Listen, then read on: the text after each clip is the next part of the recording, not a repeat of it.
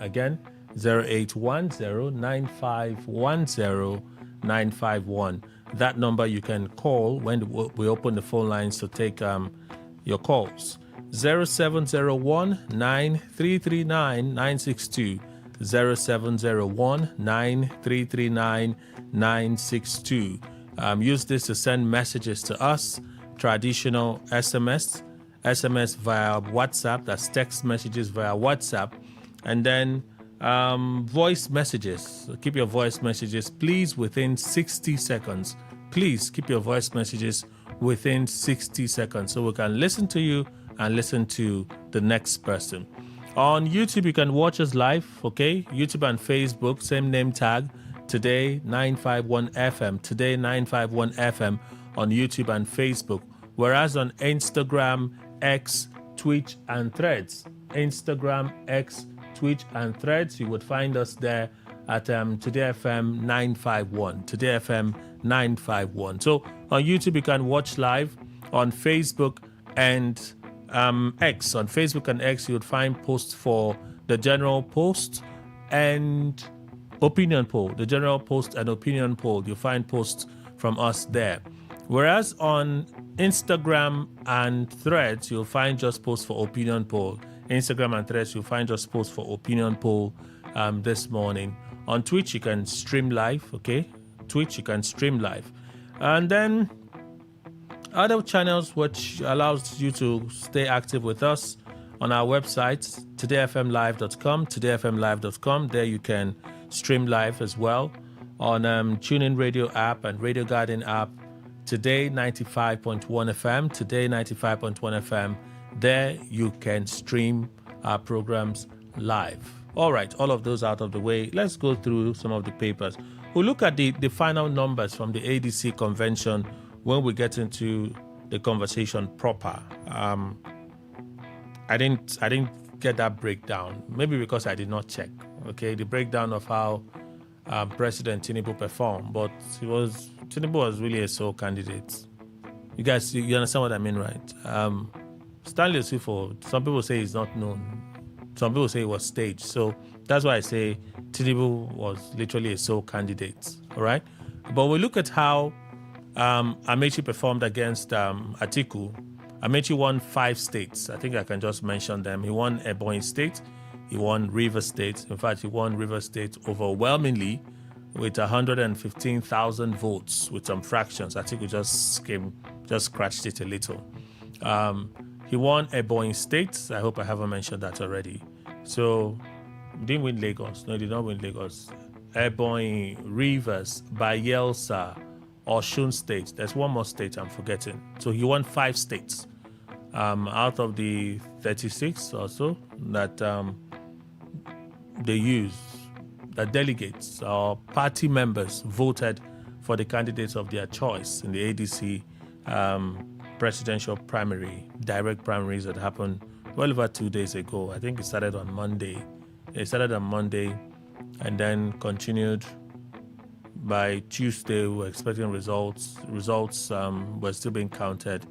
And then eventually yesterday, it was officially announced that Atiku had won the election. So that's the first story this morning. Daily Post, Atiku defeats Amechi Hayatuddin to emerge ADC presidential candidate. So you listen to Atiku speak this morning. You also listen to David Mark declaring him as the candidate of the ADC for the presidential election. So that's pretty much what this news is about. The total tally, 1,846,370 votes. He used in defeating, Amechi, who scored 504,117 votes. Amechi polled 504,117 votes, while Hayatuddin scored 177,120 votes. So that is that. Jonathan will contest presidential election. Rep Agbedi speaking there. He's a member of the House of Representatives. His name is Fred Agbedi from Bayelsa State. I know he's a close ally to Fred, to the former president, Goodluck Jonathan. He's saying that he's going to contest. It's quite interesting. So I have officially removed my hand. Let us all sit down and watch if Jonathan indeed will throw his hat in the ring. It will be quite interesting. But let's wait and see. So I was to read the story yesterday, but for time constraint, yesterday was really packed. I had to just move it. Defense chief deploys special forces to Oyo over abductions. And it's taken over a week now since those abductions for this news to be breaking now. It's a bit troubling for me. But let's go over it. The Chief of Defense Staff, CDS, General Olufemi Oluide, has ordered the deployment of special forces and aerial surveillance assets to Oyo State following a series of recent kidnapping incidents across the state. He assured residents that the military would sustain aggressive operations until those responsible are apprehended and security fully restored in the affected areas. Speaking with journalists on Tuesday during a briefing on the Armed Forces operational activities for May, the Director of Defense Media Operations, Major General Michael Onoja, have said the military recognized the growing security concerns in Oyo State and sympathized with affected families, the state government, and residents. It disclosed that the CDS had directed an extensive security reinforcement across the affected locations through the deployment of advanced aerial surveillance platforms and specialized ground troops working closely with state authorities. According to him, the ongoing operations have already generated valuable intelligence while troops have been instructed to maintain sustained pressure on the perpetrators until they are brought to justice. In immediate response, the CDS has directed comprehensive security reinforcement within the general area, deploying advanced aerial surveillance assets and specialized ground forces in collaboration with relevant state authorities. So that's the news. Tribune. My administration will ensure safe return of school children in captivity. President Tinubu. So this is our conversation for opinion poll. I asked you, my administration will ensure safe return of school children in captivity. Do these presidential statements without actions, that is, results, assure you? Do these presidential statements without actions, results, assure you? That's a question, because even I, for one, I'm like, how many times do you make these statements and they keep doing what they are doing? In fact, let me read direct from what the president said. On this Children's Day, I celebrate every Nigerian child. I celebrate the child who is excelling in school. I celebrate the child who is learning a trade. I celebrate the child living with disability and still pressing forward with courage. I celebrate the child who has lost much but has not lost hope.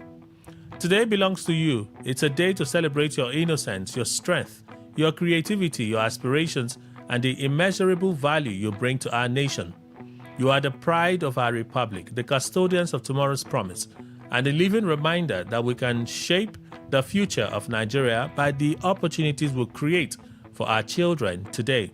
The theme for this year's celebration, Future Now, promoting inclusion for every Nigerian child, speaks powerfully to the soul of our national conscience. It reminds us that the future is not a distant promise, it's already here.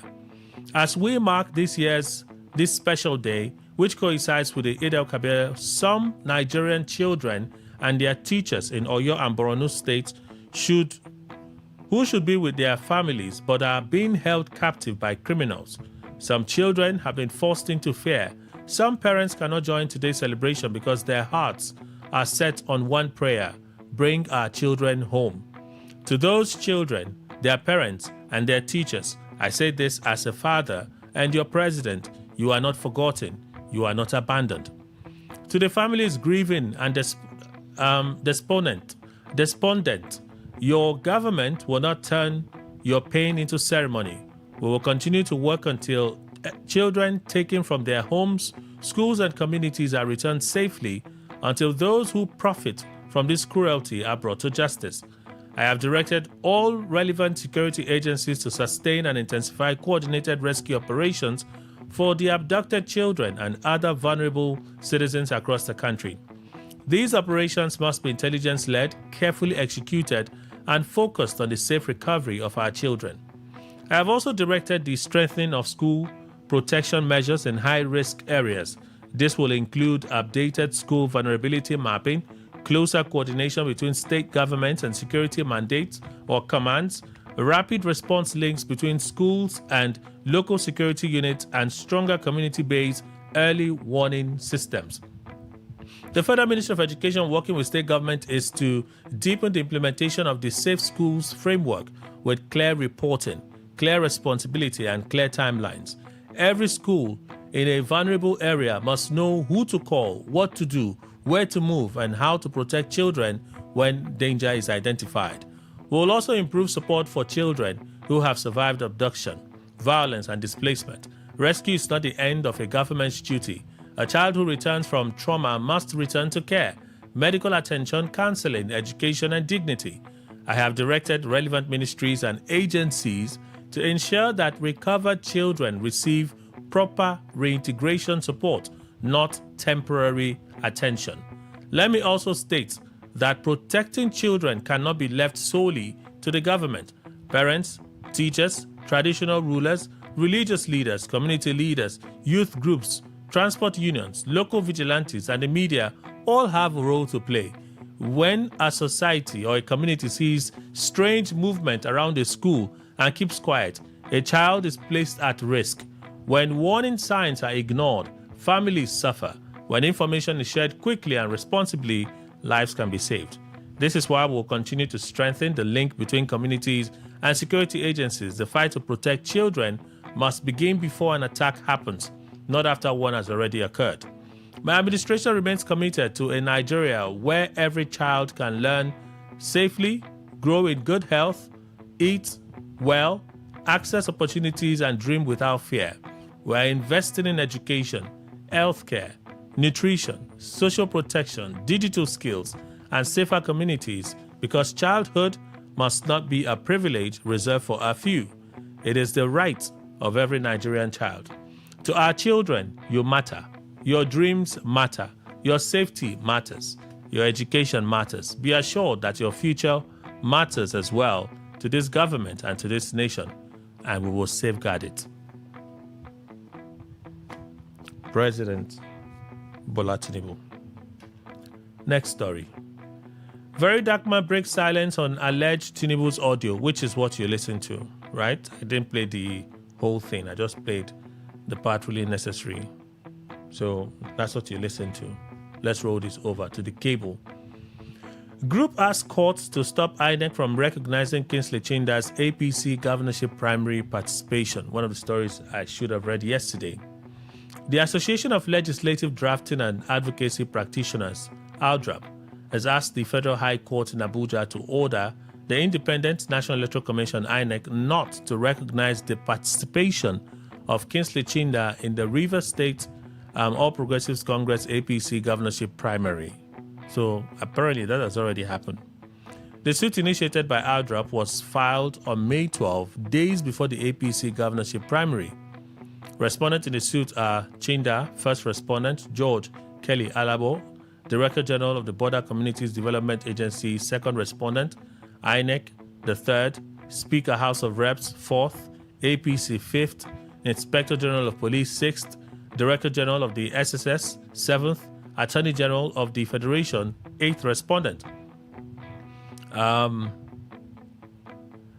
alleged that Chinda's participation in the nomination and screening process of the APC amounts to defection, and or conduct inconsistent with Section 68, Sub 1G of the Constitution. The group asked the APC to disqualify Chinda from contesting its Rivers governorship primary election. I think that's all I can take here. I don't need to go over the rest. It's a long one. He hasn't been disqualified, but the case is still in court. Let's hear what the final outcome would be. So they asked for an order of interim injunction restraining the first and second defendants or respondents from presenting themselves. That will be first will be Chinda. The second will be INEC. Yes. First is Chinda. Yes, let me just confirm that. Yes, first is Chinda. The second is INEC. Yes. Oh, the second is George Kelly. First is Chinda. Second is George Kelly. Okay, so they don't want Kelly too. Restraining the first and second defendants or respondents from presenting themselves as eligible aspirants or candidates in the APC River State governorship primary election, pending the hearing and determination of the motion or notice. Well, the primaries have been concluded. Pete Hegseth, slain ISIS commander, second in command responsible for killing of Christians in Nigeria. Well, that's what we listened to. Hegseth speaking during the cabinet meeting, the U.S. cabinet meeting. Okay, so we listen to Hegseth speak on this. And then Premium Times, presidency threatens legal action against Very Dark Man over alleged fake Tinubu audio. So I read Onanuga's statements to you, okay? He reacting to that post by Very Dark Man. What a lot of his supporters are saying is that that video, that audio, that Tinubu audio is a fake, is AI generated, is not real, okay? But Onanuga says Very Dark Man would have to explain how he came by that video, because he also believes that the video is a fake. So that's the exchange between the presidency with Bayo Onanuga and Very Dark Man. So that's what the story is about. Let's move to the next one. Idel Kabir, Tinubu urges tolerance, unity among Nigerians. We listen to the president. That big part, Sha. I don't know if you guys noticed that big part. Where it was that's about insecurity. I said that's what the love is. Is it the love for Islam? Is it the love for Islam? Is that making sense as he continued? But the first response was, and that first response, they've used it to drag him on social media. But you have to listen to the end. It's still not connecting. For some persons, they may understand it, but really, I do not understand that initial response. I have to speak for myself. I do not understand it, but that's really what this story is about. So, yeah, those are the stories for review this morning. All of them we've raced through. You listen to some. We heard that Ove Omagege has decided to leave the APC from Delta State. Delta State produced one of the most shocking results in the APC primaries. I think he lost to Dafinone. He lost to Dafinone in Delta State, and he has resigned from the APC. Would he be defecting? With the recent court rulings, even though one has been appealed, I also heard that Pantami, after losing the APC governorship primary in Gombe State, defected to the PDP and got the ticket of the PDP to be their governorship candidate in Gombe State. So defections are happening. Yesterday I mentioned that some of those that are known to be allies with Governor Fubara were now defecting from the APC, some to the NDC, some to Accord, and the rest of them, and hoping to secure tickets. The NDC primaries would happen, I think, any moment from now, from today, tomorrow. Okay, so now that the aspirants have been screened, what's his name? Seraki Dixon, leader of the party, released a long statement, which I have carefully not touched. A very long statement. He said they've looked at the screening committees, the appeals, they've submitted their report, they thanked them for that report. The next stage now is, now that the aspirants have been screened, they will now have to pay for their nomination forms. Remember, that's the innovation with the NDC. It's only after you've been screened and you've been cleared that you will pay for your form. So it's now time for them to pay for their forms. And when they pay for their nomination and expression of interest forms, they can now proceed to the primaries. So that should happen, I think, tomorrow and the day after. So that's the situation with the NDC. People are defecting with the hope that indeed INEC messed up in the timeline being in consonance with the Electoral Act. So two courts now making that pronouncement that indeed, while you have the powers to do what you have done is not in sync with the Electoral Act. At least James Omotosho of the Federal High Court expressly said that. And INEC, they need to have a second look at that. At least at this point, that's what I too am thinking. But they've taken an appeal already. How would the higher courts rule on this matter? Well, this is delicate. It's really delicate. We couldn't talk about it yesterday. We may talk about it today. But these are the stories we can share with you at this time. Can I look at the article numbers? Can I look at the article numbers for now? Let me see if I can look at how Atiku performed, the scores. Okay, so I see Nigeria Democratic Congress list of electoral committee members to conduct primaries. Okay, so they just listed the members of the committee. Okay. What are the dates? They didn't state the dates here. Well, NDC, you know the details of your party primaries now. They've listed, they just dropped information about other notable things for your party. Okay. So let's go back to how Atiku performed. If it's anything to take serious, if it's anything to consider. There are also pictures of videos of Amechi cutting his birthday cake yesterday. Yesterday was his birthday. Okay, so let's see. So it seems in North Central, Amechi won Kwara State. Amechi won Kwara State with he won with 7,000. Okay, he scored 7,195 votes. Atiku scored 6,805 votes. So it's less than 1,000. Okay, so you won Kwara State. That's the 5th state. So in the North Central, Atiku had an overwhelming lead over Rotimi Amechi and Mohammed Ayatuddin in the North Central. In the North Central, you have Benue, Abuja, Kogi, Kwara, Nasarawa, Niger, and Plateau State. Okay, so Atiku won all except for Kwara State that Amechi won with maybe about 800 votes more than what Atiku scored. Northeast, Atiku won everything. This one, the distance, Adamawa State, his home state, 177,000 votes with some fractions. Amechi scored 1,896 votes. In Bauchi State, 115,000 votes for Atiku.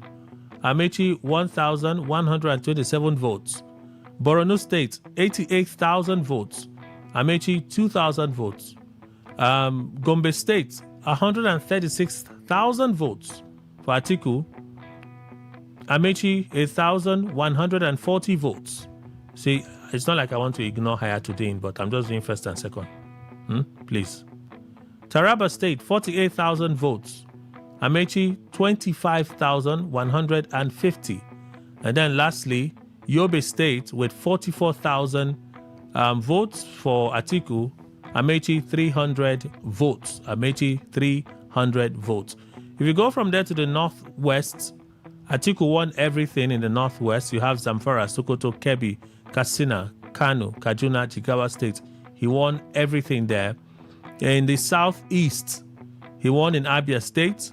He won in Anambra State. Amechi won in Ebonyi State, okay, with 6,400 votes. While Atiku scored 1,210 votes. Enugu State, Atiku won. And then Imo State, Atiku won as well. So there you have it. Give me a moment.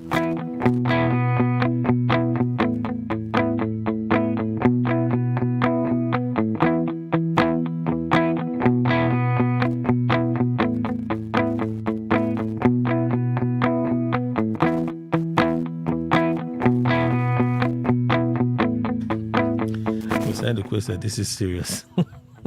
I can't even begin to take you through the numbers, but the margins are huge, especially in the north. The margins they are staggering. I tell you. Even the southeast, in a state like southeast is where you now have, staggered numbers, not as high as in the north. Okay, but fair enough. The margin aren't so much. Anyway, let's continue. So Southeast, he won all the states except for Ebonyi State. In the South, he won in Akwa Ibom, he won in Cross River, he won in Delta, won in Edo, but lost in Bayelsa and Rivers. In Bayelsa, Amechi scored 21,404 votes, while Atiku scored 1,470 votes. In Rivers, Atiku scored 912 votes, and Amechi scored 115,550 votes. 115,550 votes. So that's for Rivers. That's Amechi State. They say, let me go back to Atiku State in Adamawa. In Adamawa, Atiku scored 177,141 votes. Amechi scored 1,896 votes. It's quite dramatic. Southwest, I think he won only Osun State. That's Amechi with 72 votes. Well, give me a moment. Did he win Osun State? No, it doesn't seem like he won Osun State. Though. No. Atiku won Osun State. Yes, Atiku won. There's a state he won here. It's Oyo State. Is it Oyo State? Okay, I think I'm missing it. Oh, he probably won only 4 states and not 5. I thought I saw Osun State.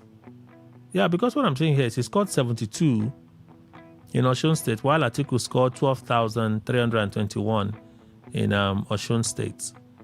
I don't see him having a lead in any of the other states. So it's 4 states then that Amechi had a win over Atiku. The rest was carry go for. In the Southwest, yes. In the Southwest, he didn't win any states. He didn't win any. No, Amechi. Amechi did not win any in the Southwest. Atiku won everything from what I'm seeing here. The official results announced by the ADC. Okay, that's that breakdown. We'll take a very short break. We'll expect the guest to join us in a bit, and then we'll continue. Okay, see you. Kelly, don't you know that vibrator is an exhibit? Why should they expose it or hold or be held by a woman? It is an artificial third leg that shouldn't be commonly seen in the open. You don't know? I will tell you who sent me that message. Is that what you people think? Good morning, sir. I greet you. Okay, it's actually, you know well. Oh. No, let me introduce Mr. Nduko. When our guest comes, would make way for her. Good morning, sir. Welcome. Thank you very much, Kelly. Good morning. Good morning, Nigeria. I hope the question is not awkward, right? Which of the questions? The one I want to ask now. No, go ahead. You've not asked it, so I wouldn't know. Okay. I'm not a mind reader. You know what a vibrator is? Yeah, I do. Oh, good. What is the police issue with vibrator that they are referring to it as an exhibit? Yeah, if you know what it's used for, then it should be something secret. They brought it for the girl's bag. Oh, they brought it for the girl's bag. You know, police officers, they search female's bag. Okay, that's where I don't understand what the police or that policeman is saying. She wasn't sampling it on the road. Thank you very much. If the girl hid it in her bag. It was in her bag. In other words, if somebody had not brought it out, it wouldn't have been seen. Oh, no. So what's the essence? What's the offense of the girl? It's only what you love using that you use. And so maybe the girl is values it. She places a premium on the vibrator. And so she should not be worried by anybody so long as she's an adult. You see, when a man or a woman is an adult, oh my God, you bear the responsibility of whatever you go against or whatever you go right. That is just it. So I don't understand the angle. I thought maybe the girl was having it in her hand and everybody was seeing that. But I know that it was in her bag because from the video, they said the police officer, they've been carrying their vibrator. They've been carrying that she's been traveling with her vibrator. Police they've not said anything. So why did this one not bring it out? Why did not bring it out? And they say, if you make noise, we'll carry it to the office. I'll call my office. They'll come and carry it from here. I'm like, why are you even threatening them, for heaven's sake? So what if the girl even held it in her hand? Would it have been an exhibit? It depends on what the police officer is calling exhibit. You see, I think, Kelly, for me, as far as I understand what a vibrator is, it should be for a private purpose. Yes, that particular person, if the girl had held it in her hand, it certainly will be in form of exhibit because it's not for everybody. Yes. Yes. You say if the girl was holding the vibrator in her hand, Kelly, the girl would have succeeded in corrupting a lot of corruptible minds. I don't understand. How does holding a vibrator corrupt innocent minds? Kelly, I'm not sure I follow. Please, what is it used for? I don't know. You don't know? Why do you want me to explain So it on air? since you don't know, you see, I know how to walk around it. I won't explain it. Okay, in so bad walk way. around it. No, see, I am telling you, Kelly, Yes. that if, for instance, there is something, an instrument that is used for an untidy purpose, and you see any man, Okay, sexual pleasure.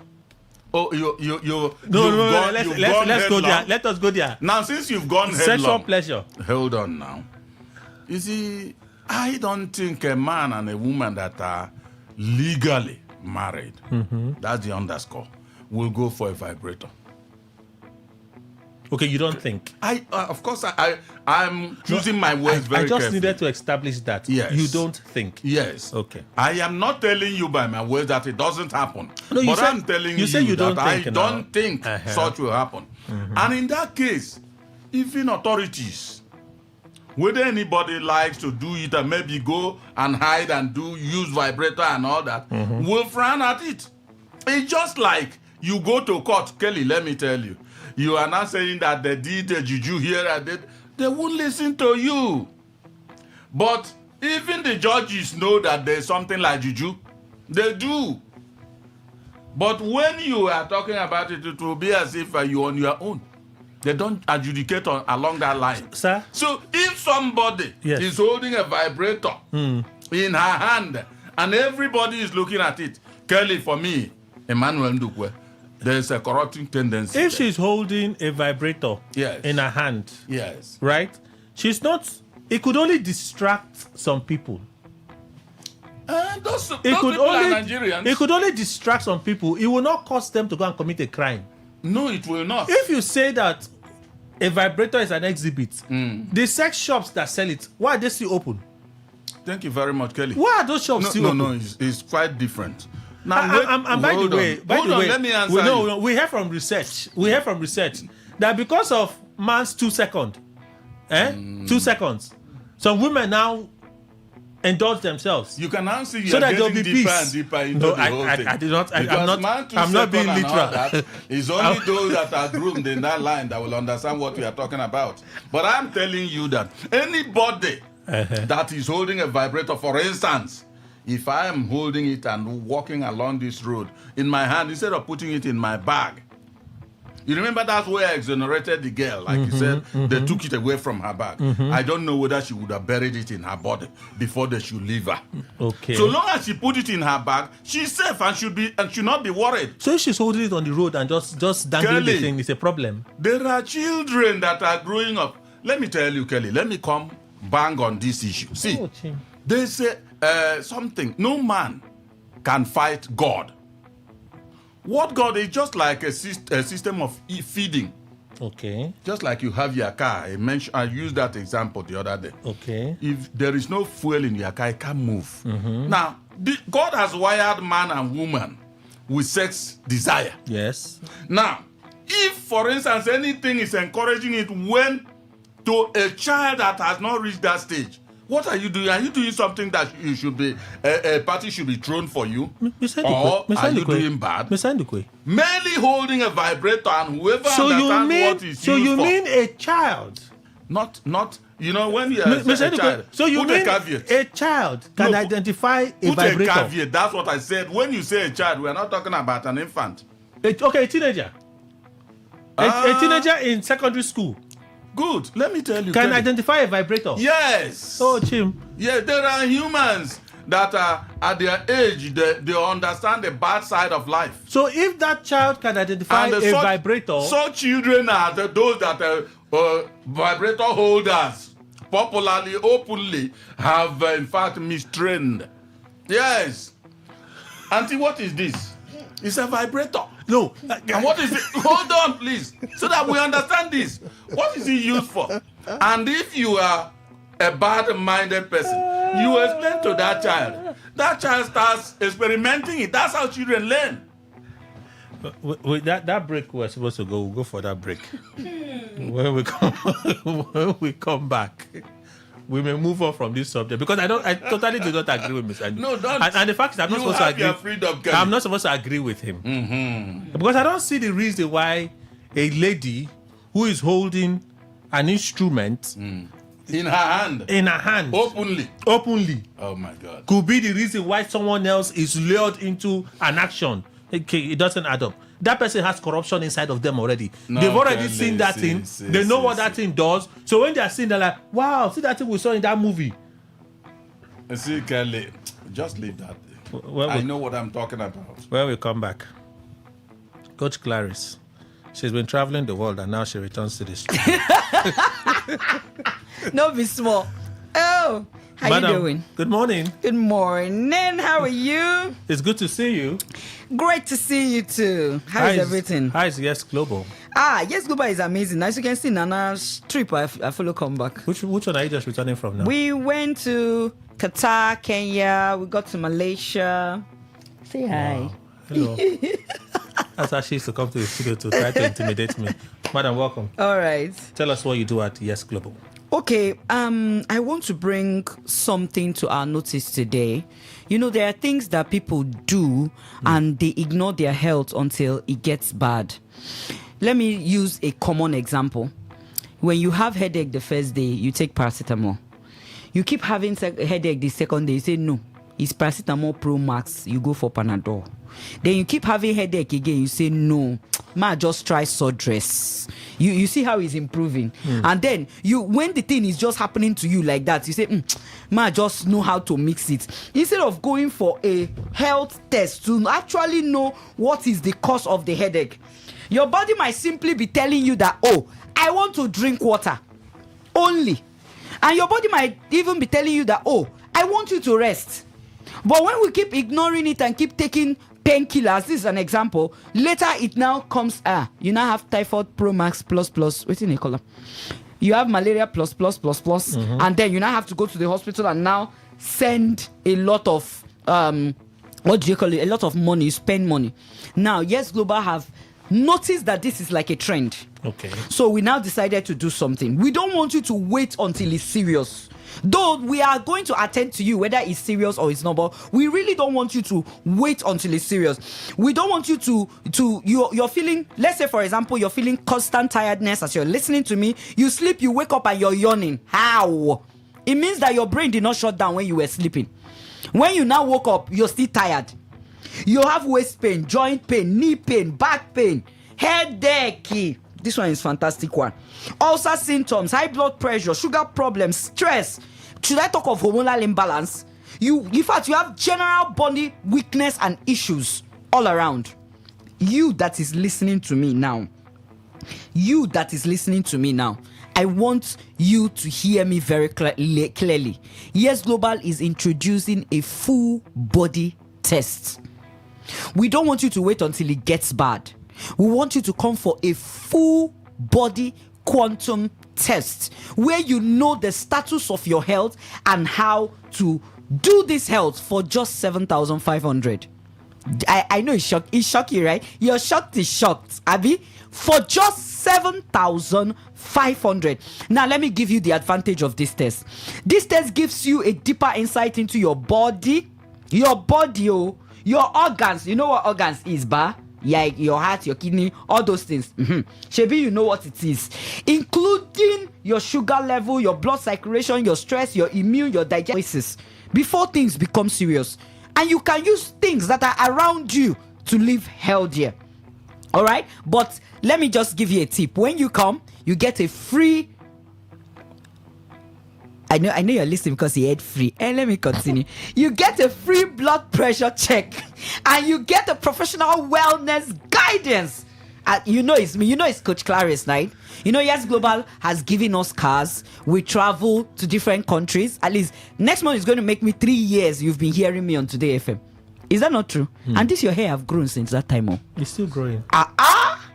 So you can understand that Yes Global did not come to play. So we have the money making aspects where people use it to make money, where people become distributors. But now we are saying, come and check your health first. May we sure say a healthy man is a wealthy man. May we sure say you well first. Help us. Our office is at 17A Chimatems Plaza, Psychiatric Road. Oh yeah, explain that side now. You know, they enter from SBS. What's the name of the polytechnic? Elechiamadi Polytechnic. SBS. That's from those coming from Rumola, Rumokuta, Ikwere Road, Aba Road. Yeah, and you can enter from Rumibo Junction. You understand? For those coming from NTM Boba and Ikwere Road, you can. Yeah. Can you stop interrupting in a conversation? Why are you using this conversation? So that has been our office for 3 years now, and that is still our office. Okay, but let's just say network is not there. You did not hear me. Oh yeah, collect this number. Send the text. Test. TEST tests. May will check your health. It's just 7,500. It's not costly. It have no cost. Bring out your phone, bring out your telephone, bring out your pen, bring out your book. Or yeah, take this number so that you can send me text. Let me know what is wrong and how to handle it. 090 68 32 1138. 090 68 32 1138. And this test is going to be holding on Friday and Saturday.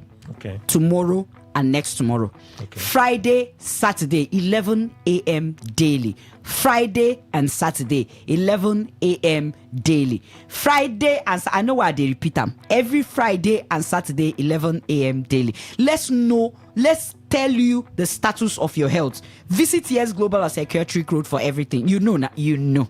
You understand. Okay. Yeah. There's also the business part too. You know.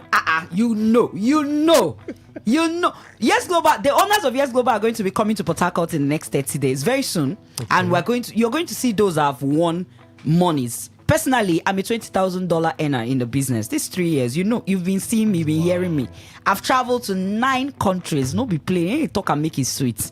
But first, we want me you day head.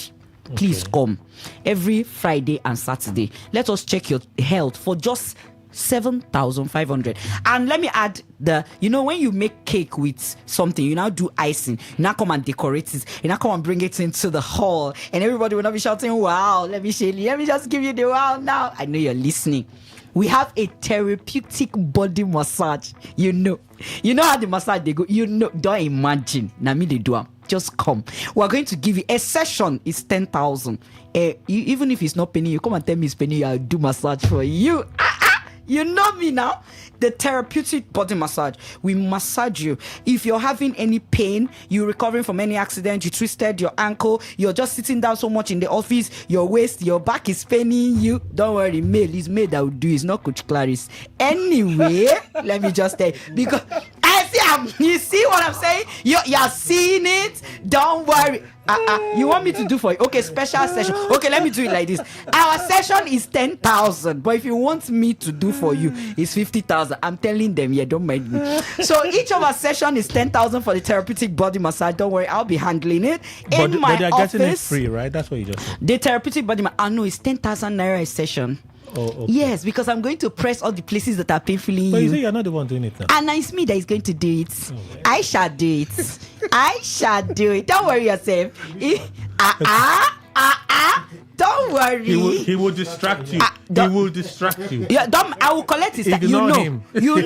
I shall collect his time. Okay. Now, 17 Echima Thames Plaza beside Wingate Hotel, Psychiatric Road, Rumibo. You can enter from SBS, Elechamadi Polytechnic. You can enter from Rumibo Junction. The test is going to be holding every Friday and Saturday. It's just for 7,500 and a private therapeutic body massage. Hey, I don't take them. Oh yeah, send us text. You send us tests, TEST, to these numbers, and we'll give you more information. 090 68 32 1138. 090 68 32 1138. We want you to know how your body, how your organ, your sugar levels, your stress levels, your immune, your digestive system, your general well-being is. And then we're going to teach you how to make some good dollars in this business, and generally how to live a healthy and a wealthy life. As his hair is graying, Uncle, how is he now? So this program is open to all? Yes, it's open to everyone. It's a health program, so it's open to everyone. But the business aspect is open to only 18 and above. Okay. But the health section is open to everyone. So what time again? 11 a.m. daily. every Friday and Saturday. Every Friday and Saturday. Yeah. In this month. Every Friday and Saturday. The month has ended now. No. From now till June till July, don't worry yourself. We are available. If we don't stay 3 years, now 2 months will not stay. What are you saying? No, Come on. You said in this month. And the month has already finished. Ended, yes. Yeah, yesterday was my birthday. You should not sing happy birthday to me. We're just hearing happy birthday. Thank you. Good Okay. Hey, why Your you phone doing numbers like again this? before we go. 17 Echima Thames Plaza beside Wingate Hotel Psychiatric Hospital Road. Send us a text TEST to 090 68 32 1138 090 68 32 1138. Let us help you. Whether you're healthy or you know what is wrong with you, please come to our wellness center. And the private body massage is still there, but it's 10,000. It's not free. And the test is 7,500. You are hearing. It's because of these people that are looking at me. Thank you, madam. We have to go. It's because of them. Thank you so much. Thank you. We have another guest coming in just a moment. Please stay with us. It's Today 95.1. Good morning.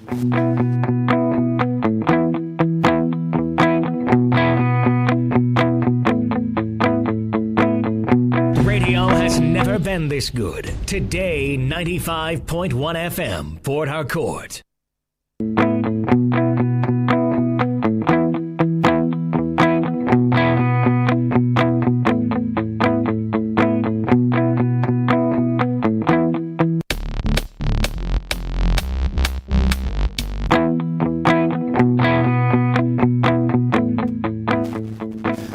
Thank you all for staying with us. We're still in the markets. Ngowari from Non's Luxury Homes joins us at this time. Good morning, madam. Welcome. Good morning, sir. Please tell us what you do at Non's and are there special offers today? Yes, so we still carry better one come. Okay. Good morning, my country people. My name is Ngowari Allen Jack from Non's Luxury Homes Limited. We don't come again to say a very big thank you to all our customers. We love you, Wella, and we pray for plenty millions in your account. Today, we bring to your doorstep North Garden Estate. This one day for now just 5 minutes drive from the airport roundabout Omagwa by AP Junction. Or if you come from the University of Port Harcourt, now 3 minutes drive from Alu. The land now buy and build. You get better good road network, street light sets the inside. Well designed layout. North Garden Estate. Our promo price now 1.8 million naira. This land now pure dry land. Now complete 50 by 100 meters. Yes. Oh yeah, make una call us again for 0913 238 2724. 0913 238 2724. Our second number now 0808 414 6285.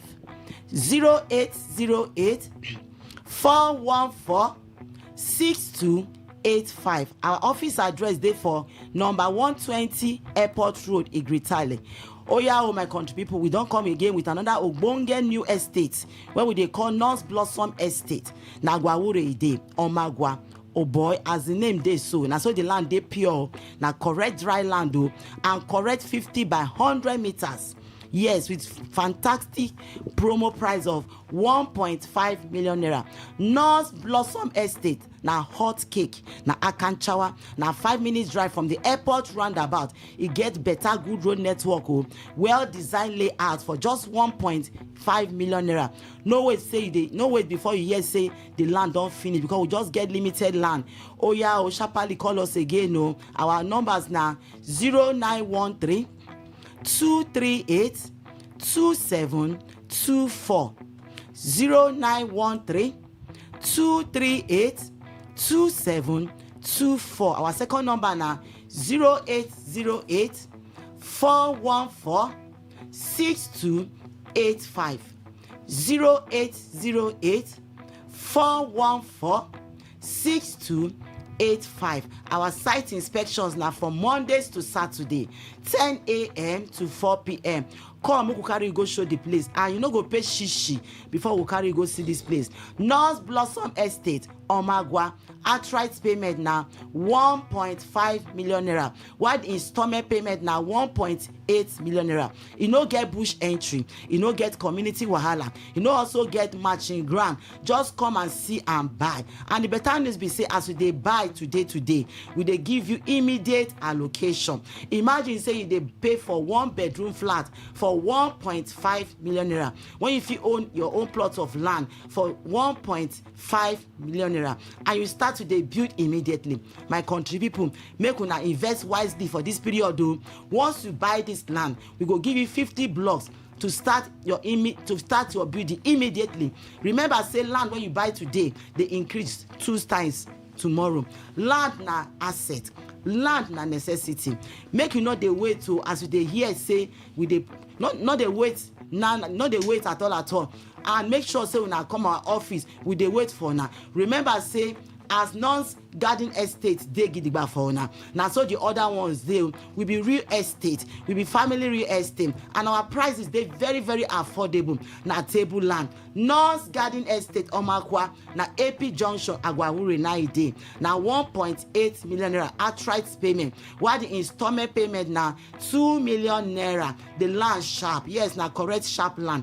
Electricity sef don enter the place. Make una call us again o for 0913 238 2724, 0913 238 2724. Our second number na 0808 414 6285, 0808 414 6285. Our documents when we dey give na free deed of conveyance with instant allocation and 50 blocks for you to start your building. If you deposit your money today, your documents will come out in just within 3 days with instant allocation and 50 blocks to start your building. I say it again. If you pay now, your documents will come out within 3 days with instant allocation and free deed of conveyance.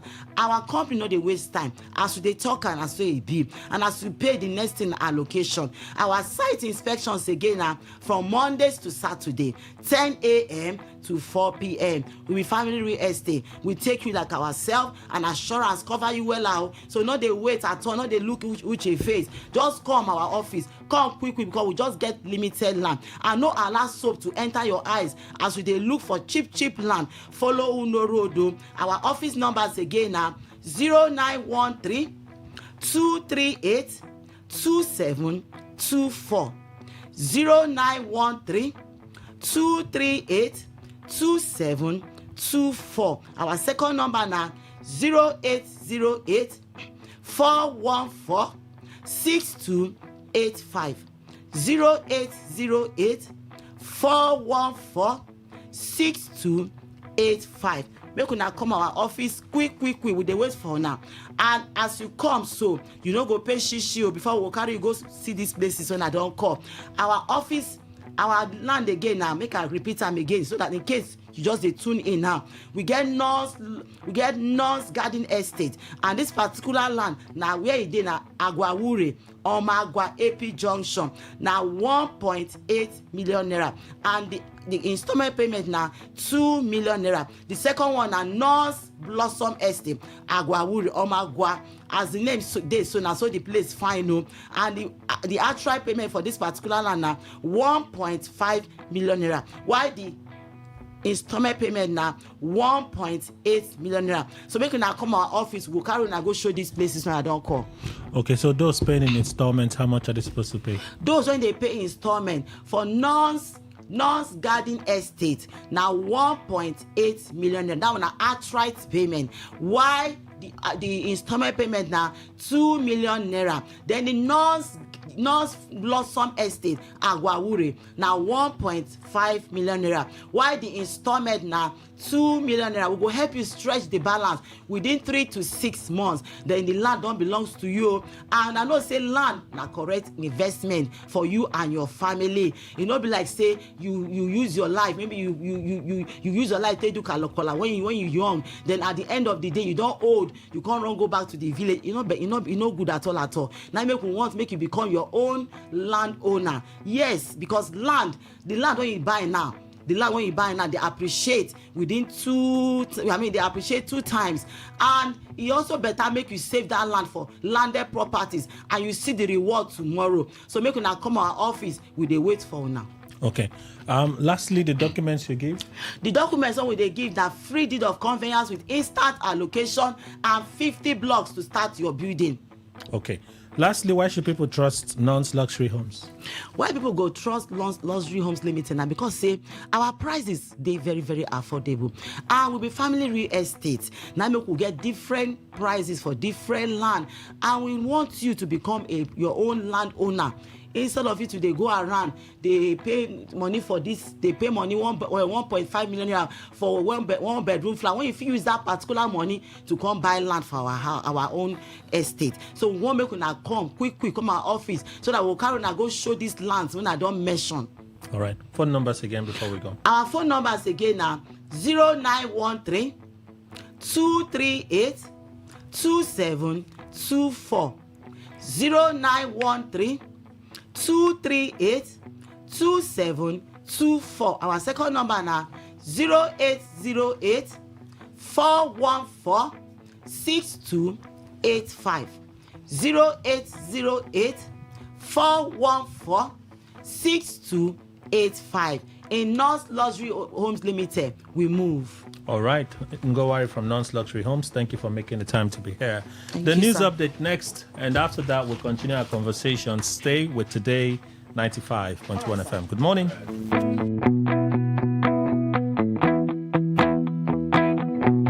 Port Harcourt, are you ready? Today 95.1 FM, the voice of the people. Today, 95.1 FM, Port Harcourt. News update.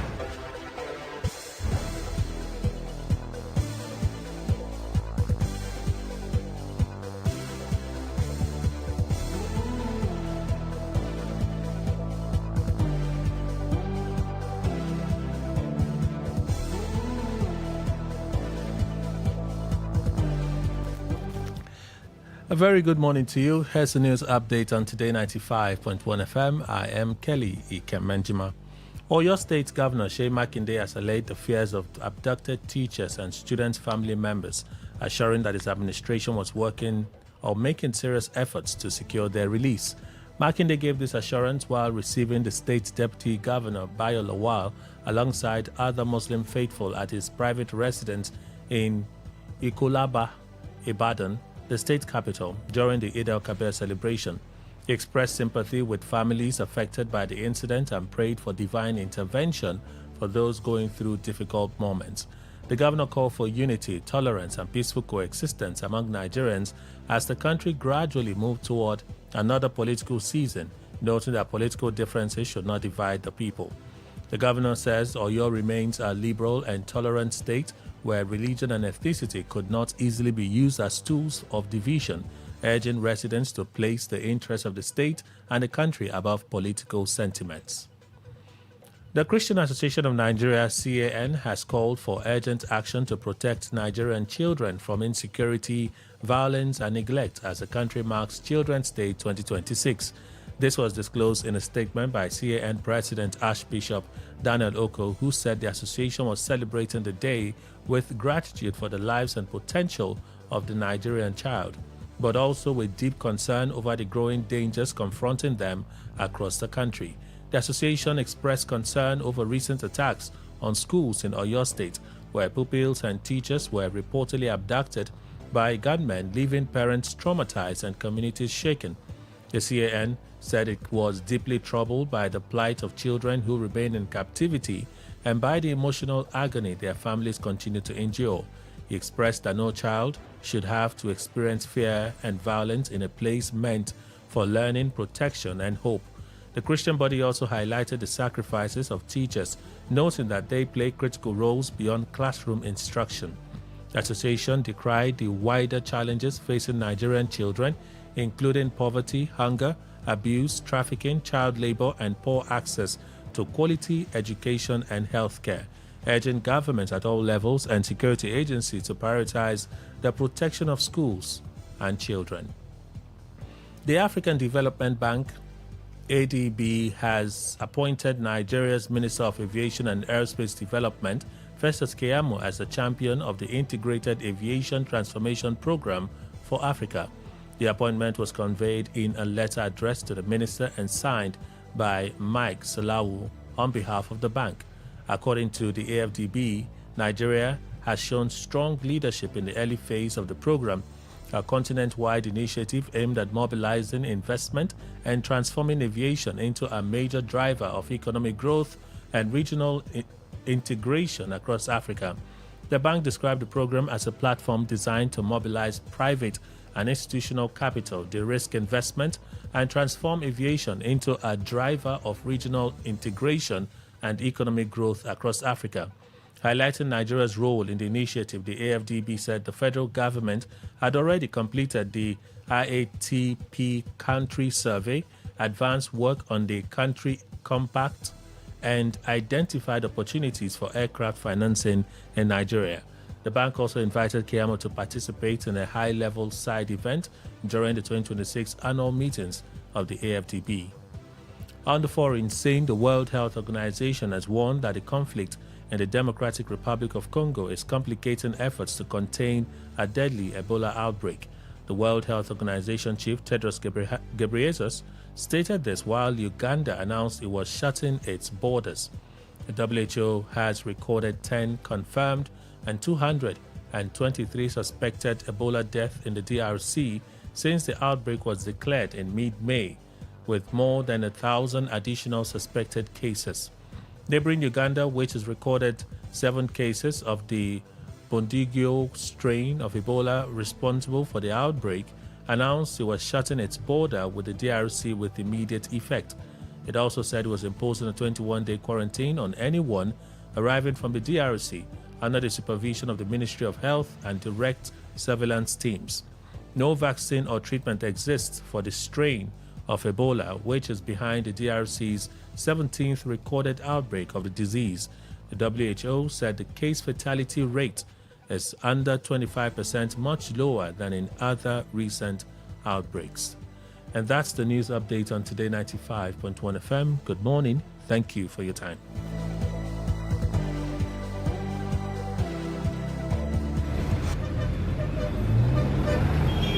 Live from the Garden City of Port Harcourt, Nigeria. This is Today 95.1 FM. Looking to grow your business? Ready to elevate your brand and reach the right audience? This is your moment to take your brand to the next level with Today 95.1 FM. Your trusted voice, reaching thousands of listeners every single day. From startups to established brands, we create powerful advertising solutions that boost your visibility and drive real growth. Our affordable advertising packages are designed to give your business maximum visibility and real results. Don't just advertise where people are listening. Call us today on 0818-389-2850 or visit our station to book your slot now at Today FM Drive off East West Road, Obiapo. Today FM 95.1. Your voice, your market, your success. 95.1 FM, voice of the people. And we're back. All right, thank you all for staying with us. Quite surprised today. It took us by not storm, but real surprise. I have elders today. Today will be so nice. We're going to get some education.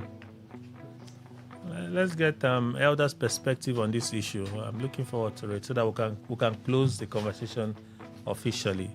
Dr. C.J. Chinwo just sat down. There's only one elder, not me. I hope you Dr. C.J. Chinwo, you're an elder now.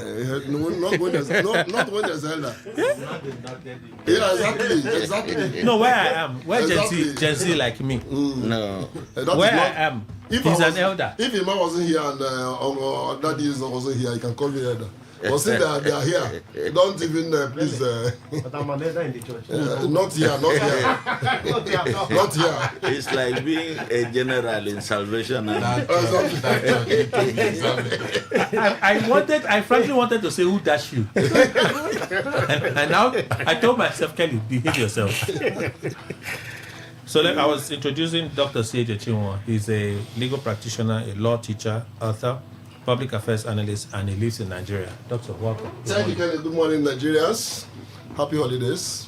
I'm up with Senebo Boss of Ray Brown. He's a managing consultant, CEO, Grain Consulting. I'm up with Senebo. Good morning, sir. My pleasure. Good morning, Nigerians. Good morning, my fellow panelists. And Ward Ichiminem Esquire, legal advisor, political advisor to the Federal Commissioners of Mr. President on Christian Pilgrimage, South Zone, a temple chief, and a voice for Apara Kingdom. Good morning, sir. Welcome. Thank you for gradually taking it for my followers and supporters. Thank you. Good morning, my seniors here in the studio. I think, Chief, let me seek the leave of this particular place so that you'll be bringing elderly people like this, my seniors, who can advise me. These young people they are really deceiving me. Like you will take the advice. My brother, I'm just waiting for you to like if they advise you, you will take it. At least I've been everywhere, happy in the state. Now my prayer has been answered. Let me thank God especially for prayer answered. Now I can withdraw from my intercessory prayers. Thank you for those who were in the dormitory and the mountain, Mount Sinai with me. Thank you for being there. Now we can, we have withdrawn our prayers. Have one. Chief, make out. Can I continue? You can continue, yes. And be happy with me, because the Bible says you should rejoice with those that are rejoicing. When they see armed robbers rejoicing, the Bible says you should be happy with them. I'd like to ask as we close this conversation. I was having a conversation with Mr. Indukwe about a confusing and a kind of issue between the police and a group of girls. The police seize their vibrator. So it belongs to one girl, not all. Dr. Chinwo, you know what a vibrator is? No. Recently when they are molding block, they used to mold block. Okay. That makes to make it settle. Industrial. Yeah, that was one I had about vibrator. Okay, that's the one you know. Yeah. Is it that one? No, not that one. I'm up with more. You know what a vibrator is? No, I just said it from you now. Okay. I can explain. I think that Mr. Adequate knows what a vibrator is. The one we're talking about. But anyway, a vibrator simply put is... They say it's an exhibit. That's why I know the one they're talking about. Okay. I was wondering. It's a sex toy. Yeah. It's a sex toy that females use. So this one was in the girl's bag. And I know that police, they search the bags of females. What? So they searched their bag. That's invasive. Police, men, police or women? Male police officers do it. Serious. Very bad. I've seen them on Azikiwe Road. Supposed to be. They would bring them out, tell the girl to open the bag. They put their eye inside. I've seen that. Yeah, fortunately, there's no cobra. So they brought out the vibrator, and the girl is saying, "Give me back my vibrator." The officer says, "It is an exhibit. That's what my concern." How is a vibrator an exhibit? That is my only concern. How is a vibrator an exhibit? Mr. Edukwe said, for the fact that it was brought out of her bag, it is not an exhibit. But if she was holding it in her hand, then it's an exhibit. Exhibit of what? I don't understand. Is it the weapon of mass destruction? That's the part I don't understand. That if she was holding it in her hand, to poison anybody with it. And she's spreading immorality with that. When did morality become a criminal offense? No, it depends on the mind. But a lot of people that are inexperienced will now get corrupt by that, seeing that and knowing exactly what it's about. So that's enough reason for the police to seize it. No, the police should seize it. But what I'm saying, this one, there's a snag there because they put hand inside her bag and brought that thing. I don't know whether the girl should have hidden that thing in her body. But she put it in her bag. So it's no longer a problem at all. Let me hear from Amabu Sadibu. Well, I don't know what the law says about it. In Nigeria, the law is not just an ass, it's a masquerade. Okay. It depends on who is wearing it. As we've seen from the experience since 1999, unfortunately so. We've seen a situation where the man who pays the piper determines what the law is. Otherwise, we would say emphatically that we are not aware that any personal item of self-pleasure or thereabouts that does not cause harm to any other person, that does not threaten the peace of others or their sanity, can become an instrument of criminal interest by the police. Dr. Chima? Yeah, Kelly, I think it's really strange. It's really strange. It's like a video I watched this morning, whether it was a skit or a real thing. A young man was flogging people. Why did you keep your phone that way? If they're stolen it now. He flogs on ladies, he flogs on men. I just guess that for all of them to be at this place, you could do that. It was maybe a skit. But we are really beginning to take law into our hands and becoming more lawless in doing that. Because no law authorizes a police officer to search anybody's bag, or particularly a man to search a female's bag, and then you find something that nobody had made a report to you before. But because one thing you find is something you don't like, you now call it an exhibit of what? Like I'm asked. Exhibit of what? You do exhibit in court when you are saying of talking of exhibit, or even in police. There's an allegation of crime. In the course of investigation, you find something that is related to it, either supports it or whatever. You say this thing is a demonstration of the fact that you're either involved or not involved. Exhibit. So exhibit of what? If anybody had reported maybe that girl, let's say a young man have said that girl came to my room and stole my vibrator, or a fellow lady did, that's why you could be saying that. But if it's that you just saw the lady open your bag, which is invasion of privacy, Constitution provides section 37 that we are entitled to the privacy of our person and of our homes and of our communication. So if you now come and say, open your house, you see I open my house, and then you see maybe a microphone, you say this is what you must have been using to speak at Today FM as an exhibit. No, that's invasion of my privacy. So I think that is all part of the lawlessness we've gotten into. The police, I don't know how much they teach them in the police school. I don't know also how much we teach those of us in academics, how much we're even teaching some of these things for people to understand the ramifications of their action. But this is strange. And if it happened, such police officers should be properly cautioned, not punished, cautioned and instructed to know the limits of police power. But police can search you, right? Police can search you when there is reasonable suspicion. And that's why I'm giving this scenario now. I reported that girl, she came into my house and carried my vibrator. Then police sees the girl. Or because of that, sometimes when you see you're going on the road, even though we think it's just collecting 20 naira, sometimes it's not that. The police hears that a vehicle, a forerunner, has been stolen at Ahoda. And it's coming that way. They'll just pretend as if they don't know what they're doing. So that you just also think they're not suspecting you. They'll be collecting 20 naira until they see that vehicle, they park aside. So there's a reasonable suspicion.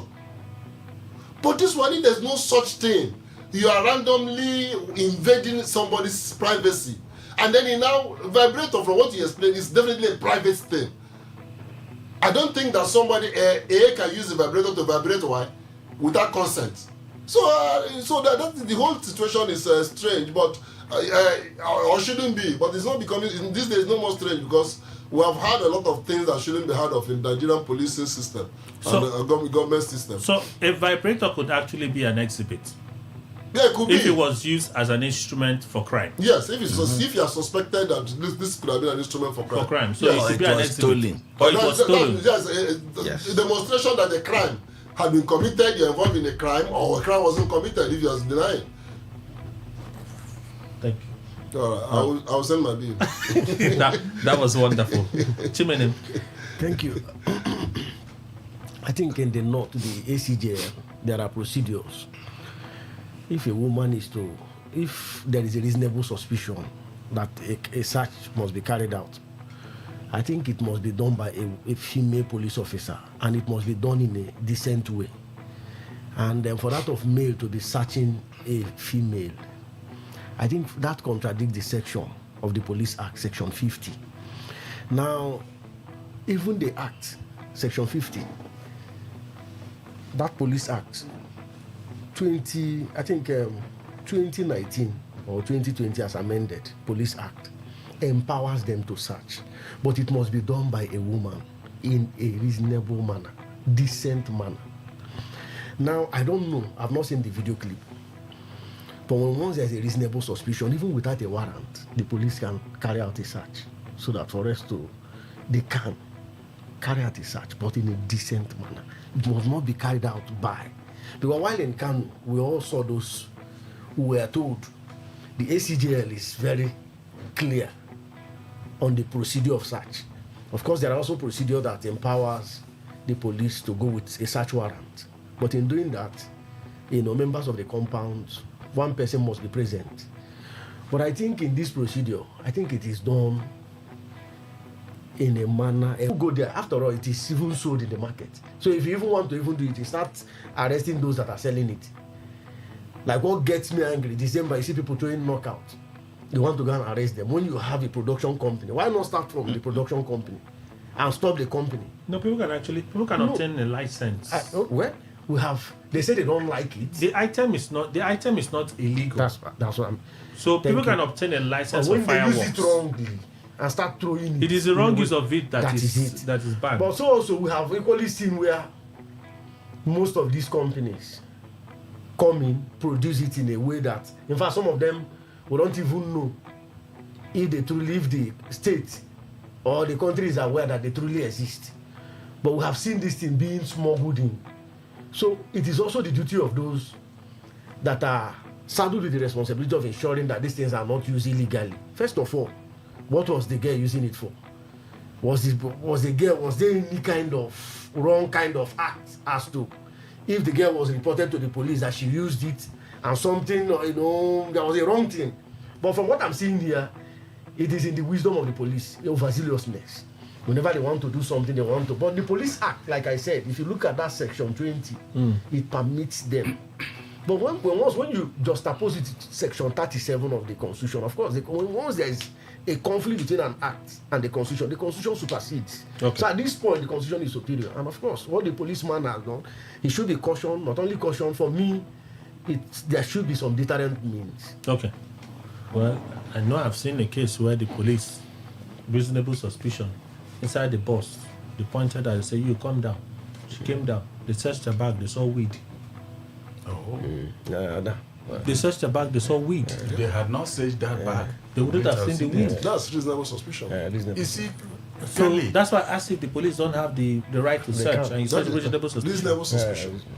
You see, what I'm saying for me is just that, let's even say there is no such law that will even maybe monitor or follow that reasonable suspicion. It is just because our society seems to have removed morality from the system. If not, anything that is used for whatever people, if you like, call illegal trade, like prostitution. Is prostitution illegal? Kelly, in Nigeria, it's not illegal. It's illegal. Whatever they look at it, it's a moral thing. And that's what I said, that legality and illegality has nothing to do with morality. The point is that, see, what a society does, a society defines the limits of moral enforceability by the law it makes. It makes the law to say if you steal, it is theft. Okay. That is still in his Morality is moral still law. there. Dr. Jimo, sorry, amendment. Yes, sir. If you steal small money, Yes, is punishable. Is theft. Yeah, you see, in Nigeria law, if you steal big money, you're a hero. So that's why a society defines. Mama is in Kuje. So a 75 years jail It's protection, legal protection. A society. The point is that a society defines the limits of its moral enforceability. So outside that, if it does not, the fact that it is reprehensible to you morally doesn't make it a crime. Of course. Yes, you may never do it. You may never allow it to be done, but that doesn't give you the power and the right to say whoever is doing it should be crucified. Under what law? Exactly. I agree, but that's just what I'm saying. But if it's something, for instance, when we were growing up, we see that our parents will call us and say, "You see that man, because of his behavior, don't get close to that man." And also you see some girls, little girls that are told, "Don't go to that woman's place because that woman is known to be a prostitute." And so what are you going to learn from her? But all these things are based on morality. But I am saying, if that police officer opened the bag of that woman and brought that girl and brought out a vibrator, whether that vibrator is used in poisoning people or whatever, if it's inside that bag, nobody will ever see it and know anything about it. But unless, as CAJ brought in this angle of reasonable suspicion, if not, it's very wrong because the girl wouldn't have planted it inside her body. Bag is enough for hiding certain things. It's private. But I tell you, Kelly, it's not for a good trade that vibrator is made. That is from you. Well, the way I look at it. They will argue to the contrary. A health instrument. Health instrument. Yes. How so? I don't know. Is it? Yeah, there are people who might be sex addicts, and the application of vibrator is the only way to calm them down. In fact, you are lucky it's not. Yes. So you are lucky it's not in the US because they could say you are tampering with their mental health. Everything, every misconduct in the US. And they can sue. They can sue the state. Oh, of course. Take the shirt off your back. What? Yeah. Says without this thing, I go bananas. So I'm at that level. Have you forgotten that? But they could always get another one. No, he says that particular one. Before you release from that car or whatever. You cannot. You've forgotten we live in an age where a man decides that he is not a woman. Mm-hmm. Yeah. And society says, okay, oh. Some societies. I will not. Yeah. Okay, oh. A president of a country says he loves his son, even when he says he is now a daughter. A former president of the United States of America said so, President George Bush Jr. His son did a sex change, became a woman, and poor George Bush, you know, he said, if you accept that that's what he is, it doesn't change our love for him. Now our love for her. And he. So what do? You know. Kelly, there are two ways to it. You know, police in their wisdom, they can coin charges. And there was a friend that was arrested last 4 years, and he was walking on the road. What was the charge? At about after 10 in the night, 10 p.m., just after 10 to 11, and police said they arrested him and said, where are you going to? He said he's going to the house. He said in this lonely part. Do you know what they charged him? Bearing nonsense in mind. Have you heard of that word? They're not offense. Police say enter the list. The charge itself is nonsense. Why did they just charge him for loitering? Loitering is a charge. I'm aware that loitering is a charge. It's not loitering, it's going to his house. No, now if they knew what to charge him with, they could say they didn't know his house. They didn't know his house. So they would just say it was loitering. They saw him loitering, walking up and about aimlessly. But bearing nonsense in mind and some other thing, they attach it together. And before you know, you go to the station. And these things are, they can draft charge. They can draft like 50. But when you get to court, two can be reasonable. let's move on to other issues. On Wednesday, Federal High Court released a judgment. James Omotosho ordered INEC, declared that, INEC, you do have the powers to issue timelines, timetable for election, but your timetable must be in sync with the Electoral Act. Same ruling was delivered earlier about the timetable that is not in sync with what INEC has done. 120 days and I think it's 60 days for parties to submit substitution for candidates, and then for the submission of your particulars to INEC, that is after you've conducted primaries. Well, the Electoral Act still has 120 days. INEC has given notice earlier than it. Justice James Omotosho has said, no, while we admit that by law you have the powers to introduce these regulations, it is your duties to establish the timelines. Your timetable must be in sync with the Electoral Act. INEC has gone ahead to appeal the earlier judgment that came from, I think, Justice Umar, or same Federal High Court. They've appealed that one. That one came from the Youth Party. This time it's from the Social Democratic Party. Would one appeal solve a similar problem? Let me go to Dr. Chinwo. Yeah, normally when issues are similar, they may even bring it to notice of the Court of Appeal and say, let's stay, they will abide by whatever decision is taken by the Court of Appeal in the other one. Okay. So if it's a similar situation like this was on the media. It seems similar. The two judges gave judgment, and similar judgments held on similar issues too. It's actually strange that, I know that INEC chairman, albeit a professor and senior advocate of Nigeria, at this time is involved in political and administrative responsibility. He may easily forget the law. But since 2003, Supreme Court in Musa and Abarebe Musa and INEC settled that issue. INEC, you have power to make bylaws and rules and regulations, but they must be subject to the Constitution and the law setting you up. Mm-hmm. So you can't go and create any additional condition. Nor will it detract from what people are entitled to expect from the law. So the law says 120 days. I can manage my activities within 120 days. You now come and say 60 days. No, you can't do that. So I think that's what INEC is facing in this situation. And I see that the Court of Appeal, I don't see how they will succeed otherwise, because there's a Supreme Court decision on such issues. Should INEC continue this appeal, or at this point, I feel like it's, if two judges are giving a pronouncement like this, it should be pretty clear that, hey, we missed it somehow. No, maybe from the point where the National Assembly hastily amended the Electoral Act and passed it, they forgot to reconcile that window.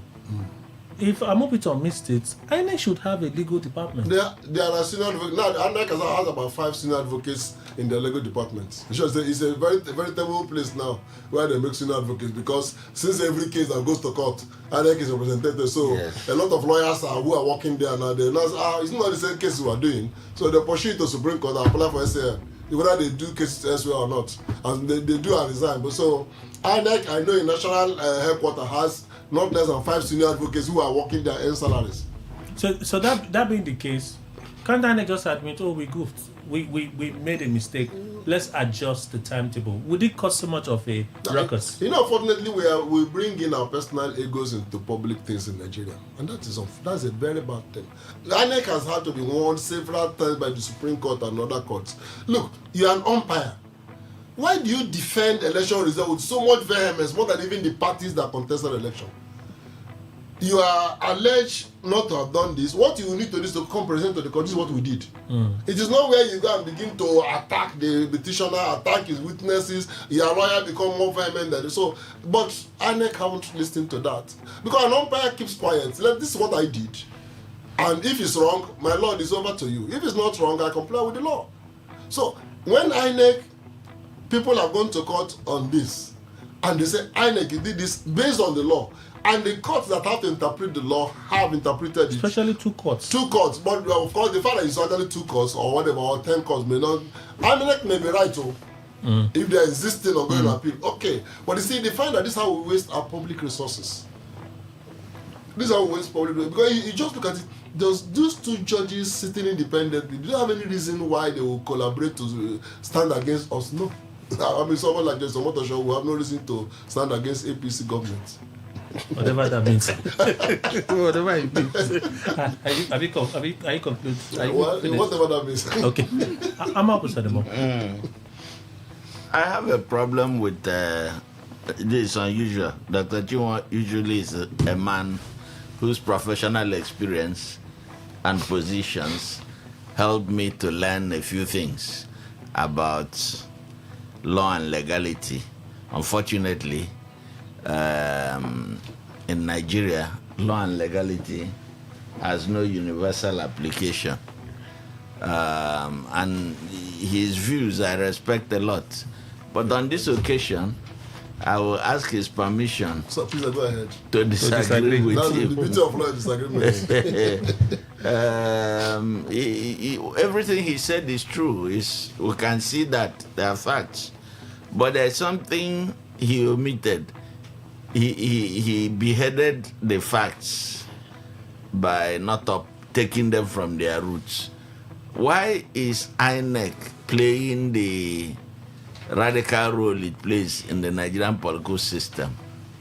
It is because of the nature of the feudal system, feudal social system that runs the entire organs and institutions of Nigeria. The politics, the economics, interrelationships are governed by the laws of the social system of feudalism, rogue feudalism. How does that work?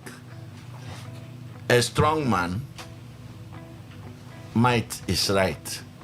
So there is a top-down flow of morality, of decency, of what is right. And when you follow that logic down, it depends on who is closest to the strong man. The strong man determines what the law is, not the courts. So if INEC feels that it is closer to the man, and when I mean INEC, I mean the local strong man in INEC, who has been appointed by the national strong man in the presidency, if he feels he's closer to the president than the courts, he will exact himself and do what he thinks can become normalized into the legal perspective of our national life. So the SANs may end their keep in the office. We find a situation where the culture of the feudal system radicalizes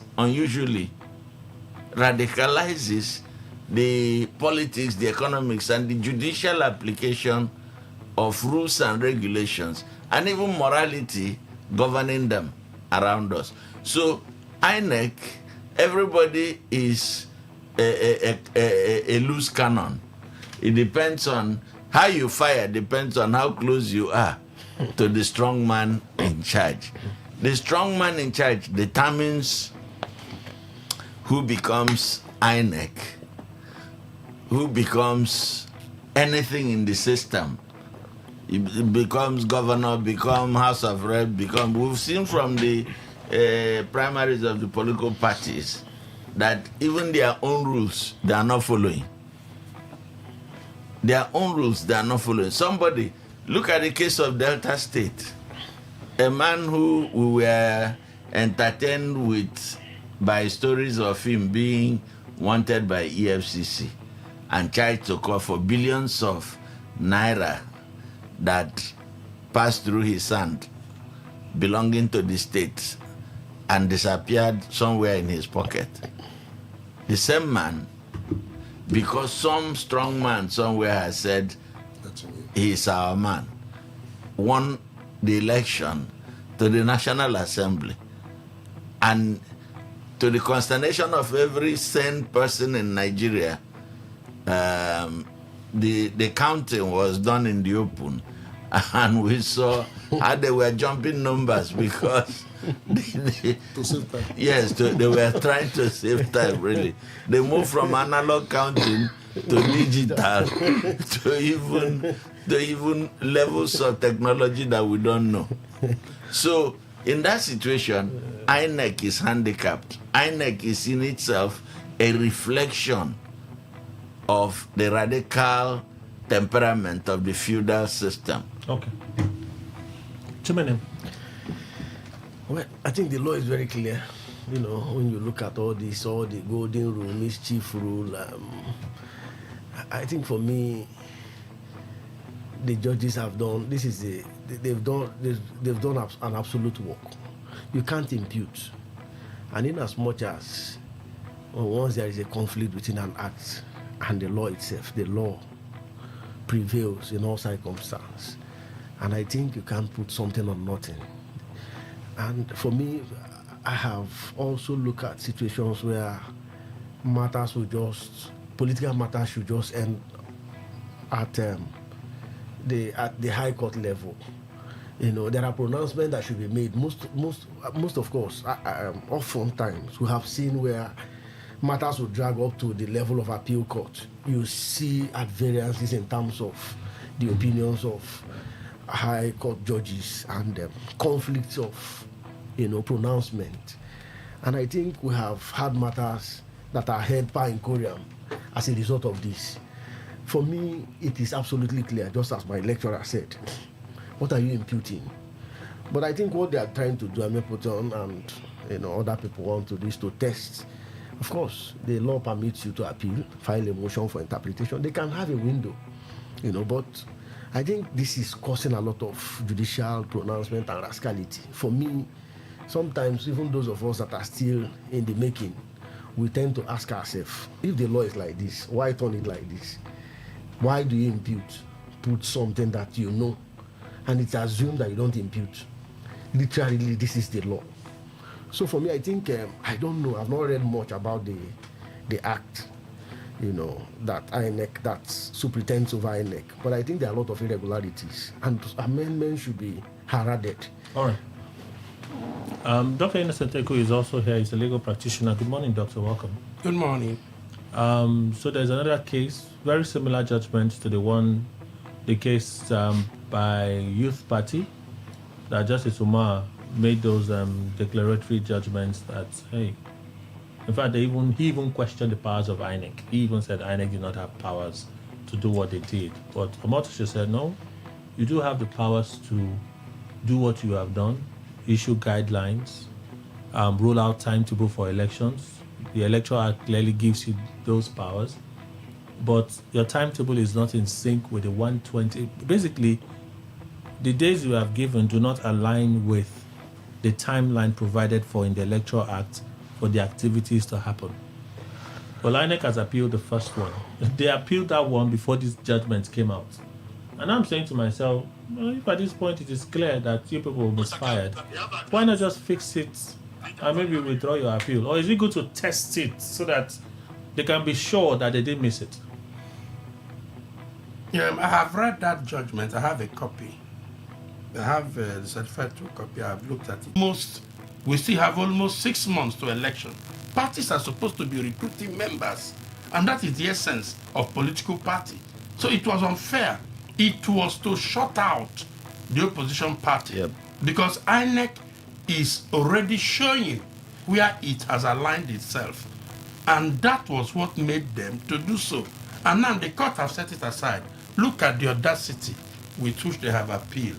That judgment ought not to be appealed because they were declaratory reliefs, and they were reliefs that simply say limit yourself to provision of statute. Now, appealing it, do they expect the Court of Appeal to rewrite the provisions of the enactment in the statute? So it is just to waste the time of the court. So what if the Court of Appeal finds that INEC did not do any wrong? No, that is if the law is changed. So what if the Court of Appeal finds that INEC did not do any wrong? INEC did wrong because if the Electoral Act have set up 120 days, INEC cannot abridge it. No, I'm asking a question. It. You believe? Yes. You believe that INEC did wrong? Yes, you believe so. believe yes. that INEC did it to be unfair to the smaller political parties? Yes. That's what you believe, yes. right? Yes. INEC believes that we did the right thing, right? And they've taken an appeal to a higher court. Yes. They've also asked for a stay of execution of that initial order. What is an appeal? Right?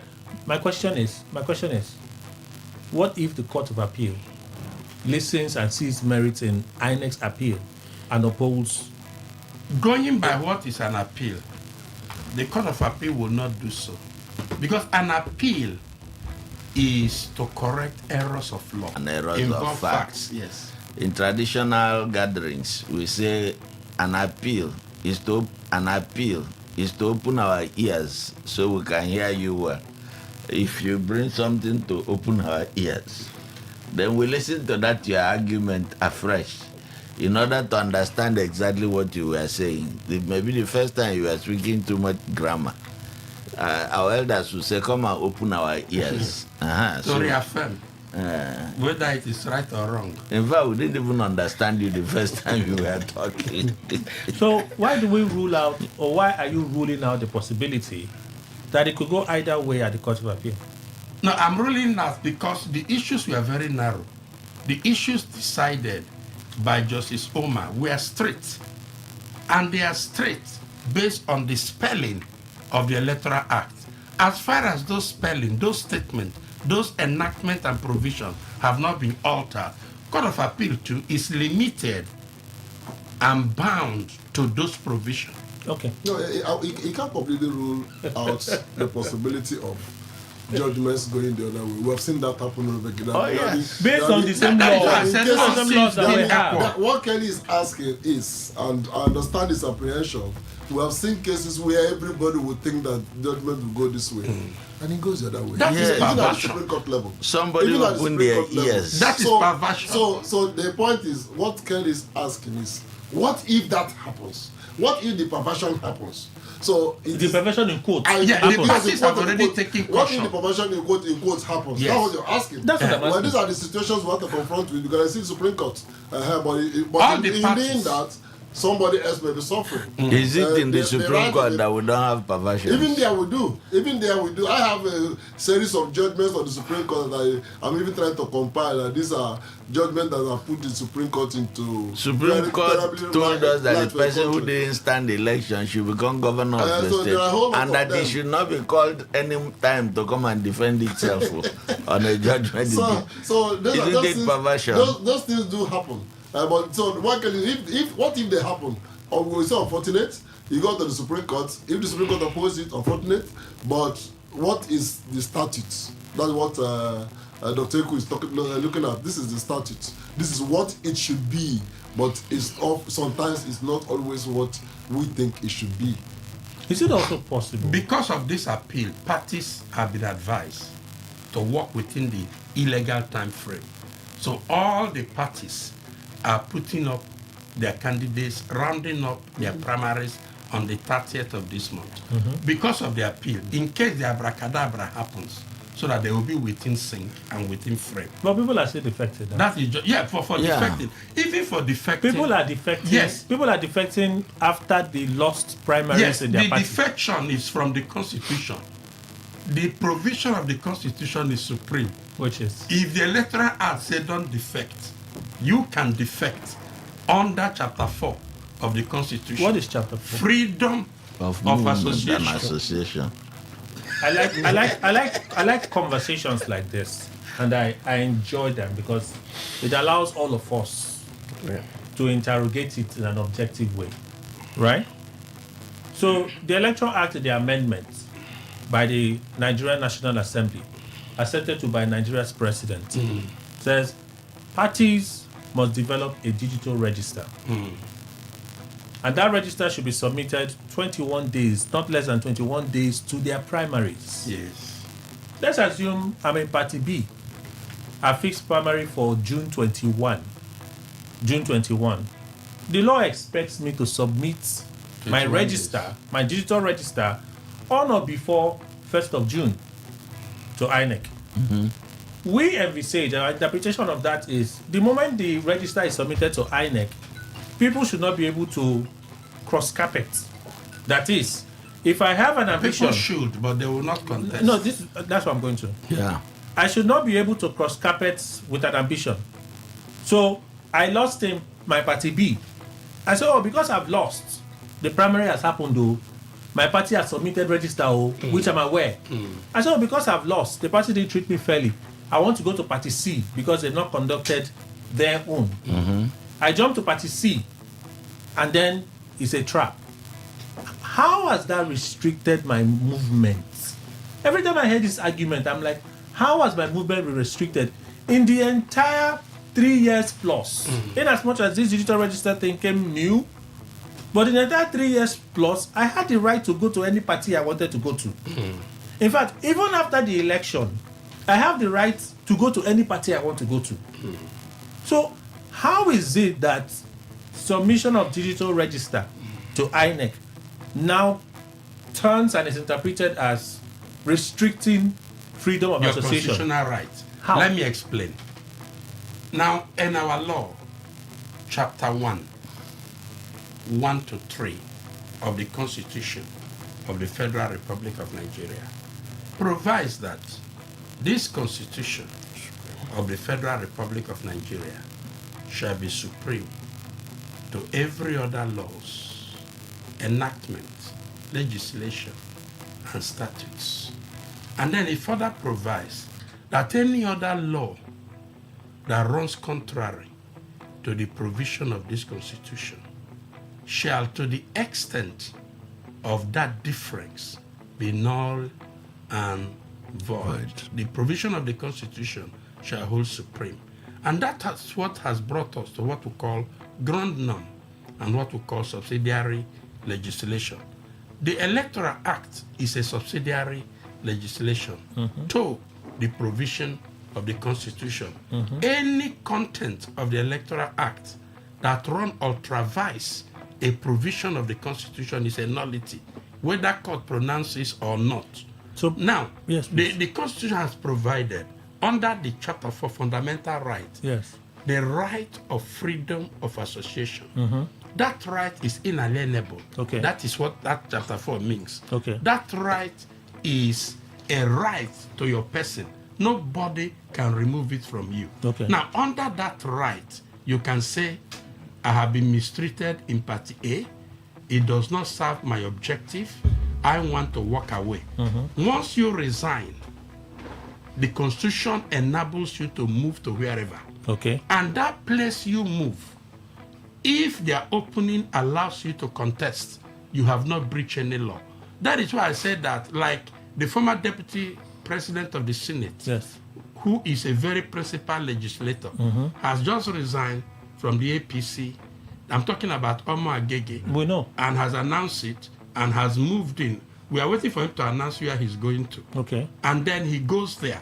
When you go to sue him to say, oh, he was illegal, oh, he breached Electoral Act, then he tells you that under the Constitution, he has power to move. Which one will prevail?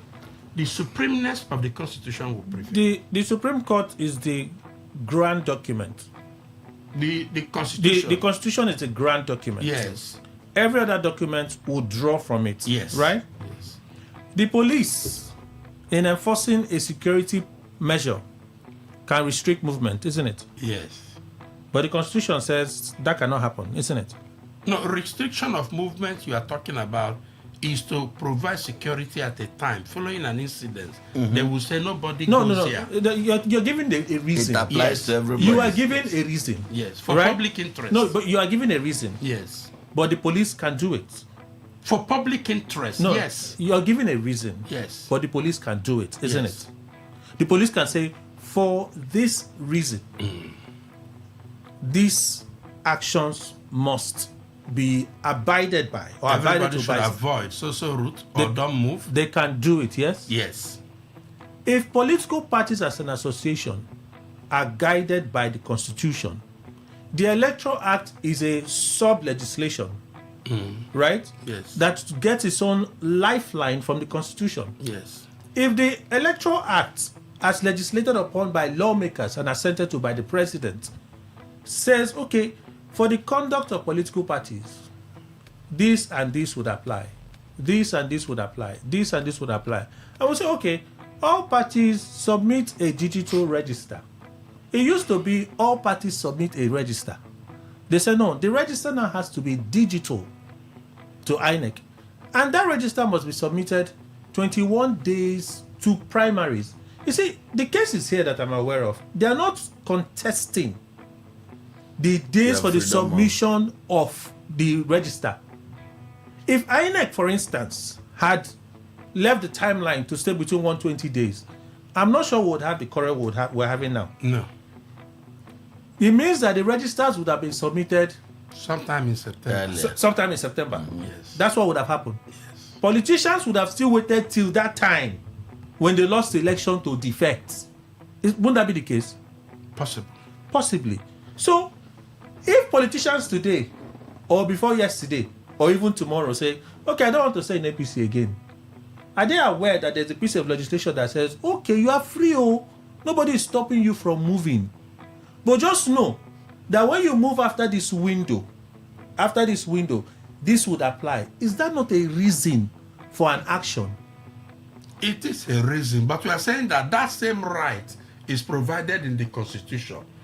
That same right on moving, freedom of expression, freedom of association. Now, the one provided in the Electoral Act inhibits and limits the volume of your freedom as provided in the Constitution. Does the Police Act allow the police to carry out certain security measures? Yes, but when they infringe your personal liberty, they are liable to pay compensation. Oh, my personal liberty can be restricted by the police, and they can give a reason. Yes, Isn't that reason correct? must be cogent. That reason must be for the public good. But like I'm here now, police now come and say, Dr. Innocent Eku, you will not drive out.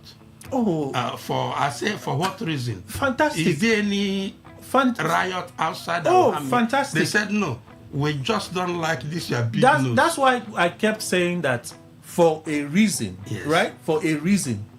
They have given the reason why parties have to submit a digital register to INEC before 21 days. That reason is not sufficient to override the provision of the Constitution. Okay, so this is what I can't be arguing with you with your experience. No, it's right? to bring clarification to the No, discussion. because we'll just be going back and forth, right? But So, what I'm saying is that the objective of INEC in making those regulations that they have made have been seen that it is limiting the right of people. It is locking up the people in the pursuit of your electoral desire. That's why I asked, Dr. Eko, I asked the question, right? And my question is simple. If INEC wasn't an abridgment of the timeline, yes, would it still be a denial Illegal. of the rights of people? It will not be if they are within the timeline, because the principal legislation has provided a timeline. So the issue now is not the 21 days or the submission of a digital register. Yeah, because it abridged the No, provision okay. of the if you understand what I Electoral mean, Act. if you understand what I mean. Yes. The issue now is not the sensibility or the effectiveness of the 21 days submission of the primaries. That's not the issue. The issue is that the overall timeline announced by INEC is not in sync with the Electoral Act. That is it. That is the foundation of the problem. That is the issue, right? So clearly, it's not a case of people's movement are restricted, because if they amend it now, if INEC were to amend this now, and say, okay. INEC have issued a statement No. that it will release another timetable. I've not seen that. Yeah, I have read it. The secretary of INEC. Please share with me. I haven't seen it. Yes, said they will. If INEC were to make an amendment, because if INEC would announce they're doing that, they'll have to withdraw their appeal. Am I correct or wrong? No. They still want to test the law, but they want to. I read the statement issued by the secretary to the commission that INEC will look at it and adjust the timetable within the provision of the judgment. Sorry, when was this statement? I read it 2 days ago in the evening. The same 2 days ago when INEC The secretary appealed to the it. commission, yes, issued a statement like that. I haven't. We have to go for the news. When we come back, we'll continue. Please stay with us.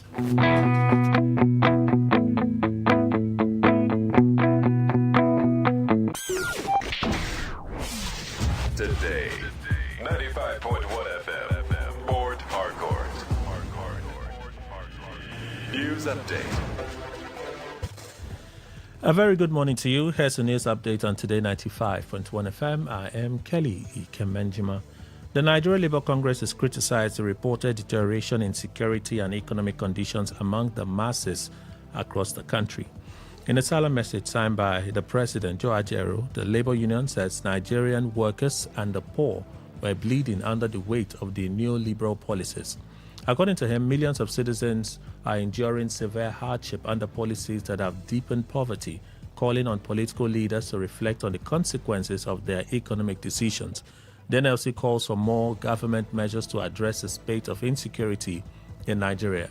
The Labour body also urged Nigerians to use the Eid period not only for religious celebrations and prayer, but for political education, grassroots organizing, and the building of a united front of the oppressed. Ajara noted that governments, rather than pursuing politics that favor profits over people, should focus on protecting lives and providing citizens with necessities such as food, shelter, healthcare, education, and decent jobs. National Chairman of the African Democratic Congress ADC, Senator David Marcus, said the party's presidential primary had demonstrated that democracy and political competition could still thrive in Nigeria without crisis or division. Mark spoke at the Congress Hall of Transcorp Hills in Abuja during the official collation and declaration event of the party's presidential primary, where former Vice President Atiku Abubakar emerged as the ADC presidential candidate for the 2027 general election. According to the results announced at the event, Atiku defeated former Minister of Transportation Rotimi Amechi and former banker Mohammed Ayatuddin in the contest. Following the declaration, Mark officially presented the ADC flag to Atiku as the party's presidential standard bearer. Speaking at the event, the former Senate president said the exercise was not merely about producing a presidential candidate, but about proving that internal democracy could still function effectively in the country, adding that the event showed that in a season of deep national anxiety, a bright future is still possible. Mark said many Nigerians had doubted the party's ability to conduct a peaceful and credible primary, with some predicting division and collapse within the party.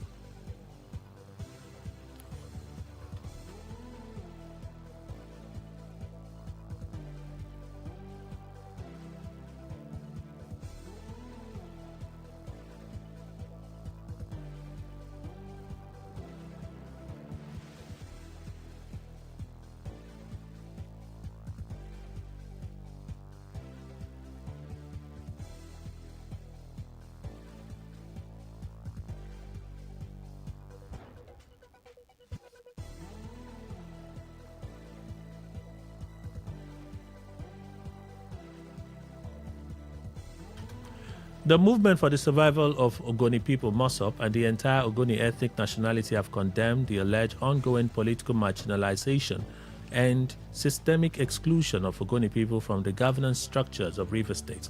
MOSOP said they watch with deep concern as the current crop of political power brokers in the state and country sideline qualified Ogoni sons and daughters from strategic leadership positions, especially that of the governorship. MOSOP, in a statement by their spokesperson, Emebi Silva Oscar, claimed that the exclusion undermines the principles of federal character, equity, and justice.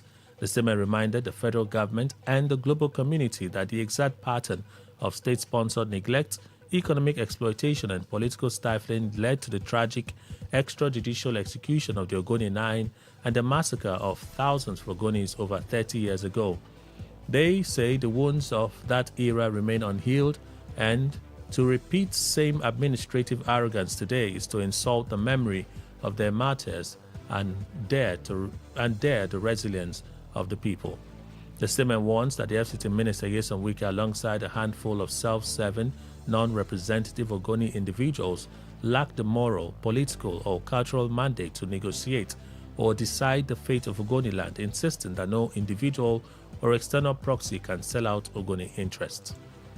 On the foreign scene, the United States Treasury has announced sanctions against Iran's Persian Gulf Strait Authority, Tehran's new agency that collects fees for traveling through the strategic Strait of Hormuz. The statement extends the threat of sanctions to anyone paying the fees because they may be providing support and receiving services from Iran's Revolutionary Guards and therefore may be exposed to sanctions risk. The statement says the U.S. has succeeded in disrupting tens of billions of dollars worth of revenue from being accessible to Tehran. In the post on X May 20, the Persian Gulf Strait Authority issued a map to define its regulatory jurisdiction, demarcating red lines on both sides of the Strait of Hormuz that require Iran's authorization for passage. U.S. and Iranian forces have observed a ceasefire since April 8, while diplomats push for a negotiated settlement, but Iran's control have tightened on Gulf shipping through the Strait of Hormuz, and the United States has launched strikes on Iranian targets in recent days. And that's the news update on Today 95.1 FM. Good morning. Thank you for your time.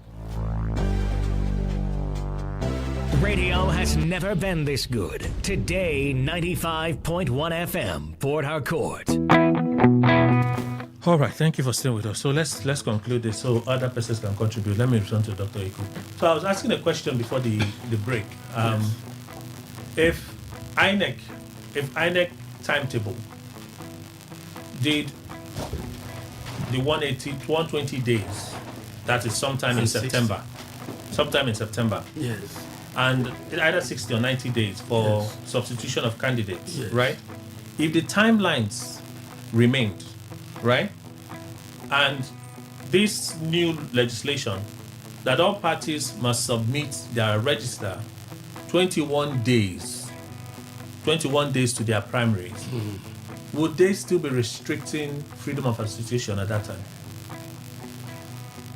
No, generally no. But freedom of association is interpreted based on individual circumstances. It's not generalized. What is restriction to me may not be what is restriction to Chief Ndukwe. It is what you put forth, what you have suffered, what you have been deprived, that the court evaluates to know if you have been. The court have held that detaining some persons in cell for 3 days is an infringement to their fundamental right. In some, for 14 days, the court said no, only because the people went to court and applied to hold him for investigative purposes. So there are grounds and reasons that the court consider in reaching their decision. But for you, your interpretation is it's an infringement of the freedom of individuals to freely associate. Yes, provided in the Constitution. Because even it does not rhyme with the timeline in the Electoral Act. Okay, so I'd like to ask you, because I want to take the views of others on this, because I've heard it many times, and I keep asking myself, why this argument? Yeah? I've forgotten the question. You know the case that these parties brought forward, the SDP and the Youth Party. It wasn't a case of our rights to freely associate as a party has been denied us. No, it's not. It was a case of, no, what INEC has done is not in sync with the Electoral Act. Yes. Right? Dr. Chinwo, can it be fair to say submission of digital register 21 days to party primary is restricting the rights of political parties? Of course, political parties will not exist without individuals. The rights of political parties to freely associate. No, it won't take it in the terms of freely associate, but maybe to participate in an election. You see, the Constitution recognizes the right to associate, general. but it now specifically provides for trade unions, provide for electoral political parties, and brings them, that is like special definitions of the rights of association for trade union and for political parties. Trade unions are governed by the Trade Union Act. Okay. Electoral Act by the political Act. parties by the Electoral Act. By the Electoral Act, yes, exactly. So now the contents of that law, what is important is that it shouldn't go against the fundamental provisions of the Constitution. Okay. But the management bodies, INEC and the Trade Union Registrar, for instance, they have the powers to make provisions on how those organizations will operate. Okay. So, if all the powers they provided is how you will operate, and you operate within the confines of, okay, provided also the laws, the rules you make, don't go contrary to detract from your fundamental rights. Okay. You get it? Okay. So, while you're in a political party, that's why you hear of domestic affairs of a party. Oh, this is here, so the political party can decide that all of us should face eastward instead of southward or westward, because it's the decision of the party. They didn't prevent me from saying I don't want to associate, but when I bring myself to associate, I must be able to confine myself to the rules. But if I think, like I have done in my own case, personally against Nigerian Bar Association, if I think that the rules they are making detract from my fundamental rights from the Constitution, under the Constitution, I can challenge. Otherwise, if they didn't detract from the Constitution, I'm bound by whatever they have decided because I have been elected, I'm a member. So that's where it is with the political parties. If you're operate subject to the Constitution. Okay.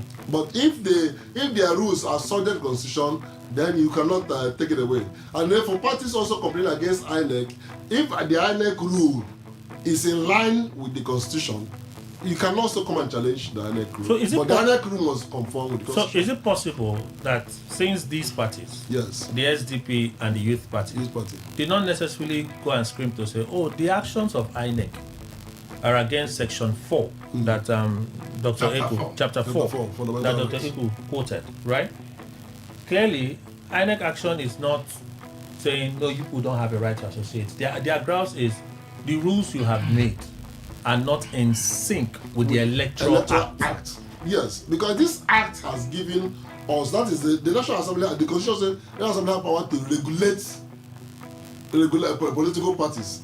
And that's INEC has power to regulate. And the same National Assembly that also said INEC can do this.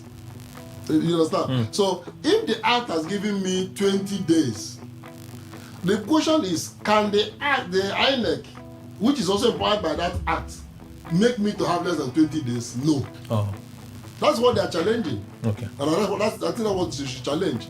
But their problem will not be that why did INEC make any rule? INEC can't want to make rule, which is what the courts have said. So if at this point INEC had left the timeline, if the timelines were in sync, they wouldn't have been challenged. Nobody would have had successfully challenged them. Rather. Okay. Mr. Ndiko, you've not spoken on this. Well, Kelly, you see, if two courts of competent jurisdiction have come out and said, well, you shouldn't have given maybe another number of days, like 120 and whatever one they gave, then it means, for me, I will say let INEC continue with the appeal. Maybe there's something, yes, there's something they know we don't know. Because this is what the Electoral Act said, 120 days. And you've given us, and you went for the first one. Remember, it wasn't on the same day and at the same hour that the pronouncements were made. You've gone the first one, it slammed you and said, no, you shouldn't have done this. You went for the second one. It came also with that slam. That you shouldn't have done this. And you insist on going, let us leave them, let them go. So that we can also learn that thing they know, which we don't know, especially those of us that are not lawyers. So because I don't know really what they are going ahead for. Because what I understand from the explanations of these two lawyers is that specific figure has been given that this is the window within which you can operate. In the Constitution and perhaps in the Electoral Act, which is supported by the Constitution.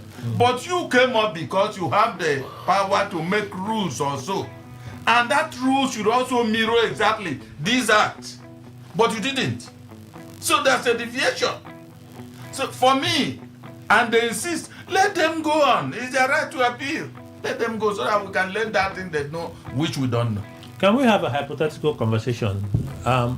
What could happen? What kind of change could happen if INEC loses this appeal? What kind of change do you see happening if INEC loses this appeal? For instance, APC, they are done. ADC, they are done. They are done with their primaries, right? NDC today, tomorrow. NDC is tomorrow now. Yes. So most of the parties are cautiously complying. Yes. If this rule, this change now, goes all the way to the Supreme Court and the Supreme Court tells INEC, no, you missed it, what could happen? Well, Kelly, what will happen is that the politicians outsmarted us from 1999. They set up owner-occupier structures called political parties. These are their private properties. If the Supreme Court says, INEC, you missed it, the fringe parties, I call them fringe because they don't have people in the National Assembly. You mean the smaller parties? Yes. At least they'll have one elected official for them to remain as a party now. Yes. They don't have the numbers required either at the state level or at the national level. At the local government level, they don't even exist except in their own offices. They are not there in the councils, which shows you the level of abuse we've subjected the concept of democracy to. We have democracy at the center. We have multiple parties at the center and non-existent parties, non-existent or single party domination at the state and local government levels. So if they go, the way I see it coming is that these fringe parties will provide windows for those who feel left out, politicians who feel left out, to have a right at the next general election, because all of this is geared towards the accommodation of those politicians who feel disenfranchised or disadvantaged by the decisions, the laws made by the National Assembly. When we were told that even though INEC had written instructions about how it intended to conduct political general elections, that they are not binding because they are not backed by law, if we remember. That was No, the because ruling. because they are not law. The guidelines are Precisely. not the law. Precisely. So this time around, they are aligning themselves with the law as made by the National Assembly. Is it not so? So the two of them have come together to ensure that they squeeze the life out of defiant fellow politicians who want to continue to push the boundaries for accommodation in the spirit of democracy. So what we'll see will happen will be likely a rush to these fringe parties And as lifeboats for those who feel left behind. And the bigger parties can do nothing about it. No. For instance, if the APC right now is saying, don't worry, move. We have the instrument, we are waiting for you. The matter goes all the way to the Supreme Court. Supreme Court says, INEC, you are wrong. Go back and make the correction. The window is open. But Yes. that limitation that we suspect, because until it is tested, we will in the not law know court, whether that will now know that if you defect and contest in another political party, you are ineligible, as the Electoral Act says. That's when we can confirm it. Yes. Right? So the bigger political parties will just sit by and these boys will begin to move and they can't do anything about it.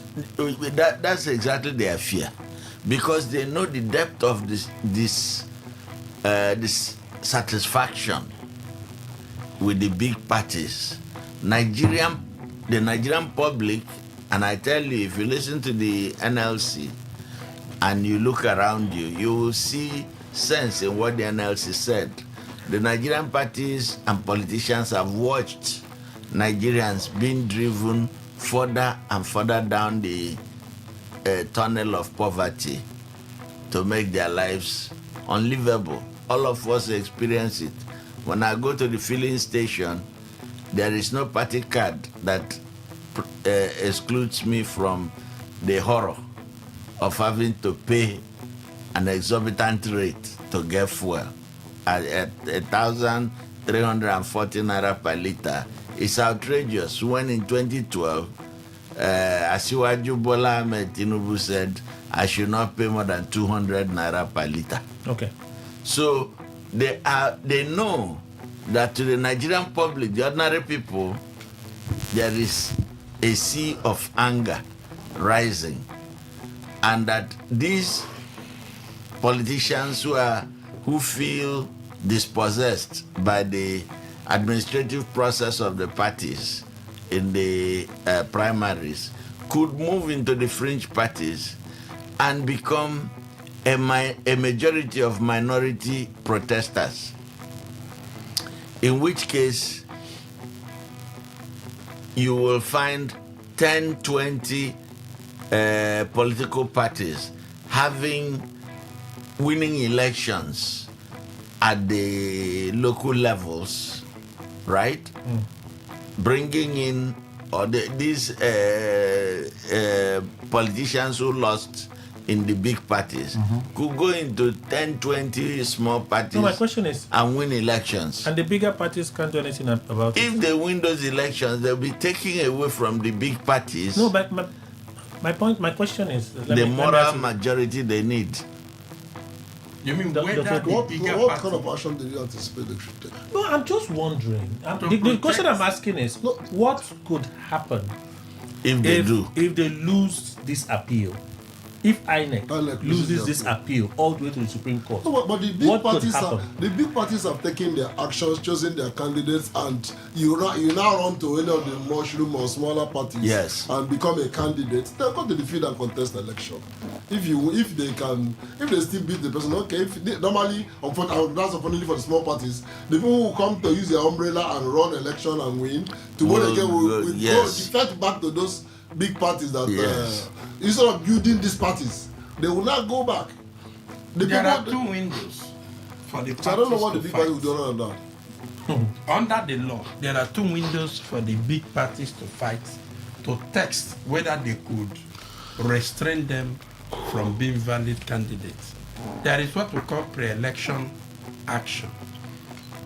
Now, if you think that a person is not a valid candidate, from the point his name is submitted to INEC, other party can sue that party to say this guy is not a valid candidate. If you have grounds you put, that is the first action they could take.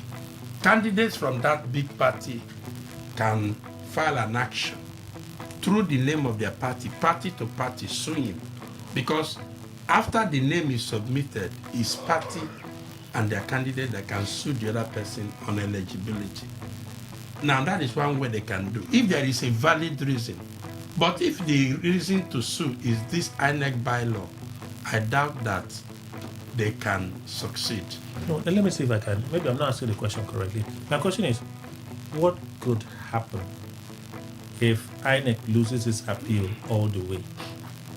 Most parties would have concluded their primaries and they would have concluded their primaries at least. Right? What will happen is that all these people that failed from the big party, that have resources and have money, that were in legislature or minister, they will now move to the smaller party and become substituted candidates. So you now have... No, but by then it would have also been late. No, substitution. By the time if today, assuming this primary was supposed to end 31st of May, and then by the time Supreme Court decides it's in July, And that time, even if INEC complies, like you said, INEC is trying to say, you mentioned it, INEC is trying to say, okay, while we are appealing, we will comply, we have a new timetable in line with the judgment. That's if that statement is factual. Yes, that's what I'm saying, like he's quoting. So I'm quoting him. So if that happens, INEC says, okay, in view of what the court said, our timetable should have run to July. But the Supreme Court judgment is coming up in August or September. Because it will get confusion. The court itself will say it is merely academic. That's one option. Supreme Court is going to say, look, this thing you're fighting for is merely academic now. I've had a matter of the Supreme Court. They told me, sorry, this was academic. Withdraw the action. We're not going to, even if you win, we're not going to restore you, give you the opportunity to contest that election and all that. On the other hand, they give the judgment against the future. But that doesn't affect your present right because it's already gone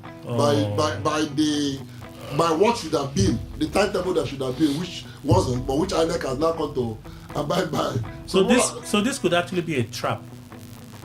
It could be a trap for politicians. It could be a trap, but parties have right to substitute. That is the point I'm making.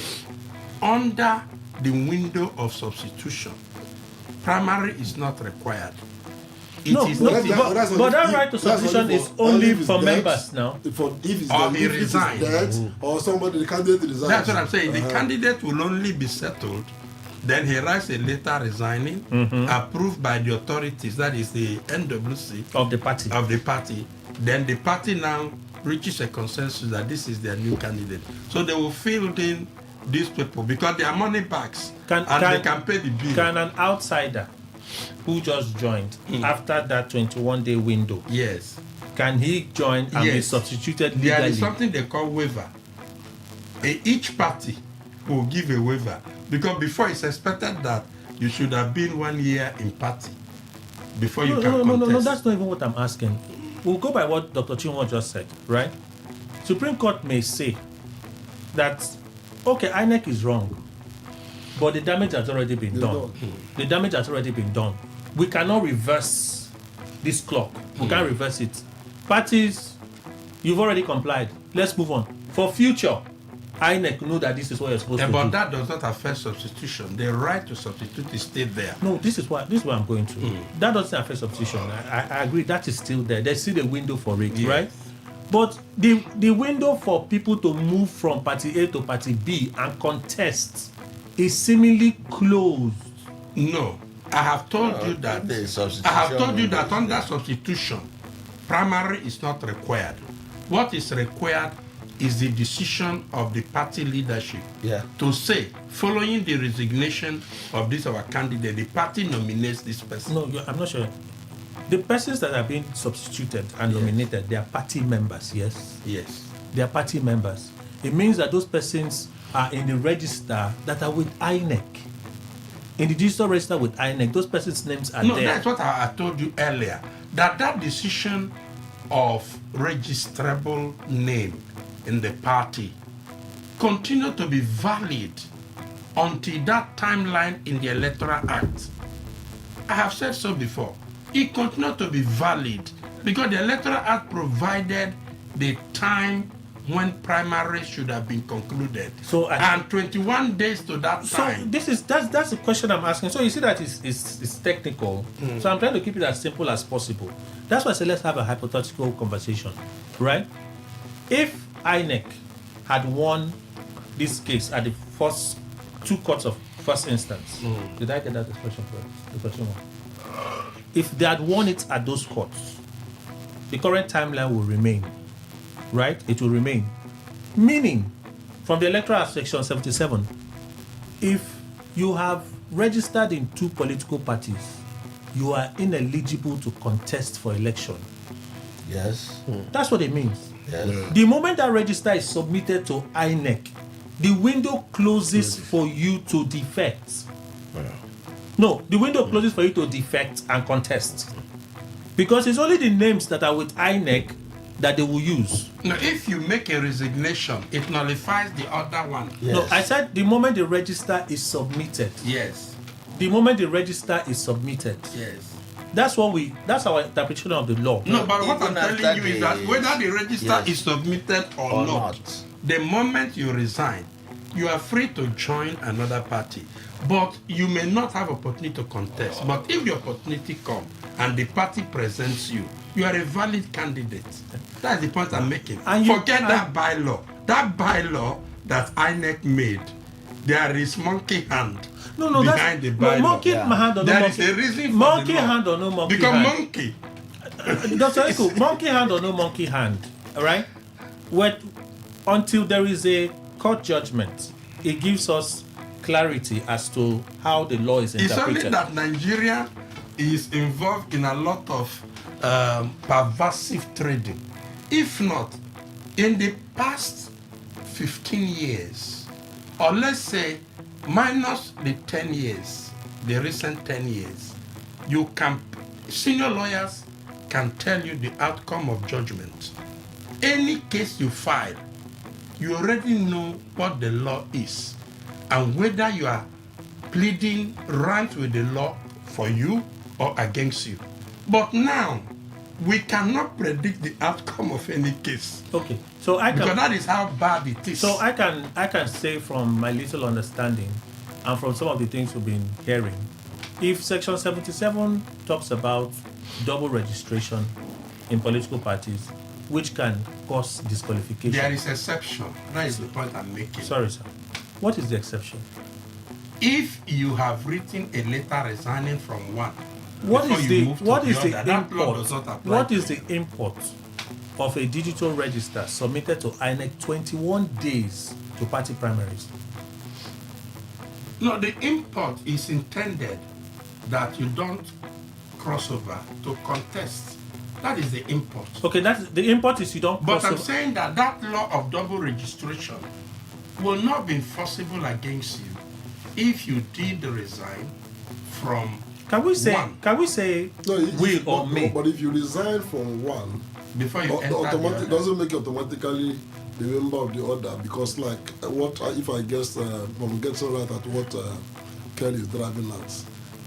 Two parties have submitted their register to INEC. And the window has closed. INEC has the two parties now.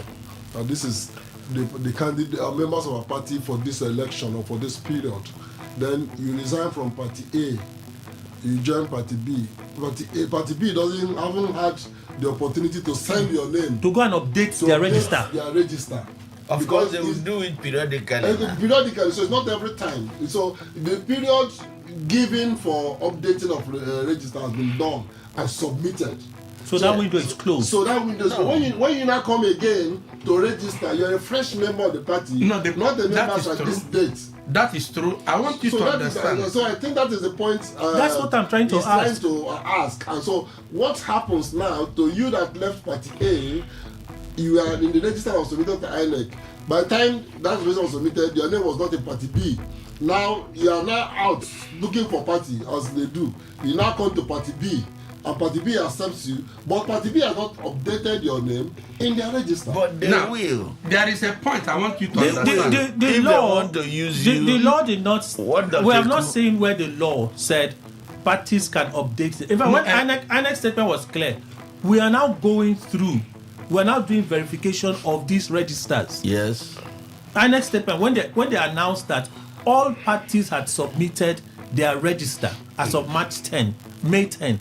They said we're now going through the process of verifying the details of the register. So is it that when INEC is going through that, INEC can say this process is on for another 2 months? No, hold on. Let me just bring out a point that is very INEC can say this process is going on for another 2 months. Is it when INEC is doing verification that parties are supposed to be conducting their primary, because INEC is going to monitor those primaries? So INEC monitoring the primaries. You say John Jack is we have 10 aspirants for governorship. Yeah. These are their names. Those names will be cross-referenced in the INEC register of your political party. Yeah. Right? Yeah. INEC, they are monitoring, they are doing verification. Yeah. You go to another party and you're announcing, oh, Mary J is our candidate. Mary J is not in your register. Yeah, but if she's being used to substitute somebody who already is in the register, and she has resigned from the first party, all she needs to wait for is the approval of the NWC, of the new party she is going into, because she's not going to contest primaries. She's being used. That's what the Teko has been trying to explain to us, that she's going in there to substitute. No, you know, sir, there's a mischief that the Electoral Act was intended to do. But and the court, in interpreting statutes, is always often conscious of the mischief. What was the mischief? People jumping from one party to the other, even to the day of election. Yes. And that mischief is intended to be cured by saying, submit your membership register up till this particular day to the election. Say 60 days, 21 days to the election. Yeah. When you submit it for that period, jumping from party A to party B is no longer closed. possible. Yes. So that is why if you lost election in party, because they know what they are doing. If you lost election in party A, you cannot come within this period now to join party B to still contest election. That's the mischief that is intended to cure. Yes. And so I don't see how that will now still be allowed to happen. That because NWC of a party B says, so come in. We want to use it to substitute a candidate. I want to point out two underlying things. Accept you. I don't see how that can be. In the major parties, it will not happen. Yes. Because that mischief was well engineered to ensure that they limit the competition. They don't want you in their major parties. They don't want, if they take you out here, they don't want to see you propping up again, coming now to challenge them. Yes. Because what in the fear there may happen here. But in the fringe parties that have no marketable candidate, they can produce a candidate as a placeholder waiting for those who will come on substitution. Very good. But the two things I wanted to point out are this. First of all, membership of a political party is an internal affair. INEC has no power to regulate who is a member of what political party. And there is no law that set a bar that after so day, you cannot join a political party. Nothing like that. Mission of register. It's only for the purpose of the primary. Yeah. People continue to enter. Yeah. Because the registration is digital. You go to the website, you apply, you process, your name is verified, you load your picture, it's acceptable, it generates your card. It's automatic. People continue, but those ones that register after that submission date have not been forwarded to INEC, but it does not stop them. The fact that they are members of the political party. Becoming members, but not being candidates. No, yes, not being candidate. But the point I'm making now is that because the time allowed by the Electoral Act for submission of name of candidates when I started, have not expired. When I started this conversation, Dr. Eku, yes. When I started this conversation, I said, let's have a hypothetical conversation. Hypothetical in the sense that if INEC were to lose their appeal, if INEC were to lose this appeal and it goes all the way to the Supreme Court, what could happen? That's where this thing started from. So I'm not talking about if people decide now that they want to say INEC, you violated and all of those things, so we're jumping. Even that could still be a trap for them. You believe that for the fact that there's this ruling, anybody jumping now, they will not be affected. No, for the fact that the timeline of the Electoral Act have not expired. That is the basis. No, my basis is on the provision of the Electoral Act. The Electoral Act have set time when parties must submit must have finished Dr. their primary. Before the Federal High Court judgments. Yes. Everybody, in fact, till now, people are still complying with the INEC timetable. Isn't that correct? Because of the mischief. No, I'm not talking about mischief. I'm just asking a simple question for basic understanding. Everybody is complying, and we advise. They are still complying, yes? The court has found that there is a gap between what you announced as a timeline and what the Electoral Act provides as timeline. Yes. Right? If people say, oh, we want to obey what the court has said, so we'll continue to do what we want to do. That's what you're saying, right? Because the days have not been completely exhausted. Yes. That's what you're saying. Yes. Fine. My question first was, hypothetically, if it came to the Supreme Court and Supreme Court said, well, I think you were wrong. The gaps are there. maybe go close those gaps. What could happen? We looked at that scenario. Dr. Chinwa said, well, he doesn't see a situation where there could be a reversal in the timelines. Supreme Court could say, this whole thing is statute bad. But for future sake, INEC be guided by so and so and so. At this point, parties, they have no choice but to abide by the current status quo. Isn't that correct? That's true. They have to abide by the current status quo. And if the current status quo, in my understanding of the Electoral Act and Section 77, is simple. If the register has been submitted, the window for you to defect and be a candidate to another political party is closed until the next election cycle. Yes, or you can come in as a substituted candidate. I'm not adding the or. For Why? you to But that be, is the Why law. are you not But that is the adding law. it? In fact, many governors you are seeing now, many Many governorship candidates you are I seeing want to now, move on. I want to move so on. many governorship So- candidates you see now are placeholders. I want to They are leave not it. people to run I want the to race. leave it as. I want to leave it as.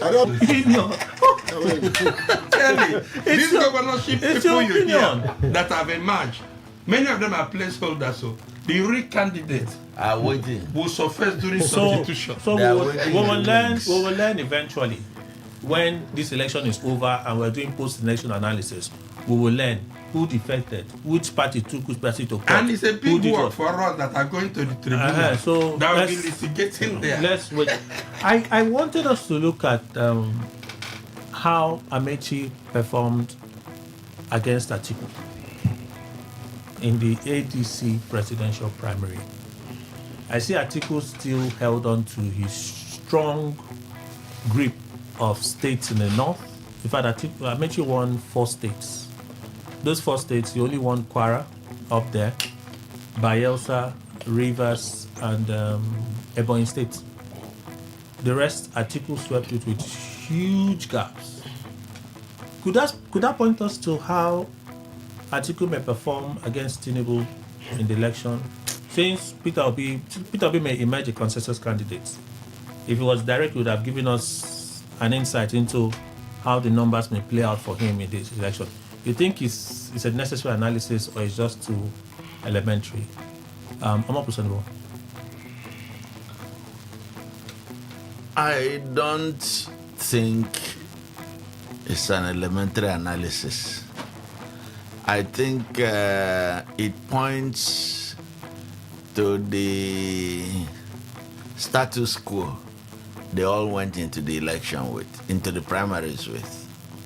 Atiku Amechi and Atiku. and At least Amechi. first and second for Yes, for ADC.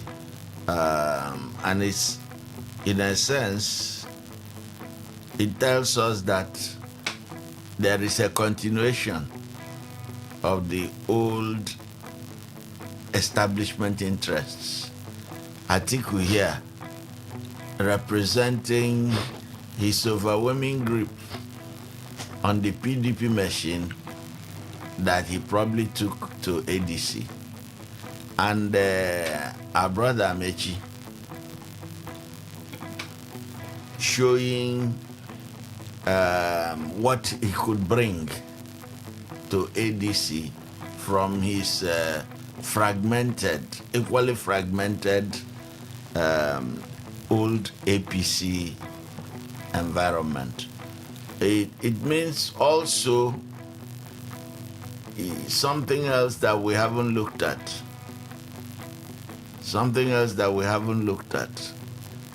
It means that essentially the politicians are determined to frustrate the understanding of rotational politics in Nigeria. If Atiku at his level could pull so much support from across the country, mostly from the north, it means that the north has no respect. The north, as represented by him, has no respect for the concept of balancing power, that the north and the south should be seen as the major contending blocks in the rotation of political power. Now that has a dangerous implication for us at state and at local government levels. What if we all accepted this as a fait accompli, right? What happens at the center comes to the states. You'll find then that at the state level, where the intensity of ethnic fragmentation is felt on the street on a daily basis, the issue of rotation, which becomes the window of hope for ethnic groups, could become a very sore spot, very sore, that could bleed the internal unity in Nigeria. Okay. Also, it says to us,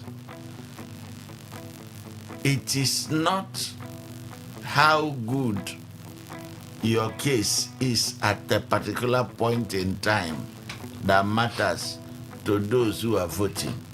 It is the continuity of old connections and what my brother, Governor Wike, former Governor Wike, will call structure. That they carry, like the elephant, they carry their structure on their back wherever they are going. Or the tortoise. The tortoise is not so visible. He carries his house on his back. They too are carrying their own wherever they are going.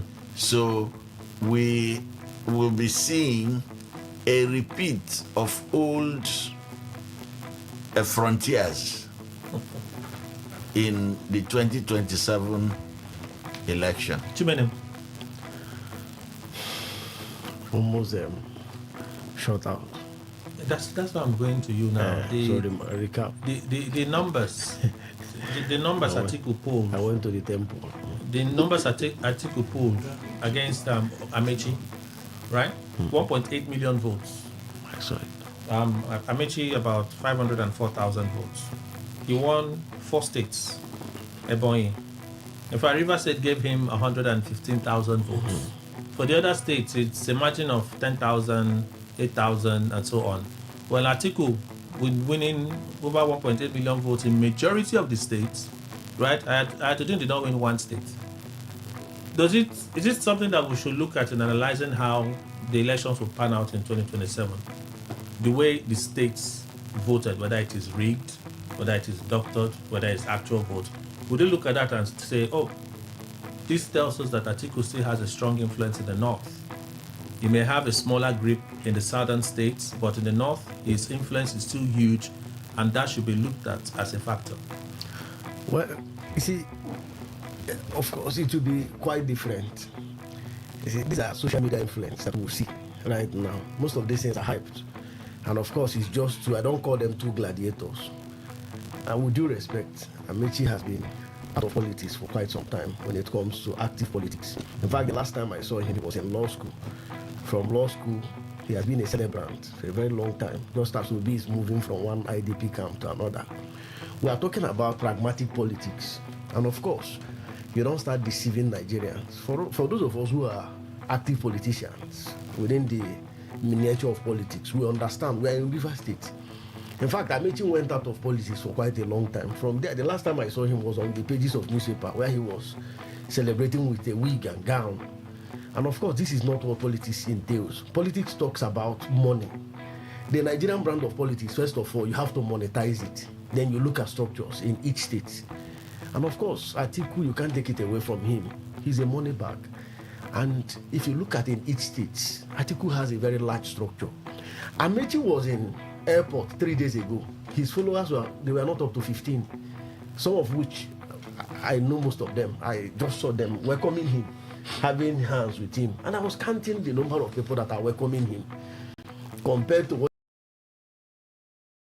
is even happening to the present governor, similarly, whenever he arrives to Port Harcourt. Let me not use him as an example. It's not an important example. Let me use Wike. You see the crowd. And these are just not... When I saw Amechi comment and I said, is he not the person that is contesting for primaries? What kind of crowd is this? People are not there. until he went to the main place, the vessel of politics, where I felt he would have Ubima. I saw some few persons, so scanty. And I'm sure these are concocted. Even the figures we are calling that he got in most of those states, it is just what are we going to do. So, for me, when you reflect the spread in terms of national politics, you can't compare the person that will even try. Of course, Atiku's name is still spreading. His monies are still there. Remember, he was one-time vice president and active. Most of his businesses are working. I don't know what Amechi does for a living for now. So these are the things you look at. So the numbers suggest to you that Atiku could still be a strong contender. Very strong, but not when it comes to when this election, the 2027 election, with what is going on already. APC has gotten a figure. And of course, I'm sure they're going to, during the main election, they will add to that figure. All right. So I don't know what Atiku will do. Remember the Kwankwasaya? We are hearing Kwankwaso, of course, people with red cap. It's beginning to reduce. The last election, we started seeing white caps in Kano. So it ends in Kano. Okay. So these are people that we don't take, we know how to use them. I don't take them serious. Maybe it's the target effect. You saw Jonathan start shouting. Do you see Tinubu shout? You don't see him shake. Nothing is moving him. Dr. These are people that have come to play. Dr. Jemo. Yeah. Well, the thing about primaries and general election, they are different matters. And when it comes to primaries, it's within the members of the party and what impacts you have made on them and building relationship. I think Atiku, over the years, people shouldn't forget, since 1992, you have been vying for presidency. 1992. In each of those occasions, he wins some followers. Some of them stick. One of his followers in Rivers State here, for instance, was Awuse. So some stick, some still have stuck, some have left him. And of course, along the line, he also gains some more, depending on the context of who has been, who is still in the mainland or not.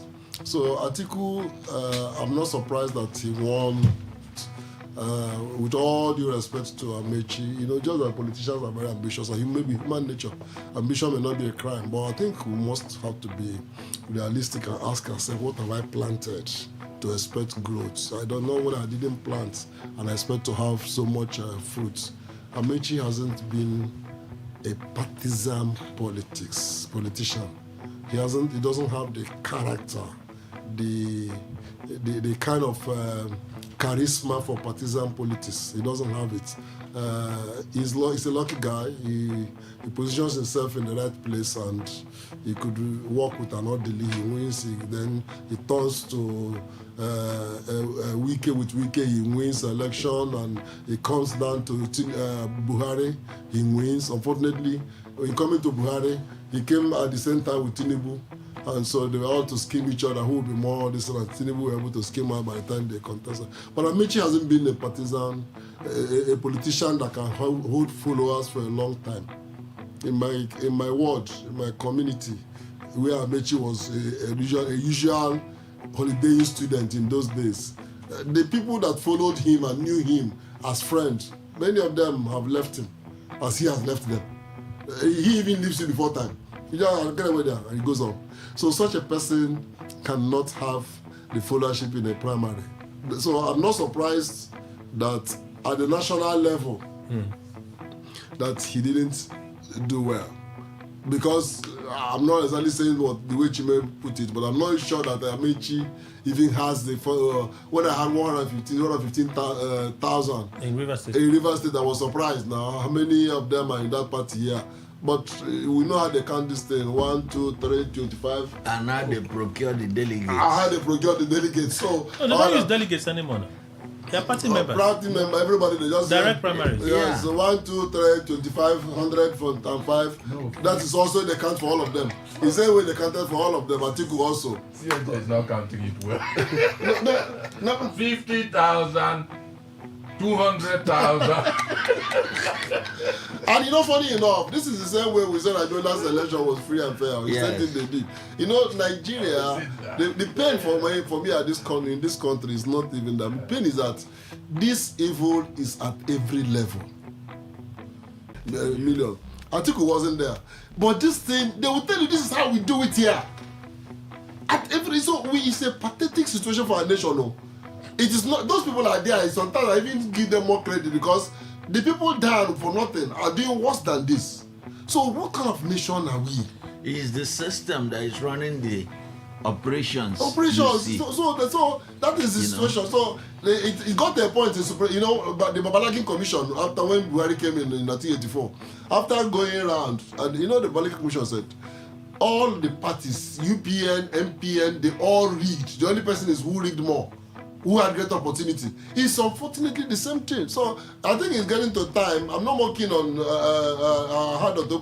preparing for election petition. I don't even want to be involved in it anymore. Because it's a useless time, waste of time. So all of them are the same. Whoever emerges, whoever catches the trophy first, let him go with it. So it won't be a fair comparison to look at how Atiku performed against how Amechi performed. But to do an assessment of... It is fair. All of them did it by the same criteria. They got what they got. So it's fair. Atiku won him. Wasn't it Atiku at the recent event that reminded us of a rally when he was in PDP, a rally he paid for in Port Harcourt, and that people were saying after 30 minutes the payment made to them had expired, so they were leaving. These people, those who will win numbers, will depend on their ability to retain the payment in order to keep playing. It's pay as you go process. Dr. Eko. Well, as a politician, you must have the capacity to retain your followers. Politics has to do with developing people, instilling confidence. They believe in you. They understand your vision. You run along with them. Some may drop, but majority stays with you until you succeed. This is not the case with Amechi. I know Amechi personally. I played very significant role for him to stay as governor. The deal I had with him, he has not complied to today. He doesn't keep promises. So who can work with a person who doesn't keep promises? You see, Wike, we don't like him for his excesses, but Wike keeps promises. If Wike tells you, okay, if you work with me, this is what I will do for you, Wike will fight tooth and nail to keep the word. That is why people die with him. This is not the case with Amechi. And two, Amechi doesn't relate. After the deal I had with Amechi, Amechi stayed 8 years in government. When he wanted to contest for second time, he sent for me. He came and picked me. We sat down together in government house. He said to me, please, do not contest against me. Let us work together, do this. I look at him face to face, eyeball to eyeball. I say, you don't keep your promises. He said, give me 1 year. I will clear all I promised you, and we do. He didn't. When he wanted to decamp, he sent for me and said, let my structure and your structure merge. You are the first I'm telling I want to move to APC. I said, this man, you don't keep your word. Since all that time, he has never paid me a visit. He has never called me on phone. But he ate from my basket and used it to sustain himself. But he never kept his word. And this same type of thing is what many of his followers, all his commissioners, majority of them abandon him. Now, how can you win presidential election? Presidential election is people believing in you, that if you come, you'll be liberal enough to accommodate more people and be able to share the incentive and not abandoning people who suffer for you. That kind of a thing. So I know that this is what will happen. Atiku has been my pal since 1992. We have worked together. Atiku is strong. He's dynamic. Atiku spends. He supports his follower. If there is danger and you let him know, Atiku will send delegates, relatives who will be able. So that force makes many people, they have stayed with Atiku for 20 years in that political machine to push with him. Now, the only thing I will advise Amechi is to take the vice presidential offer. The vice presidential offer. I am aware that... Has it been offered? No. I am aware that that is the deal on ground. I would like him to accept it and fight with Atiku. Let's see what the outcome will be. Okay. Yes. Mr. Ndekwe. Kelly, what happened is what I expected. You know, from day one to the day the result was announced, I have said that Nigerian election is all about who has more money. Because I see all politicians in Nigeria, especially those who move into election as going there to rig.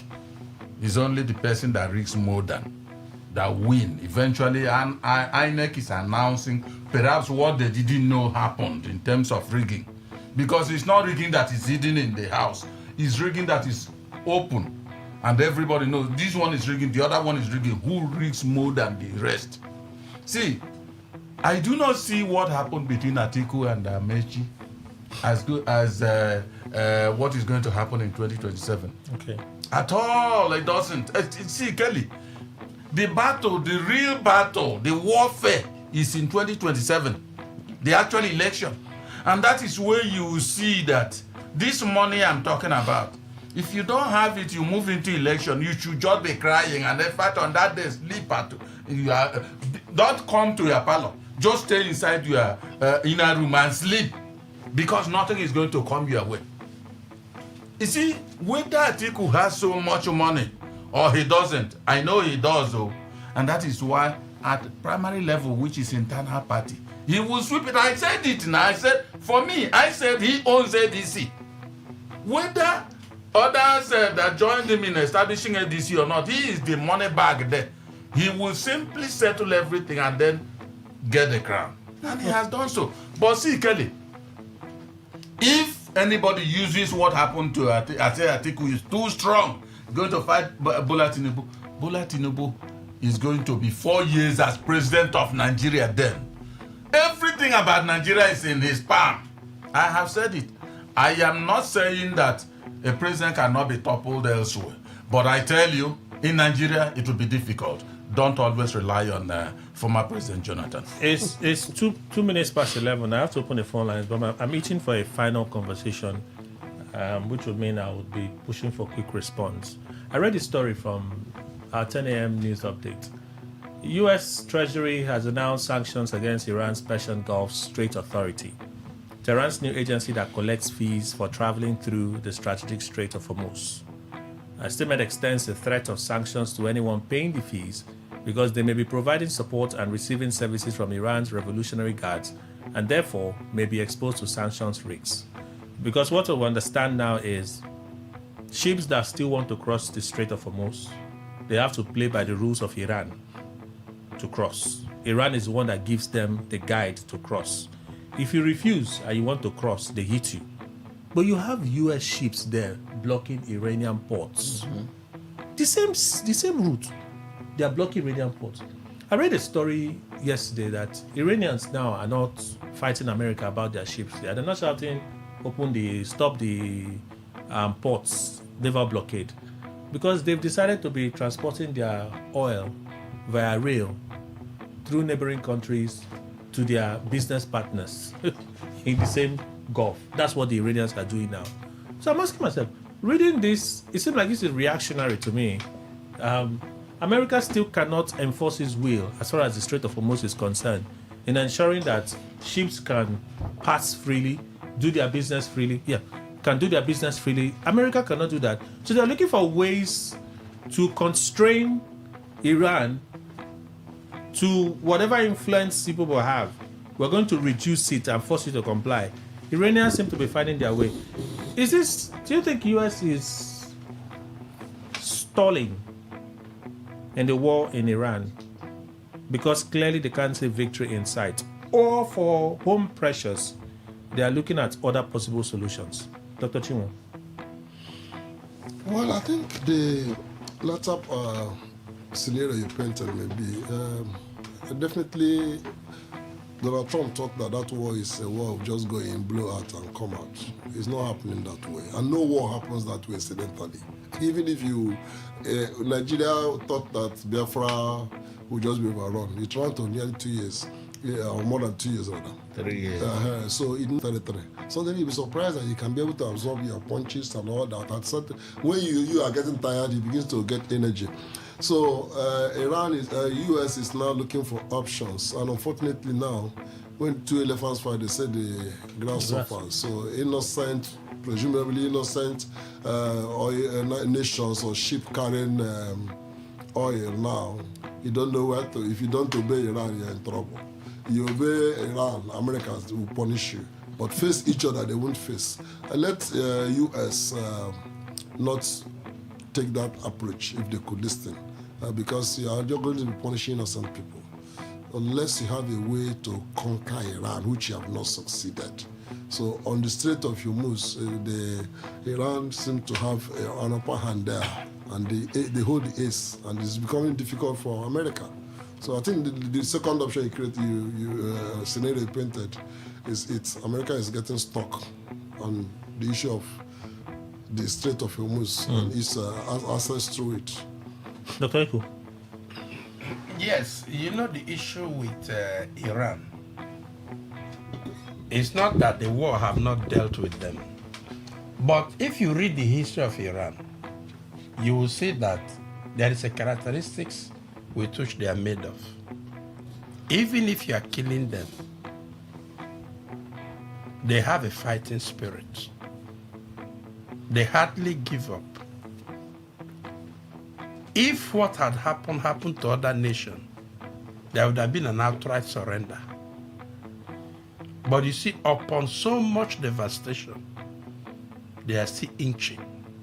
Even with internal uprising from their citizens, they are still inching. It's a very rare characteristics. And if you read the history of scripture, this is how they have been. From over 5,000 years ago, this is where they have been. Even as children of Israel was about to wipe out the Philistines, the remnant they killed and remained were able to manage and survive and rise up and mobilize and begin to attack Israel again. They are very difficult to be wiped out. But as a nation, I think they are massively doomed. But in finishing the Strait of Hormuz issue, you know the geography of the place. The geography of the place make it very difficult for outright combat. And that is the advantage. And spirit, keeping the relationship, even if it means to pay them secretly. Because they know that the war will be over and the resources are there. So they are not minded to follow America and just cut off ties. And besides, they buy this oil cheaper than they will buy from United States or other places. So the binding force, the relationship is strong. They know that the war will finish after. And you know that one of the countries have promised $12 billion for rebuilding Iran. If America and Iran could sign a peace deal as quickly as possible, they already opened the door to bring funds. And that is what usually happens. After the devastation, nations will start contributing to rebuild the place. So for now, does it seem like America may be losing? It's a strategy. It's not stall. It's a strategy. Oh. Because the new plan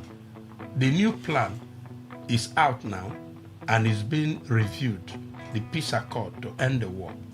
So let's see if that goes through. Well, to me, I'd rather assess the situation from the angle of how national strength can be built from a nation's resource base. Iran realized two things as part of its national strength. The Strait of Hormuz, which is just a resource corridor. Iran decided to build strength around it. It's not just a waterway lying there free, unoccupied. Iran, from early times, knew that if this is where 60% of the world shipping passes through, then it is a statement of strength. We might as well put some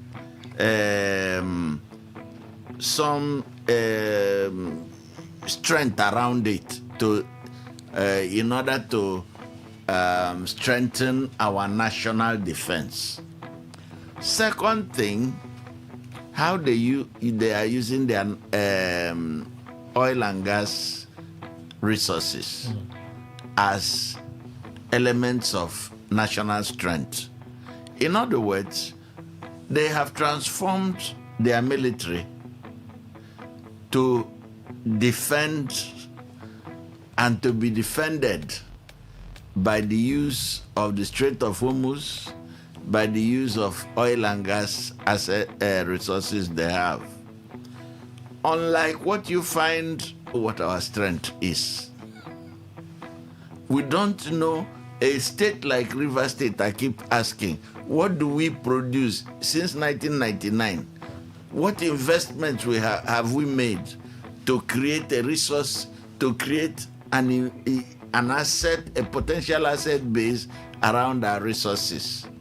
Iran has shown us that being a big battalion country does not necessarily win the war.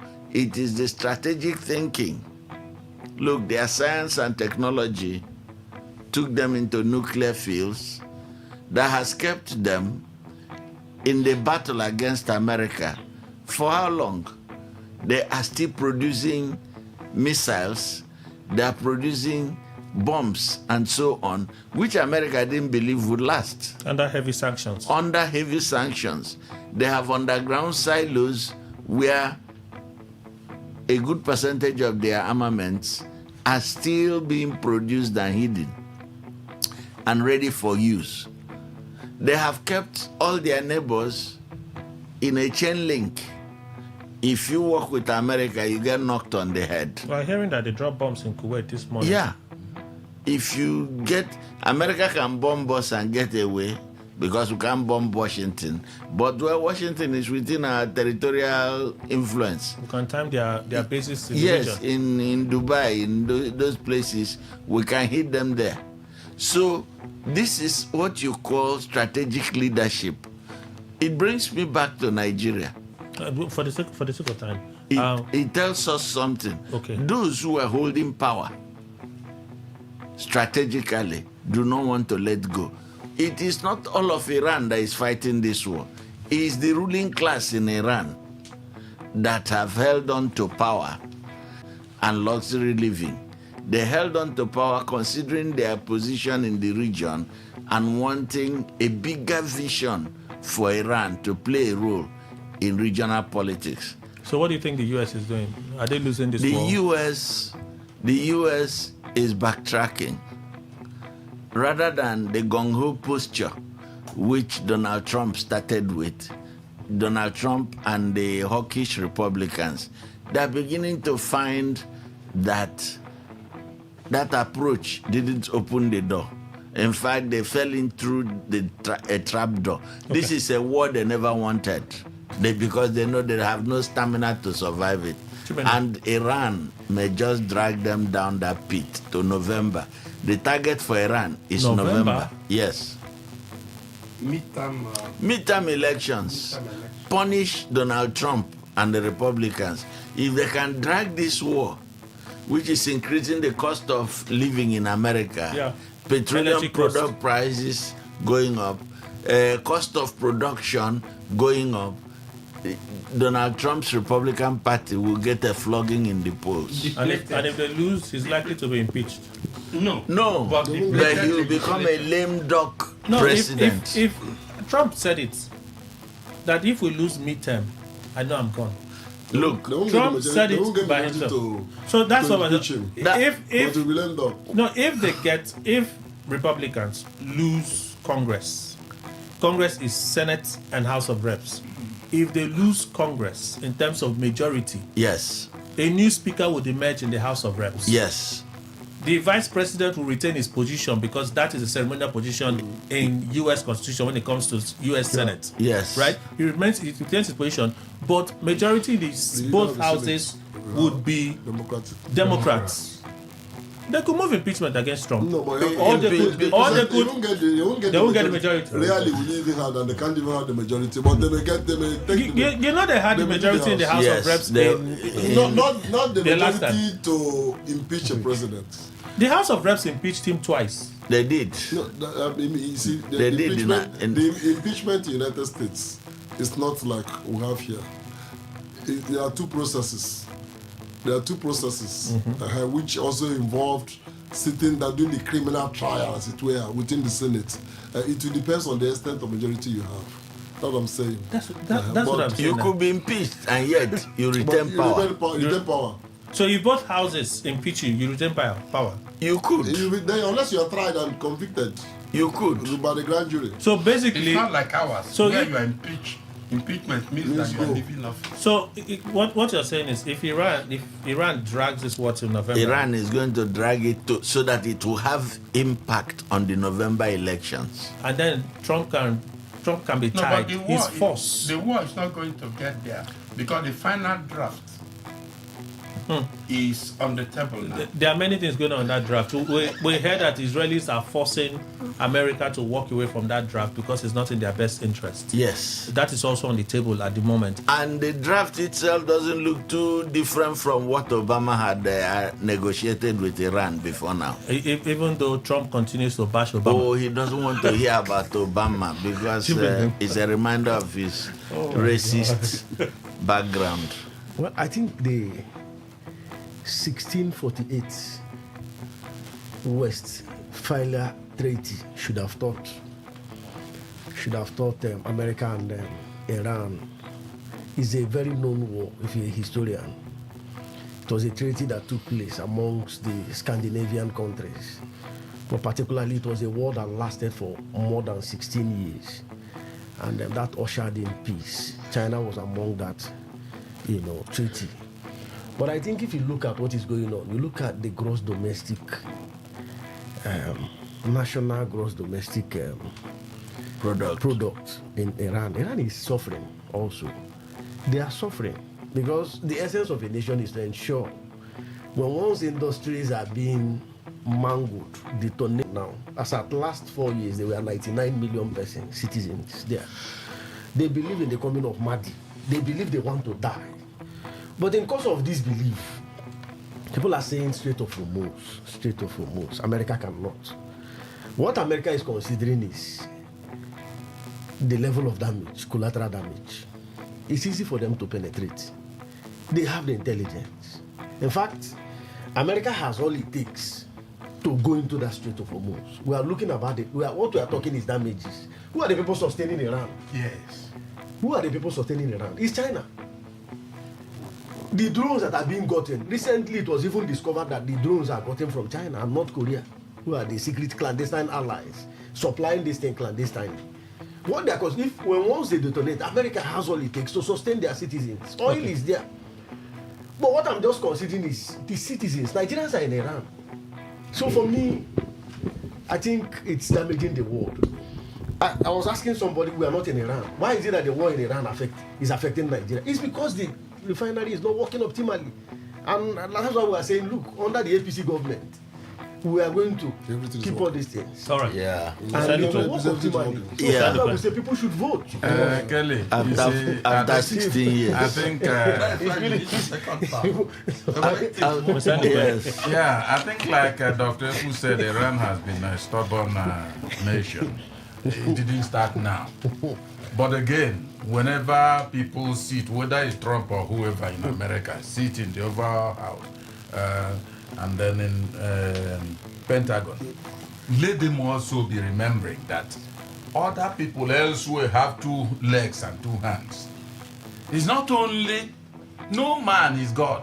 When Trump was coming, all these things we are talking about, because he's getting tired. That's my own assessment. They are getting tired. They thought they would open their mouth, Iran will enter. They swallow them and go. Maybe they reach United States and then do surgical operation and bring out Iran. But look at Kelly. You remember yesterday I said, if no matter how powerful you may be, you carry war to somebody's bedroom, the person may kill you there with your weapons. Because you might even get in there, you won't see him. He knows how his house is. And he comes on top of you, there's nothing you can do. That's what Iran is doing. Let me tell you, if you remember how Saddam Hussein bombed them, they survived till facing America today. It is the way it will continue. And there's nothing Trump will do about it because he's already got tired. But he will support Israel. Even the new draft they are talking about, Israel may make him leave it out. And then Iran will continue in that same way. Strait of Hormuz is their inner room. Go there, no matter your power, the lasers America have, they will drown them there. That's what I think. And America should know that the world belongs, God created it and not themselves. All right, let's take few calls. 08109510951. Called the number already. Good morning, Today 95.1. Welcome. Good morning, Kelly. Frank, please go on. Yeah, I agree I get to this today. Former Vice President Atiku Abubakar emerged victorious in the ADC primary. I'm not surprised that Atiku will defeat Amechi because Amechi don't have the capacity to defeat Raja Atiku Abubakar. But Amechi should not worry because even in the president, I know that my presidential candidate will defeat him. He has been defeating them, he will defeat him. Therefore, people telling Jonathan to run for president. I beg my brother Jonathan, please ignore them, don't run. The system will not allow you to come back to power. Please, thank you and God bless you. Thank you. Today 95.1, good morning. Good morning, Kelly. Welcome, Obed. Please go on. Yes, good morning, all the guests in the studio. Good morning, sir. Kelly, I think Rotimi Amechi is not playing a better politics, honestly, because that is not the way a man will be able to win election. It's not on ground with the kind of politics. Rotimi Amechi is too rigid in his decision. I was trying to ask him, some of his followers, like in Eleme, Ojin Goffa, the APC former chairman, Emeka Beke, and the rest of them. Where are those people? Why don't they follow him to defer to the ADC? He's not playing right politics. Please, let him go back. And that is the reason why Wike will continue to have upper hand, because Wike can be able to fall for grant to even children for him to get what he wants. But he wouldn't do that. So please, let him go and galvanize properly. Thank you. Good morning, Today 95.1. Thank you so much, Kelly. Actually, on the line, my learned and humble colleague in the house. Good morning, all of you. Good morning. I'm towards a policeman that sees a first toy of a lady.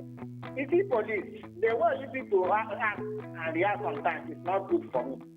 The police will go to an extent, smelling somebody's mouth after searching his pocket and everything. You go ahead, open your mouth and smell his mouth. Is that way? That's not the way to conduct. And the police and any other hand-carrying person. If you are seeing those people, some of those here are demonic. That thing you are taking, that thing can come after you. So be learned. Try to conduct yourself manually. Thank you so much. I cut off. You mean the vibrator can come after them? Good morning, Today 95.1. Good morning. Morning. Yes, I agree to your test in the studio. Thank you very much. Good morning. I want to thank Rotimi Amechi. He has done well. He even participate with somebody like Atiku. You know, Amechi is not the man who needs primary to come to Port Harcourt before he could be able to participate. He has done well. Thank you. Good morning, Today 95.1. Okay. Good morning, Today 95.1. Good morning. Morning. Good morning, sir. Hello. Yeah, good morning. Good morning, Today 95.1. Yes, Kelly. Morning, Mr. Peter. Please go on. Good morning, Peter from Ovido. For the police and that those women, well, it is not that the police don't have the legal authority to conduct search. When you suspected somebody very serious that either you may possess an instrument of violence or any other thing that is illegal, the police can conduct search. But one thing I do not like of those policemen, when you do that, when you conduct the search, and you saw that this woman was carrying something of her own comfort, why not leave it? It is not good to be so handy like that.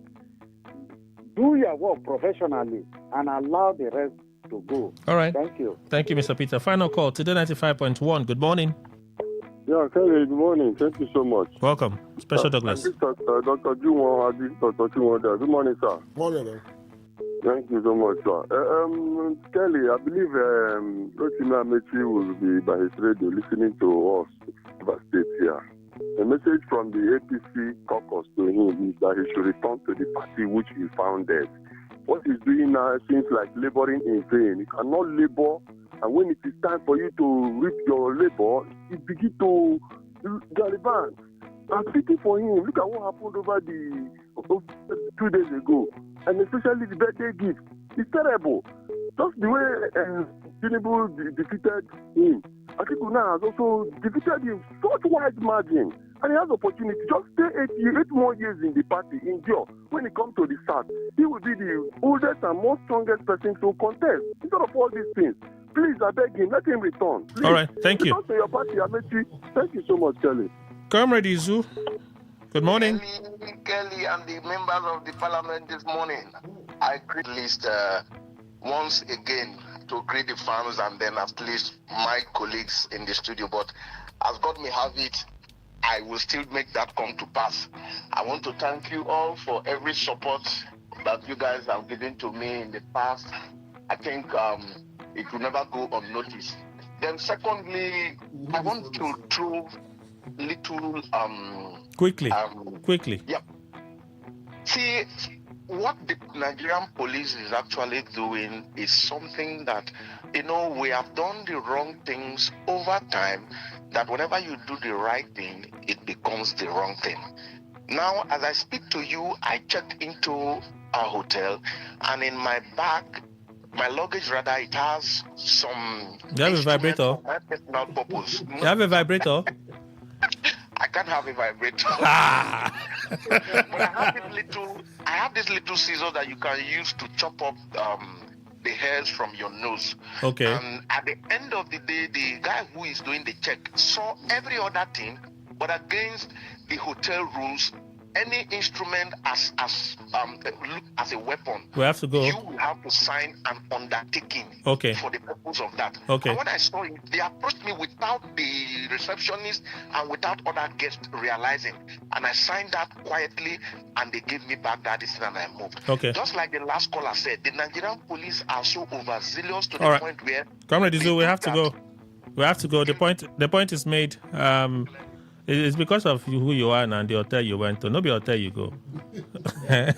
Even at the airport, they will not give you that kind of courtesy. But we have to go.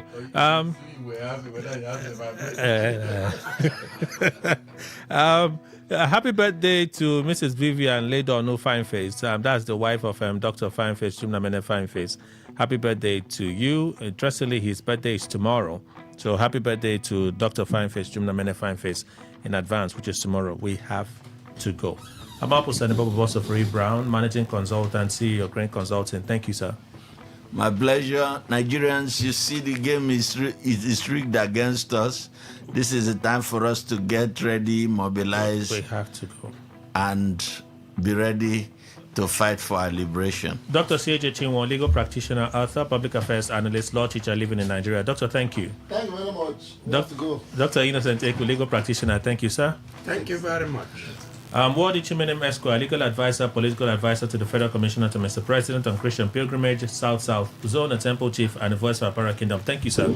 Yes, thank you. We're out of time. We're out of time. For Mr. President. Mr. Emmanuel Indigo. Thank you very much, Kelly. Thank you, Nigerians. We have closed. Bye-bye.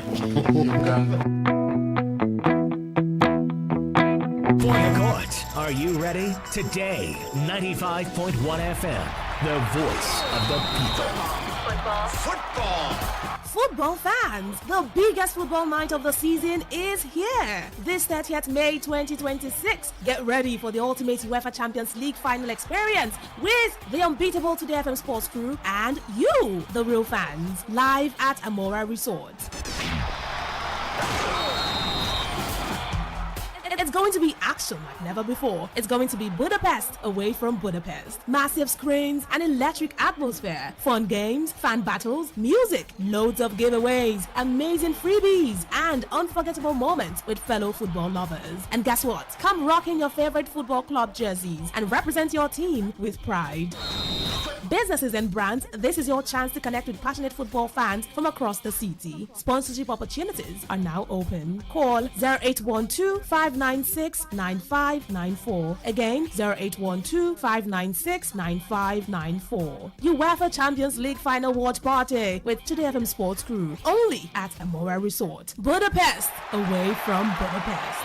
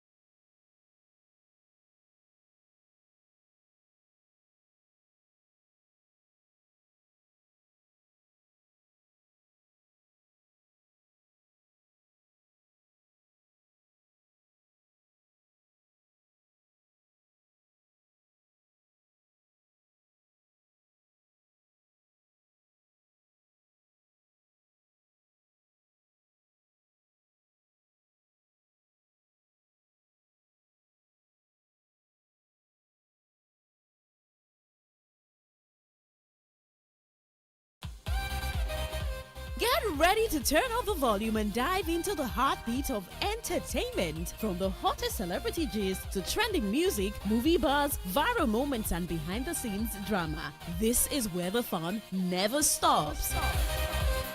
Tune in to Entertainment Today, only on Today 95.1 FM, Voice of the People, your station for pure entertainment. Weekdays, 11:30 a.m. Entertainment Today, where your favorite stars and stories come alive.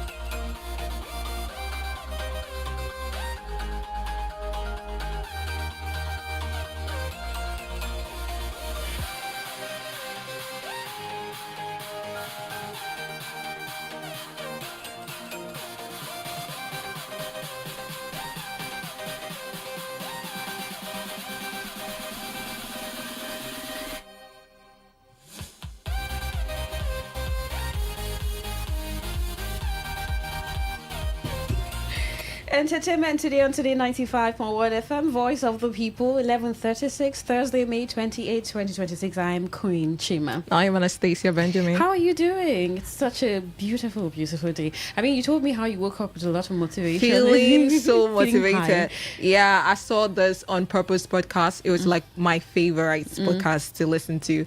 And I just found out like he signed a deal, Jay Shetty signed a deal with Netflix and Spotify. Yeah. So it was like the show will now be on Netflix. It'll be like a Netflix podcast. So yeah, I'm really excited about that. And as a podcaster too, like this is something I'm always like, wow, you know. And the story behind it is really inspiring. So yeah. Yeah, Jay Shetty. I mean, that podcast on YouTube has over 50 million subscribers or so. Yeah, about 50 million subscribers. And he's been on that for a while. And with the whole podcast, I mean, a lot of people doing podcasts, there are still certain podcasts that just stand out because of content. People talk about people's attention span these days, or how would someone sit to watch a video of 2 hours? But if you're serving content, I mean, if people know that they can always come to you to get good information, get inspired, just get motivated, I think they would always stay hooked to it. But then just so much happening. We're just going to wrap our hands around all of these things this morning with singer. Talking about Ice Prince, Nigerian singer and rapper Ice Prince, revealing that he spent about 340 million naira on weed between 2020 and 2026 before eventually quitting smoking. And we're asking, what are your thoughts? I mean, Ice Prince has been on one transformative journey from losing weight. I mean, I think it's rebranding, yeah. But is it rebranding or just running for his life? It's rebranding. I think it's rebranding. Okay. But then again, I understand this thing about smoking and spending a lot of money. For men, it's like something to brag. When they tell their friends, how much I spend on weed, it's like more something they want to like show off. Yeah. But I don't think the smoking culture in entertainment should be something we should encourage. And even though he's not saying you smoke weed, I understand, but stating how much 340 million, can be a lot. So for somebody who's an addict, like, that's a motivation. I've not even spent up to him. I don't think I've started smoking. Yeah, but what are your thoughts? I mean, especially with celebrities consuming hard substances, some of them haven't been public about it and how they've managed to stop, right? Do you think this is encouraging for maybe up-and-coming artists who think, I should do better? Or you think 340 million, maybe that money was outrageous and he thought, really, I'm going to ruin my life? But what are your thoughts about it? Send a text or WhatsApp message to 0701 9339 962. Well, on the news on the foreign scene, where the living personal assistant to Friends star Matthew Perry has been sentenced to 41 months in prison, capping a multi-year legal saga surrounding the actor's death. Kenneth Iwamasa, 60, who injected Perry with ketamine, worked with 2 doctors to provide the actor with more than $50,000 of the drug in the weeks before his death. Prosecutors said Iwamasa had no medical training. Perry was found dead in his backyard hot tub in Los Angeles in October 2023. Iwamasa pleaded guilty in August 2024 to 1 count of conspiracy to distribute ketamine causing death and faced a maximum penalty of 15 years in federal prison. He was also sentenced to 2 years of supervised release and ordered to pay $10,000 fine. He's slated to report to prison on the 17th of July. Judge Sherilyn Pease Garnett pointed to Iwamasa's knowledge of Perry's struggle with addiction as well as concealing evidence after his death when handing down the sentence. In the Los Angeles courtroom on Wednesday, she took the stand and turned around to face the actor's family. I'm sorry to all of you. I'm just so sorry to have done illegal acts that I will forever regret. I will take it to my grave, he said. I hope I'll be a cautionary tale to someone who is in my position to make better choices. He added that he was horribly sorry and offered them his condolences. A prosecutor sought a prison term of 3 years and 5 months for Iwamasa, who was the first of 5 defendants to reach a plea deal in the case and the last to be sentenced.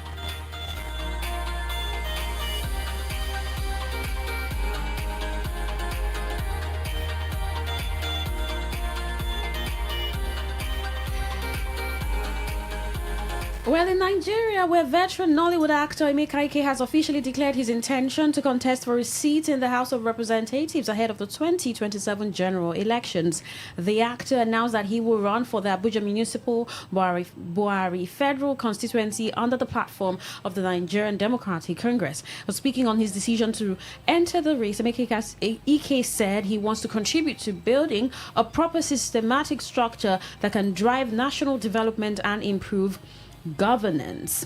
I'm running for the Federal House of Representatives under the Buhari Federal Constituency in Abuja, he said. We want to make a statement. I want to step into the real thing right now. If I have made you Nigerians happy, let's see how we bring dividends close to you. Is this about making Nigerians happy? I think joining politics is Nollywood actors' final phase, where like when they finish acting, they feel like this is the next stage of my life is to join politics. So you see Kenneth Okonkwo, you see everybody thinking, but that shouldn't be it. I think Emeka once held, I think he once held the AGN position years ago. But that's not a political position. Well, that's some leadership position. I mean, organizing. Is that why? So because you hold a leadership position, you should hold a political. I'm just saying that could be a little some form of experience. However, saying if he's made Nigerians happy, that's why they should vote for him. I'm wondering if making Nigerians happy equates being in a political position as that. But sometimes some people may question that we're always looking for experience, and then people who have all the years of experience. But there may be people, especially young people, who have or who can still deliver, but may not have the experience like others have and do well. I feel like they're going there because of their peers, because they've seen, Desmond Elliott and the rest, so they feel like they can also do it. So I don't think it's something that stem out of they believing they can make a change or something. It's just like, let it also be that I am there. All right. Away from that, as Nigeria's film industry continues to gain global traction, stakeholders have highlighted the critical role of producers and content developers in driving its growth and international visibility. Among those making notable contributions is filmmaker and entrepreneur Uchenna Mbunabo, whose career spanning over 2 decades has positioned him as a key figure in the evolution of modern Nollywood. Popularly known in industry circles as Chairman, Mbunabo began his filmmaking journey in the early 2000s, a formative period for Nigeria's home video industry. Born in 1985 in Onitsha, Anambra State, he ventured into active film production around 2003 at a time when Nollywood was transitioning into more structured and commercially driven distribution systems. Now, over the years, he has developed a diverse production portfolio covering drama, romance, family stories, and culturally themed narratives. His works have reached audiences across Africa and the diaspora through both traditional distribution channels and digital platforms. When we talk about people who are making waves in YouTube, he's one of them. I mean, I don't know why Ruth Kadiri that's why it stood out. Yeah, the kind of story she tells is just very, very young. But you see, MMA song, the stories are always like, deep thing fun, get it done, and then finish it. I mean, you should go for it, Kadiri. Nigerian singer and rapper Ice Prince has revealed that he spent about 340 million on weed between 2020 and 2026 before eventually quitting smoking. The Aboki crooner made the revelation during a recent episode of the Black Box X Naval HQ podcast, where he opened up about his lifestyle changes, weight loss journey, and decision to embrace celibacy. According to him, the 340 million naira was spent on purchases from just one dealer in Lagos and did not include supplies he got from other dealers in Abuja, Jos, Ghana, and London. I've been celibate for 6 months, and for smoking it's been 2 months. I cut out weed and cigarettes. From 2020 to 2026, I spent 340 million naira on weed from just one dealer alone, not to even mention my other dealers in Abuja, Ghana, Jos, and London. This is just one dealer who lives close to me in Lagos, he said. The rapper disclosed that he used to smoke 2 packs of cigarettes daily and spent about 60,000 naira on weed every day, especially when he had friends around him. I smoked 60,000 worth of weed every day, and when I had people around me, I bought for them too, he added. Ice Prince said his transformation began after music producer Chopsticks encouraged him to focus on his health and fitness. He explained that the producer consistently visited him every evening to take walks with him, which eventually motivated him to adopt a healthier lifestyle. There's just one person who comes and changes your life forever. And I also think, like, nobody talks about how weed smokers, I mean addicts, they always reach to be able to afford these things. Like, you understand, you can never see them going broke. Like, they always find a way. And I think that's one of the reasons that has, anytime I think about, you know, all this thing, I'm like, oh, this costs a whole lot. Do I have the money to sustain it? And then there always this thing of getting rich. Culture of substance abuse, right, amongst artists especially. Some of them have been open about it, whether alcoholism or smoking, whatever form of smoking. And this may just be inspiring, because if Ice Prince could take this bold move, I am dead sure that it took a lot. Because when you're addicted to something, it's difficult to break leave. It's going to take steps. Plus the moments that he's going to have. I mean, those moments of wanting to go back. I mean, all the symptoms. And you know, I that he's also going to wonder how feel. Nigerian addicts break it, because like there's no like anybody wanting to go to a rehab. So you just decide on your own and be like, I think I want to really stop this. I think I was speaking to someone 3 weeks ago who said he would smoke like 5 packs of cigarettes. I hope I'm not exaggerating, but some packs of cigarettes a day. I mean, a pack. And he said he just woke up one morning and stopped.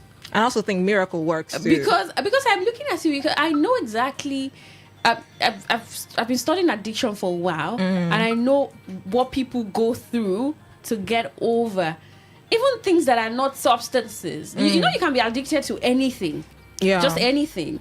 And it's not necessarily, I mean, what you take into your mouth. And it takes a lot to stop. And then for substances, all the withdrawal that they feel, the withdrawal symptoms and everything, is like, you're going to die if you don't go back to this thing, because your brain and everything has connected so much to that substance, and it's like you have to live on it. So maybe what you said, miracle. Because he said, I just woke up one day and I just didn't like it again, and I stopped. And I've also had cases where people come in church and be like, I used to be addicted to this, and also God helped me. So Tonto DK talked about pornography, right? How she was addicted to pornography and then she stops.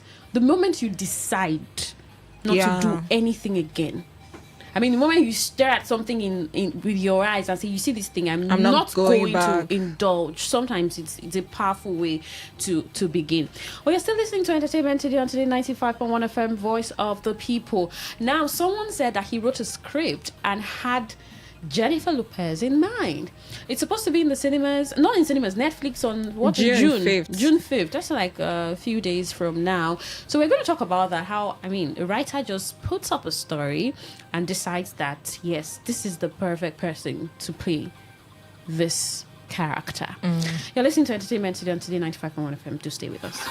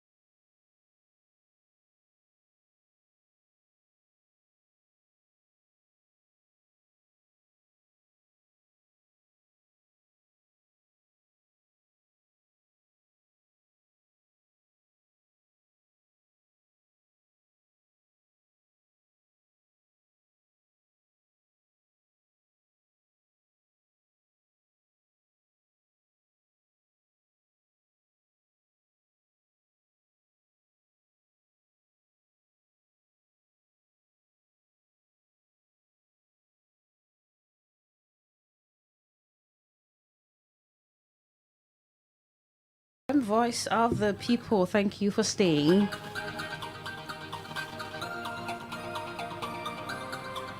Write this role with Jennifer in mind. What was it specifically about her? So it was me and Joe Kelly wrote it, and we were on a train. We were making Ted Lasso. We were on a train from Manchester to London, and we were like, we wanted to do something together. What did we want to do? We wanted to make an old school rom-com, and we were like, who's the best rom-com actor? And it was like J-Lo. Oh, okay. We wanted to make the best J-Lo rom-com. Lucky me. And what was your reaction? Did you hear that? We wanted to make the best J-Lo rom-com. They were just on a train. You need to get you're just on a train and you just think about a movie, and of course you get your script writers to do the writing and everything. You have like the plot, everything in your head. You get your script writers to do it, and then you just ask your friend who's going to play this character.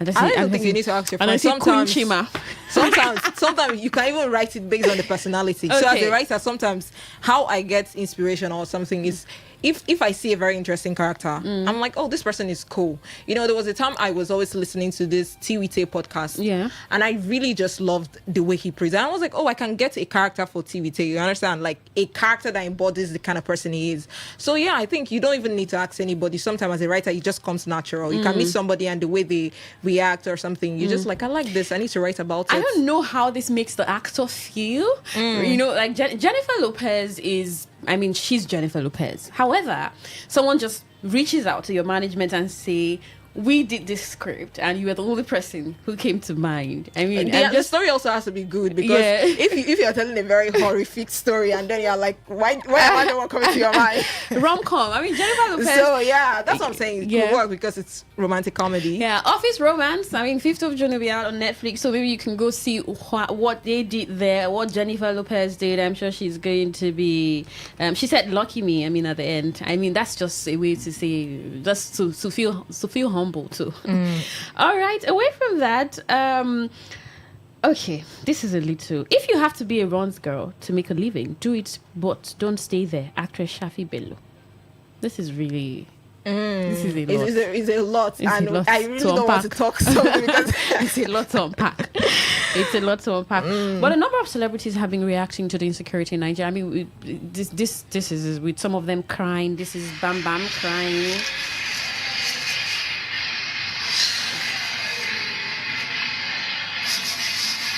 Start crying now.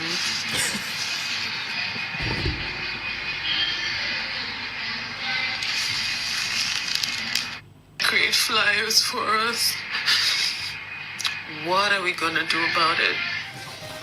Yeah, I mean, it took her a lot before. It took a lot. I had to just take it, but a lot of them have been reacting. I mean, Bam Bam has 2 girls, right? And I think I don't actually like the fact that celebrities come and cry on cameras. Like, I like the way Kiki did hers. You know, she came past the information. I don't think setting up a camera to cry is a way for us to actually understand the gravity of whatever is happening. You can still pass your information without being all, and I think that's really performative. Yeah, setting up your camera to cry. Yes, performative. But maybe there are just a lot of things that are performative too. On crying is not something you cry in a very vulnerable state. It's not a state that you're making sure you're lightening. Is my light okay? And then you're like, okay, time to start. No, that's not how you cry. This was Kiki. Husband, sister, brother, all those that were kidnapped in New York. It's been almost 2 weeks. That was Kiki talking to, and then yesterday was Children's Day celebration, and a lot of them said, a number of people were saying, why are we celebrating? Kunle said, not Children's Day, not Nusala. Children are missing. This country cannot keep celebrating while families are searching for their children. Shut everything down, he said.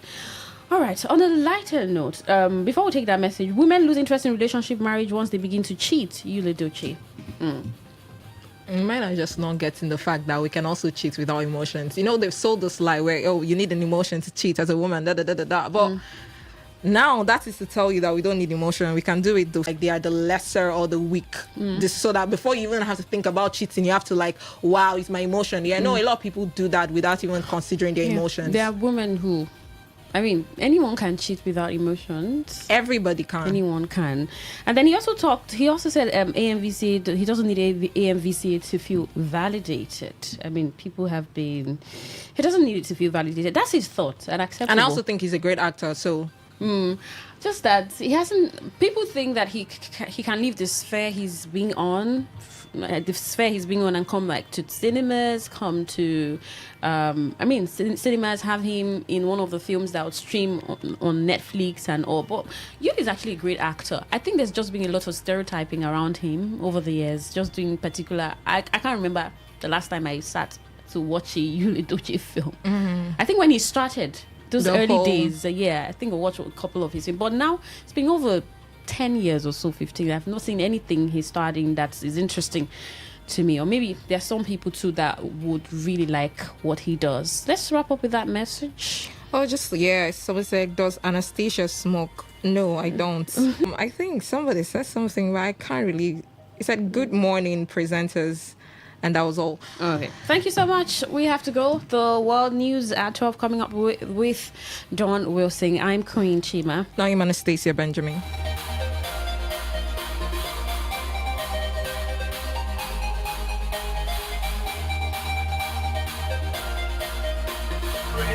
I listen to a lot of talk radio.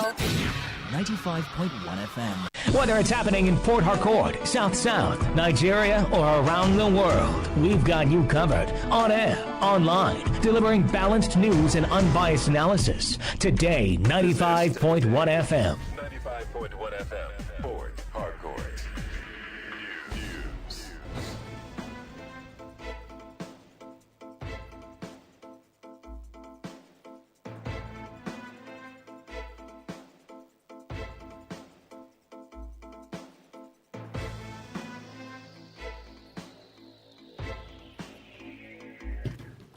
Good afternoon. This is the World News on your premium talk radio, Today 95.1 FM, Port Harcourt. I am Dawn Wilson. Today in the headlines, NLC criticizes reported deterioration in security and economic conditions among masses across Nigeria. National Chairman of ADC, Senator David Mark, hands over party presidential flag to Atiku Abubakar, describes party's presidential primary as demonstration of democracy. Mixed reactions trails performance of President Bola Tinubu's administration across key sectors ahead of May 29 anniversary. And on the foreign scene, at least 16 students die in overnight fire at Kenyan boarding school. Now the details. The Nigeria Labour Congress has criticized the reported deterioration in security and economic conditions among the masses across the country. In a Salah message signed by the President, Joe Ajero, the Labour Union said Nigerian workers and the poor were bleeding under the weight of neoliberal policies. According to him, millions of citizens were enduring severe hardship under policies that have deepened poverty, calling on political leaders to reflect on the consequences of their economic decisions. The NLC called for more government measures to address the spate of insecurity in Nigeria. The Labour body also urged Nigerians to use the Eid period not only for religious celebrations and prayer, but for political education, grassroots organizing, and the building of a united front of the oppressed. Ajero noted that governance, rather than pursuing policies that favor profits over people, should focus on protecting lives and providing citizens with necessities such as food, shelter, healthcare, education, and decent jobs. National Chairman of the African Democratic Congress, Senator David Mark, has said that the party's presidential primary had demonstrated that democracy and political competition could still thrive in Nigeria without crisis or division. Mark spoke at the Congress Hall of Transcorp Hilton, Abuja, during the official collation and declaration event of the party's presidential primary, where former Vice President Atiku Abubakar emerged as the ADC presidential candidate for the 2027 general election. According to the result announced at the event, Atiku defeated former Minister of Transportation Rotimi Amechi and former banker Mohammed Hayatuddin in the contest. Following the declaration, Mark officially presented the ADC flag to Atiku as the party's presidential standard bearer. Speaking at the event, the former Senate president said the exercise was not merely about producing a presidential candidate, but about proving that internal democracy could still function effectively in the country. He added that the event showed that in a season of deep national anxiety, a bright future is still possible. Mark said many Nigerians had doubted the party's ability to conduct a peaceful and credible primary, with some predicting division and collapse within the ADC. The ADC chairman also praised members of the Presidential Screening Committee and Presidential Primary Election Committee for what he described as their professionalism and commitment to fairness, despite pressure surrounding the exercise. According to Mark, the conduct of the primary had strengthened confidence in the party and its democratic process. He also commended Atiku, Amechi, and Hayatuddin for participating in the contest, describing the exercise as evidence of the party's democratic culture. The national leader of the Nigeria Democratic Congress, NDC, Seriake Dixon, has announced that only aspirants who emerge in the party's ongoing primaries for the 2027 general elections will pay nomination fees. Dixon disclosed this in a statement posted on his official X account following a joint meeting involving the party's National Working Committee, Selection Committee, and Screening Committee. According to him, the decision was reached after extensive deliberations attended by the party's national chairman, Moses Zuoge, presidential aspirant Peter Obi, and other senior party officials. Dixon said the party adopted the measure due to time constraints and the unexpectedly high number of aspirants seeking to contest on the platform of the NDC. He commended the screening committee, led by former Ebonyi State Governor Sam Egwu, for what he described as its painstaking work in handling the large number of aspirants across the country. The NDC primaries for the 2027 general elections are scheduled to be held nationwide between May 28 and May 29. Dixon stated that teams comprising senior party officials had already been deployed to various states to conduct the primaries with the support of stakeholders and local leaders. He urged the committees to remain transparent and fair throughout the process, especially in accommodating women and youth aspirants with electoral potential. The former Bayelsa State Governor also reiterated the party's zero tolerance for violence during the exercise, warning that anyone involved in intimidation, threats, or disorderly conduct would face disciplinary action.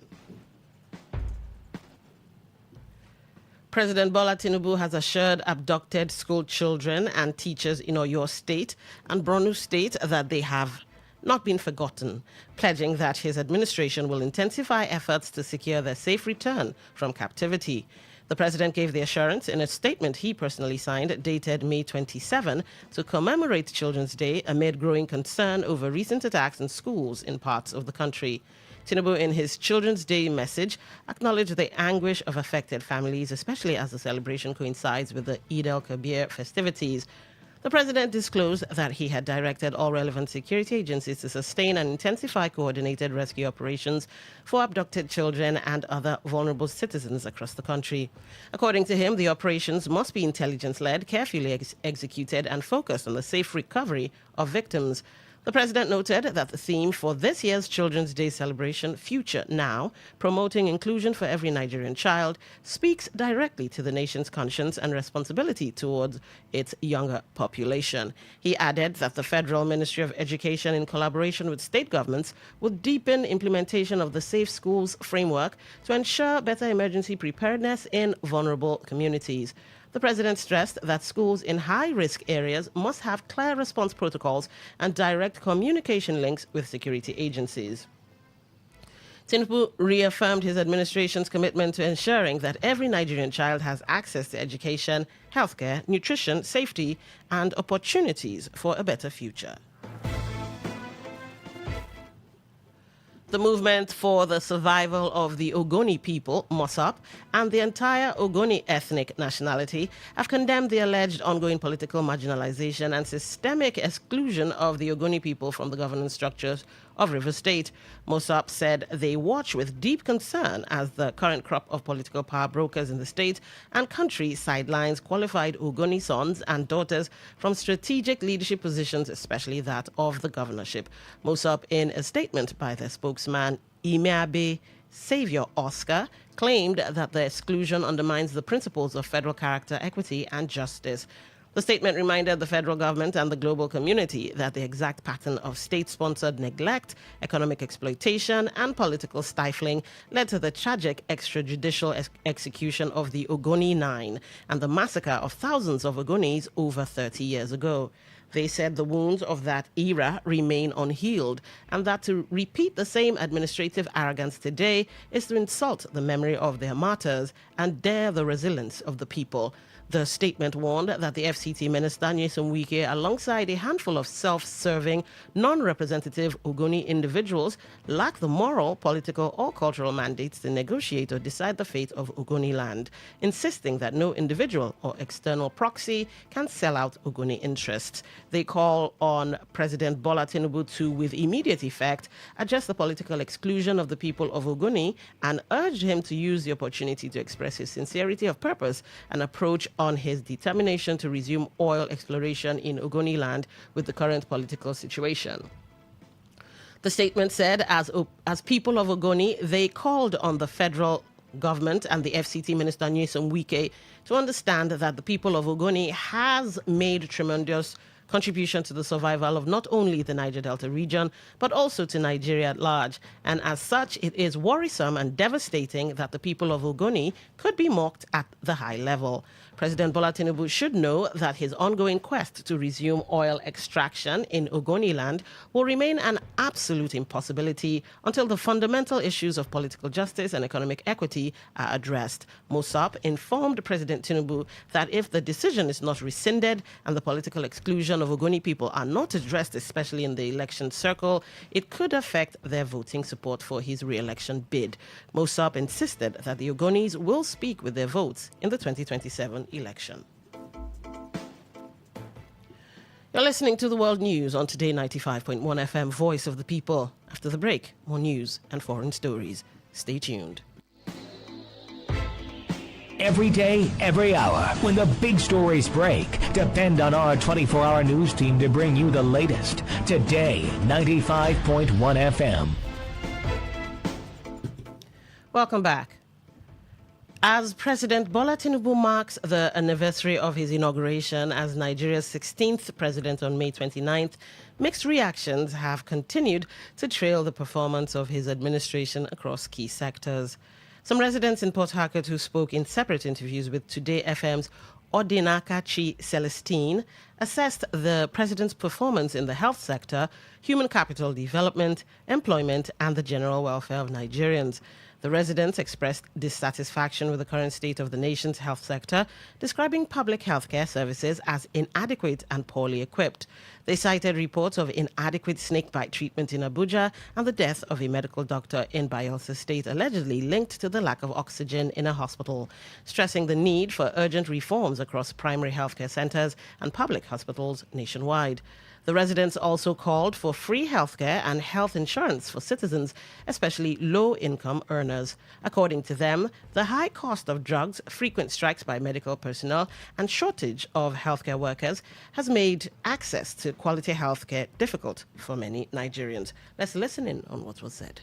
Conclusion: when you spread it entirely across the entire, health system, I think he has not done so much. Our health system is failing. It was in Abuja we learned that snake, even they don't even have treatment for snake bite. And imagine that, right? Let alone that. So people go to hospital and then our public hospital is not even trustworthy anymore because of lack of equipment, lack of facilities. Like you keep hearing lack of this, lack of that. When it traced, even in Bayelsa, a medical doctor lost her life because they don't even have oxygen in the hospital. And it's a similar thing across board, right? So I think he needs to do more, he needs to revamp and reform the health system because that is where citizens' life. Everyone's supposed to have free health insurance and then free health care, be able to walk into the health centers and have some good treatment. But it turned out that some people had not been able to go to even to the government hospital because of the high rate of cost of drugs, because of the way that they will go to some hospitals and they will say that the doctors sometimes will be on strike. Sometimes the equipment needed are not available or there are nobody there to operate the equipment. On human capital development, employment, and the general state of the economy, some residents scored the president's administration low, citing rising hardship across the country and that expectations from the government had not been met. They pointed to increasing food prices, unstable electricity supply, unemployment, and worsening political and economic conditions. The residents also advised the president not to seek re-election in 2027, insisting that many Nigerians are struggling to survive under the present economic realities. So sorry that I'm going to rate him maybe 1/10. I need to be sincere. This is from my mind. We expect a lot from this regime. We thought that this is going to be a change, proper change. Having experienced a lot of hardship. Job employment is zero. Human capital development is zero. Infrastructure development is zero. Politically, it's even getting worse. Like we are going towards a one-party system because of the kind of presidency we have. So things are actually going on well for some Nigerians, and for some Nigerians, it's not actually moving well. You understand? But for me, it's okay. At least I can take care of my family. I can take care of my business. For me, it's okay. What I want to say is, since he entered, things have been very difficult for the public. For now, I cannot even be able to buy a bag of cement. I can't even take care of my children or pay house rent, not to talk of building house.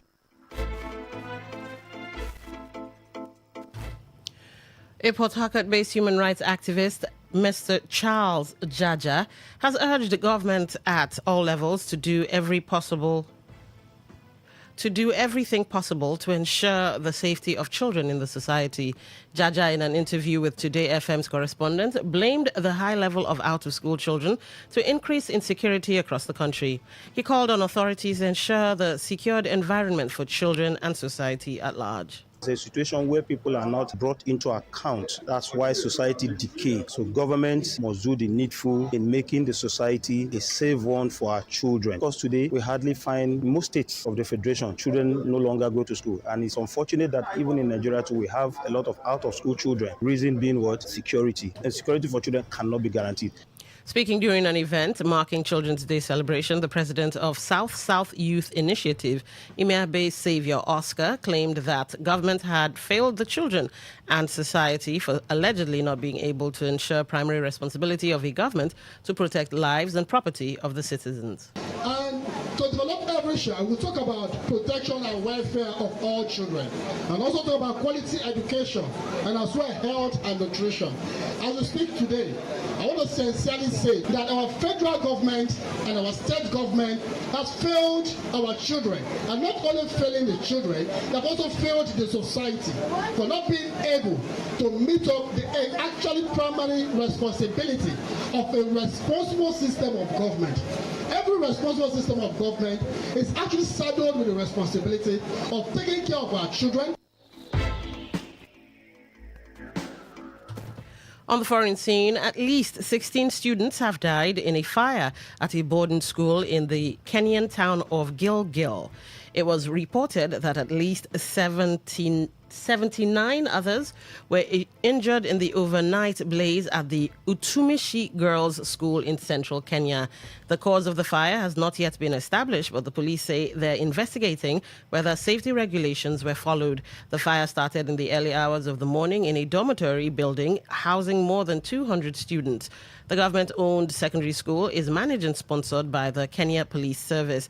Many of the students are daughters of police officers. School fires are reported to be common in Kenyan boarding schools, with some caused by arson and others by electrical faults. Overcrowding and a failure to follow safety guidelines, including keeping doors clear and windows unlocked, often result in a high number of casualties.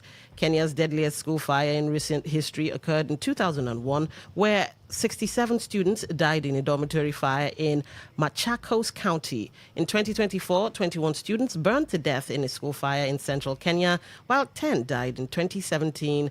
10 students died in a school fire in Nairobi. To end the news, here's a summary of major stories. The Nigeria Labour Congress has criticized reported deterioration in security and economic conditions among the masses across the country. The national chairman of ADC, Senator David Mark, has handed over the party presidential flag to Atiku Abubakar as the winner, described the party's presidential primary as demonstration of democracy. We told you that mixed reactions have trailed the performance of President Bola Tinubu's administration across key sectors ahead of May 29 anniversary. And on the foreign scene, you also heard that at least 16 students have lost their lives in overnight fires at Kenyan boarding school. That was the news as edited by Uchendu Ejowo. I'm Don Wilson. Thank you for listening. Stay with us. Long time no see you. Which one you do? Oga builder, Oga contractor, long time no see. That thing where they look for Sokoto, it don't land for Shokos of say, we don't carry our product enter River State, but say we still there for Aba. Anywhere we did Agnes roofing product, go find you come, our product don't enter market, long span, made couple, step tie, small gutter design. As big man consign, we still get stone coated roofing sheet, shingle, mineno, glass, bond, wood shake, and rubber. Don't forget saying that Dr. Agnes one man where they manufacture Agnes one man data tooth powder. Nice to carry this open product enter market. Wakaskele Wugali has not only enter office waiting for kilometer 20 at Port Harcourt Expressway. Equated Akaso bus stop behind Antwerp filling station or Bibo LGA or Port Harcourt. You feel Waka enter our head office waiting for kilometer 7 at N Expressway. Ositema for Abia. For more inquiries, call us on 0816 719 5073 or 0811 201 2831 or 0803 500 5489. Agnes Aluminium Roofing Product. I'm the product where go make your house the smile, whether under the sun or in the rain. Talk radio. I listen to a lot of talk radio. 95.1 FM. Today is business. Today is a new trend for your businesses. We give you all the information you need to grow your business, new ideas and innovations that keep you earning more and staying relevant. Every day, we engage in business, buying and selling, trading, and exchanging of services as individuals or as a country. Money goes round, it goes up and down.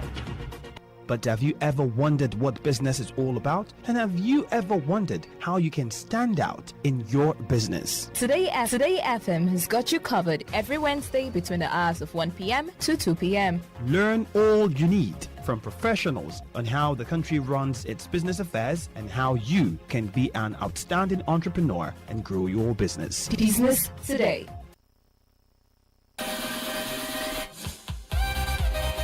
Get ready to turn up the volume and dive into the heartbeat of entertainment. From the hottest celebrity gist to trending music, movie buzz, viral moments, and behind-the-scenes drama. This is where the fun never stops. Tune in to Entertainment Today, only on Today95.1 FM, Voice of the People, your station for pure entertainment. Weekdays, 11:30 a.m. Entertainment Today, where your favorite stars and stories come alive.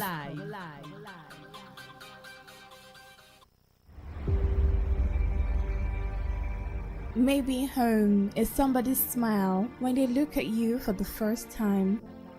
Maybe home is being a home to something you love and adore with all your heart. And that is what life, friendship, and love are all about. Maybe home is listening to all of your favorite shows on Today95.1 FM. We create memories. We inspire comfort. We are the voice of the people, and we are home away from home.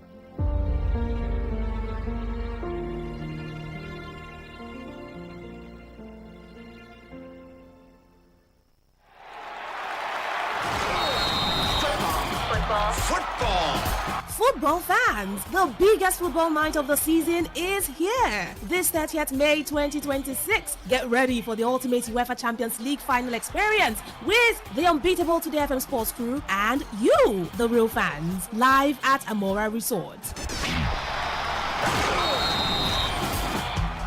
It's going to be action like never before. It's going to be Budapest away from Budapest. Massive screens, an electric atmosphere, fun games, fan battles, music, loads of giveaways, amazing freebies, and unforgettable moments with fellow football lovers. And guess what? Come rock in your favorite football club jerseys and represent your team with pride. Businesses and brands, this is your chance to connect with passionate football fans from across the city. Sponsorship opportunities are now open. Call 0812-596-9594. Again, 0812-596-9594. UEFA Champions League Final Watch Party with Today FM Sports Crew. Only at Amora Resort. Budapest, away from Budapest. Talk radio. I listen to a lot of talk radio. 95.1 FM.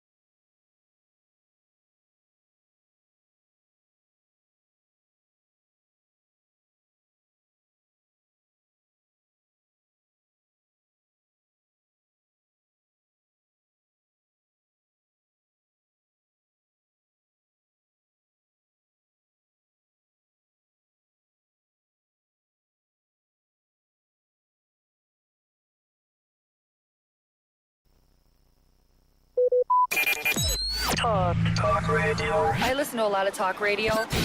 95.1 FM.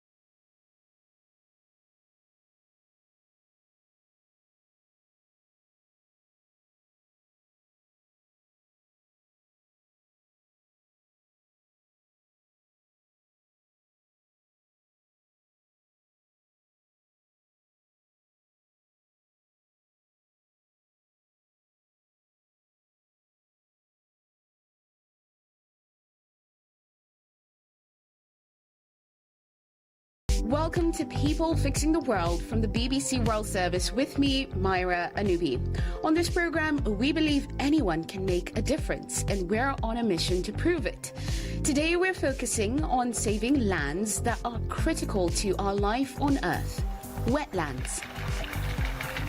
Water ecosystems like lakes, swamps, flooded forests, and wet grasslands that are home to about 40% of all plant and animal species. Now, they're a vital resource for our food, our health, and in the fight against climate change. But with increased human activity, food production, and adverse weather, swamplands are struggling.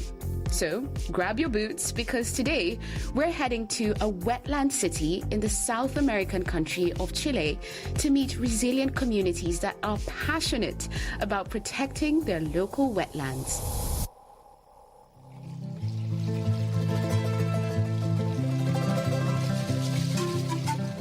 Wetlands stretch the length of this long, skinny country, from the Atacama Desert in the north to the coastal wetlands and river systems in the far south. There are thousands of them.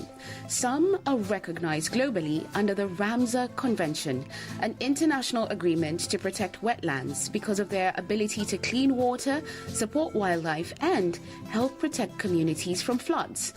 But these wetlands are in trouble, and I've got our reporter Jane Chambers on the line to tell us exactly why. Jane, give me the 411, give me the gossip. What's happening with these particular wetlands? Hi, Mara.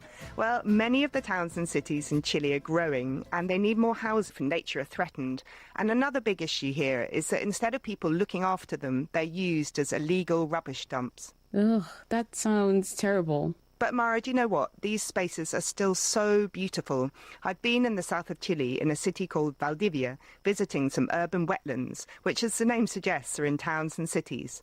And these places are full of reeds, bulrushes and other plants, with some open spaces of water, which sometimes look like small lakes. And what I really noticed are all the different sounds of wildlife, things like ducks, birds and frogs. I know two things, Jane. One, that you don't like frogs, but we won't get into that. The other thing I do know is that Valdivia is called the City of Wetlands, so there must be a few there. Yes, it's got more than 70 wetlands within the city, and even more in the surrounding area. Now, when a huge earthquake and tsunami hit Valdivia in 1960, parts of the land sank, and it measured 9.5 on the Richter scale, and remains the most powerful earthquake ever recorded. And when this happened, the flood formed new wetlands, often on top of existing farmland. But so what's happening with the wetlands now? Well, local communities have really started to appreciate their importance, and they're reclaiming the wetlands and actively restoring and protecting them. I'm in the middle of Valdivia. There are wetlands everywhere, including by the main river that runs along the city's lively waterfront, which has sea lions that tourists love to take photos of, fish markets and boat tours. This is the wettest city in Chile. Locals tell me it's normal for it to rain on and off all year round, and there's been plenty of rain since I got here. Glad I brought my raincoat and Wellington boots with me.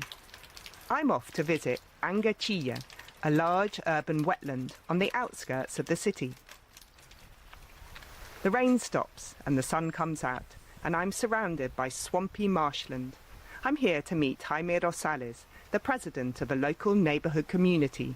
He starts by showing me some photos. This used to be a forest, but people started chopping down the trees, and as you can see from the photos, they dumped so much rubbish here. Things like unwanted household items and leftover construction materials from building. Jaime was determined to do something about all the rubbish being dumped here. It felt unsafe here. Our houses were getting robbed. I came here with a group of neighbours, and we realised that behind the rubbish dump there was a beautiful wetland. We wanted to flip the switch and change this place from somewhere that people felt frightened of to a place where they could connect with nature and feel safe. That was 20 years ago. Back then, Jaime was part of a group of neighbours made up of young families who wanted to help. He tells me the first step was taking away the rubbish. which they did armed with shovels, wheelbarrows and gloves. Then they replanted the area with local species that grow naturally here. After all these years, we still believe that first and foremost this is a beautiful space that we need to look after. We like to show it to students and children. Recently we did an Easter egg hunt here, so instead of looking for eggs at home, they could find them here. Children are great allies for us. They come here, enjoy this space, and then bring their families here. They don't need a playground to be happy. It's enough to run around and enjoy the wetlands and nature. Angachilla's wetlands were declared a nature sanctuary in July 2022 after years of work to restore and protect them by people in the local community, like Jaime and Ana Villanueva, the president of the Angachilla Wetlands Organization. She tells me protecting the wetlands is full-time work. We're running an ongoing clean-up in the wetlands to remove plants that don't naturally belong here. They spread quickly, covering the water and reducing oxygen, which damages water quality. When the open water disappears, it's easier for people to claim it's not a real wetland, leading to dumping, landfills or development. That's why we need to protect it. Large areas of wetland have already been lost in Valdivia. The frogs are croaking and the mosquitoes are buzzing. The sun's glinting off the newly clean pocket of water. Anna tells me she comes from a family of farmers and her father taught her to protect our environment. I love everything about here, the trees, the water and the birds. I'm always learning while I clean the wetlands. I can't see so well now because of my age, but I use my phone to take photos of tiny insects and magnify them. It's taught me that even the smallest things have a right to live. That's definitely something that we love here on People Fixing the World, the fact that even the smallest things have a right to live. Jane, I also love the fact that the community turned this unsafe space into something that's important for them. But I have to say, it sounds like a lot of work. You're right, it really is. And Mara, it's also not cheap. There's no single source of funding. It's a mix of money from local and central government donations, and a massive part of it is the unpaid work from the community and locals who care about the wetlands. Now, people in Valdivia look after their wetlands in different ways, and I wanted to see them in action. So during my trip, I went to a place called Parque Urbano to associate with wetlands. But in this park, they've designed the space to work with them. As I walk through the entrance, I see football pitches on my right, with teams of different age groups playing on them. In front of me, there are marshy wetlands filled with reeds and a wooden bridge stretching above them. This is just the start. It's a vast area with plenty of room to explore. I'm here to meet Eleuterio Monsalve, a local community leader, to learn more about the design of the park.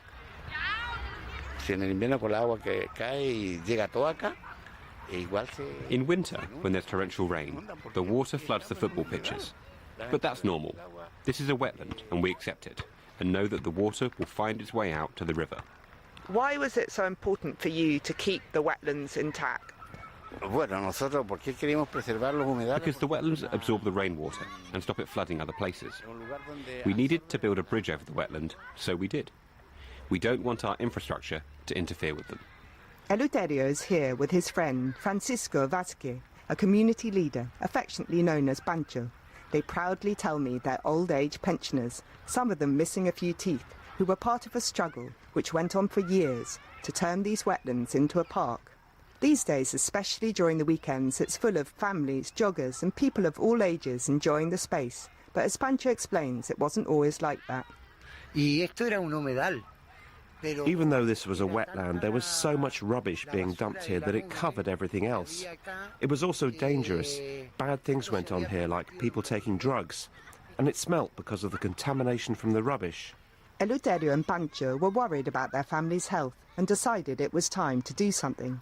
Eleuterio tells me that many of the community leaders were from poor families who only had a basic education. But as Pancho explains, it didn't stop them. This was our community's fight. The idea didn't come from politicians.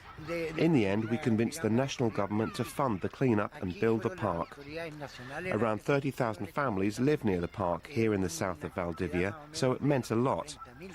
When the clean-up began, around 1,800 truckloads of rubbish were removed. It took patience and determination to show we deserve to turn one of the city's biggest dumping grounds into a place we can enjoy.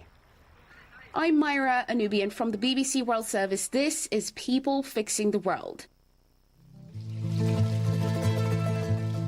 Today we're hearing how communities in the South American country of Chile are protecting their wetlands, swampy grasslands that play an important role in our world.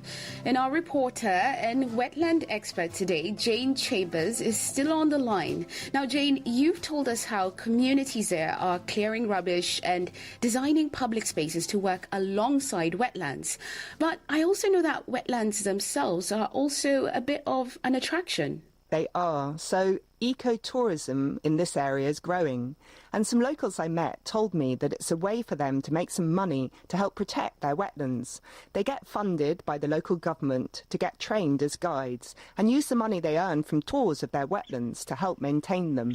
A big attraction for a special creature. Are those bird sounds?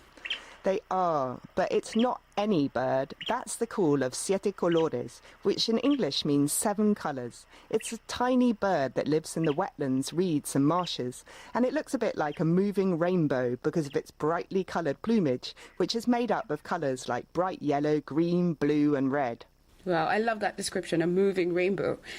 So these feathered fellas are helping to protect the wetlands by attracting more tourists there. Yes, I was lucky enough to see one darting about when I went to meet a local guide called Roberto Martinez, who runs Ecotours dos Esteros. Now, I visited him at the Rio Cruces Nature Sanctuary, and this is a vast wetland which is internationally recognised and protected under the Global Ramsar Agreement, which we mentioned earlier. It's one of the most important ecosystems in southern Chile, and around half an hour's drive from Valdivia. When I got there, we stood on a pier looking out at the wetlands while Roberto told me about his work. I go out with tourists in the rain when the sun is out, at sunrise, at sunset, when there is a full moon. I get most of my tourists in the summer, starting in December through until March. It is a beautiful, beautiful misty morning and I am surrounded by birdsong. I don't think my microphone's powerful enough to pick it all up, but there are so many different types of birds here. And in front of me is the largest area of open water that I've seen in any of the wetlands I've visited so far. And in the distance there are reeds with lots of different birds in them. When tourists come here, what kind of things do they see? We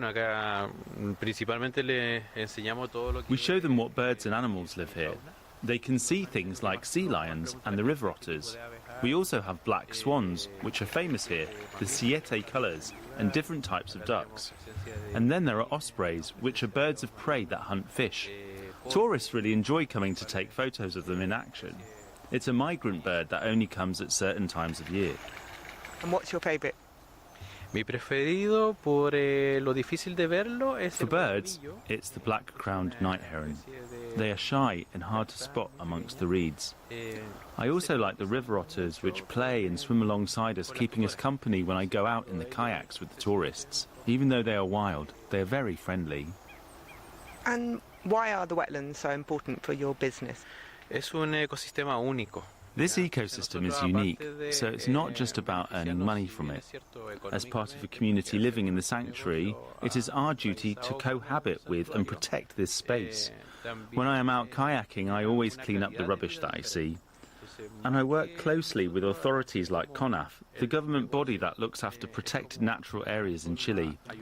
So this is an alliance which is commercial, but also with a key part that is protecting the environment. Myra, I'm curious. After hearing about all those birds and animals, which one would you like to see? All of them, Jane. I'm actually really jealous that I didn't come down with you to see all of this, but it's pretty popular. Roberta told me many Chileans visit often from up north where it's much hotter and drier than Valdivia, so it's a real change for them. And he said last summer he had lots of visitors from Europe who are frequently bird watchers. These wetlands are on their must-do list. So, I mean, clearly Valdivia and the wetlands nearby are important ecosystems which locals are now passionate about protecting. But what about other wetlands in Chile? Well, there are thousands of wetlands all over the country, even in a large city like Concepcion, which is particularly prone to flooding because the city's built on low, flat land near rivers and the sea, so water builds up easily when it rains. On top of that, many wetlands have been filled in and replaced with concrete, so there's less space for water to be absorbed. When I was there, I met local resident Luisa Valenzuela, who lives right next door to the Rocoant Andeleén wetland, one of the most important and threatened wetlands in Concepcion. Living here is difficult, especially in winter. With illegal dumping and construction, the water now rises enough to get into our homes, and sometimes the sewage system overflows. It's really affecting people's quality of life, especially older residents. It's hard to see people lose everything, their beds, their belongings, because it's not just rainwater. When the system overflows, the water's contaminated with sewage. How do you clean a mattress with sewage water? You can't. They lose everything. The illegal dumping and building means the wetlands are filling up with rubbish, buildings and concrete. The water can't soak into the ground. Instead, it runs off quickly, which makes flooding worse. A few years ago, truck and trying to defend their home, probably because they had a nest and young ones there. That's when I realised I couldn't just watch. I had to become a voice for the species that live here. So I started learning. What is a wetland?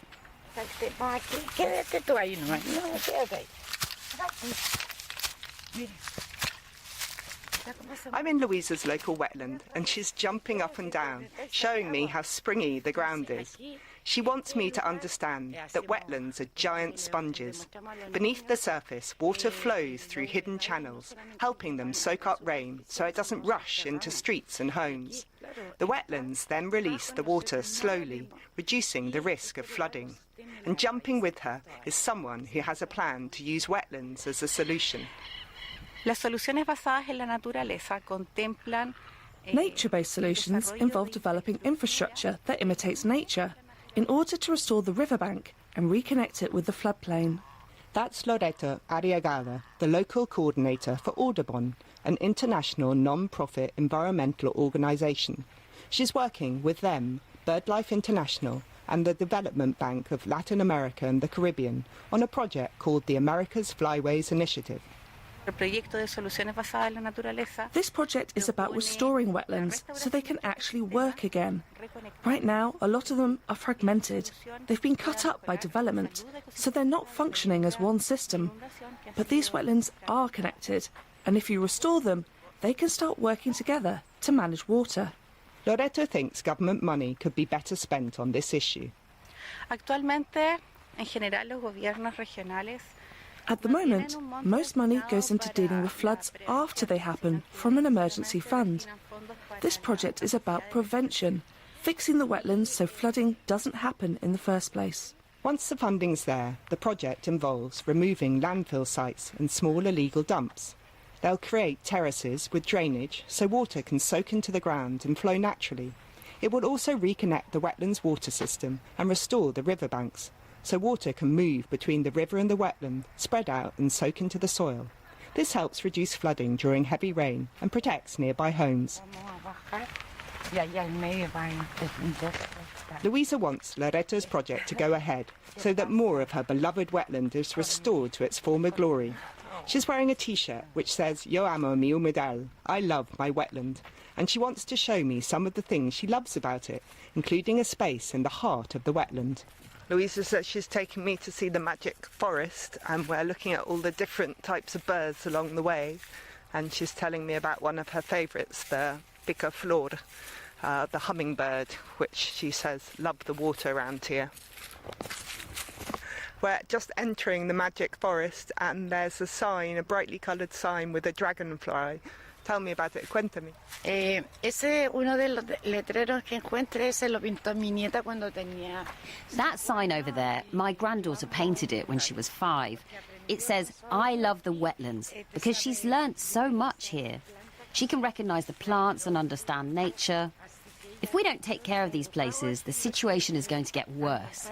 There's already water scarcity, and these wetlands are where the fresh water is. So their future is at risk if we don't protect this. I want my granddaughter to be able to say, "My grandmother stood up for this. She fought to leave us a better world." Jane, this is exactly what we should all be aiming for, creating these better spaces for our kids and grandkids. I mean, Louisa is such a character. I wonder, did you jump around the wetlands with her? I did, and it was great fun, and I loved her energy and passion. There's actually a lot of energy and passion that we've heard on the program today with how these communities are coming together to protect the wetlands by cleaning them up, designing the public spaces to protect them, and also trying to use them as natural shields to prevent flooding. It's like you said earlier with the T-shirt, yo amo mi humedal. We love our wetlands. Exactly, yo amo mi humedal, yeah. I had such a great time visiting them, and I'll always remember those tiny, brightly coloured siete colores birds darting about. Now, Jane, before I let you go, we are dedicating today's program to Jose Araya, a well-known figure among the locals in Valdivia, who actually helped you put this report together, but has sadly passed away now. Yes, he was an amazing person who was passionate about the wetlands, and he put me in touch with all the people I met in Valdivia. And I was so looking forward to meeting him, and was really sad when I heard he had tragically and unexpectedly died. Now, there were tributes and ceremonies all over Valdivia and across social media after his death, and all the people I met told me that they continued to care for the wetlands as part of his legacy. It's clear that this community will remember him for all the positive changes that he helped push. Thank you so much, Jane, for what we've heard today. Thanks, Mara.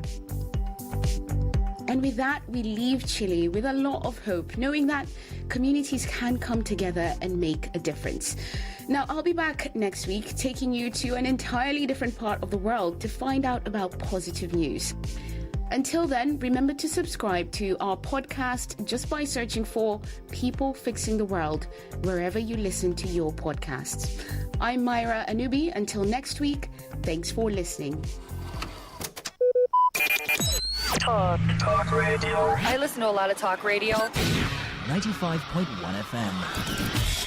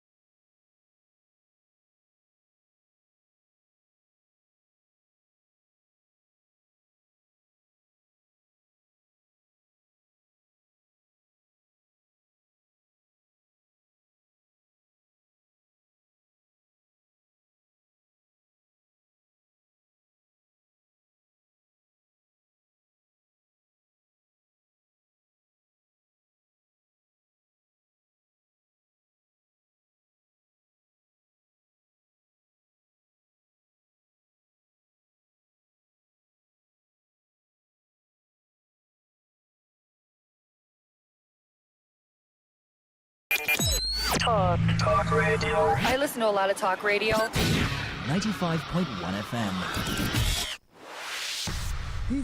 Died from the fire outbreak for one boarding school for Gilgil, where they are about 220 kilometers west of the Kenyan capital. According to Red Cross and police, the fire started for the Utumishi Girls Senior School for the early hours of Thursday morning when the students been still asleep. The fire started around 1 a.m. local time and burned one dormitory block where gets about 220 students, while 74 other students they received treatment for hospital sake of injury from the fire. Police say search and rescue operations they go on, and authorities never established the cause of the fire. Emergency responders dey on ground to offer support too. Police Commander Masoud Mwenyi, wey been dey with parents and crowds outside the school, described the outbreak as very bad and saddening situation. Tori be say fire outbreak na normal thing for Kenya boarding schools, as many deadly incidents don dey reported in recent years. Most times, dem dey blame overcrowding plus failure to follow safety guidelines for the high number of casualties. He adds say investigations dey go on and dem don block the area to the school. Na only parents fit get access to enter the school compound. The Director of Criminal Investigation, Oga Patapata Mohammed Amin, also dey on ground to oversee preliminary investigations into the cause of the fire. Some of the students wey survive get serious injury as dem bin dey try jump from the upper floor of the hostel to escape the fire. Enter bbcnewspidgin.com and follow us for all our social media platforms, including TikTok and WhatsApp channel for more tori.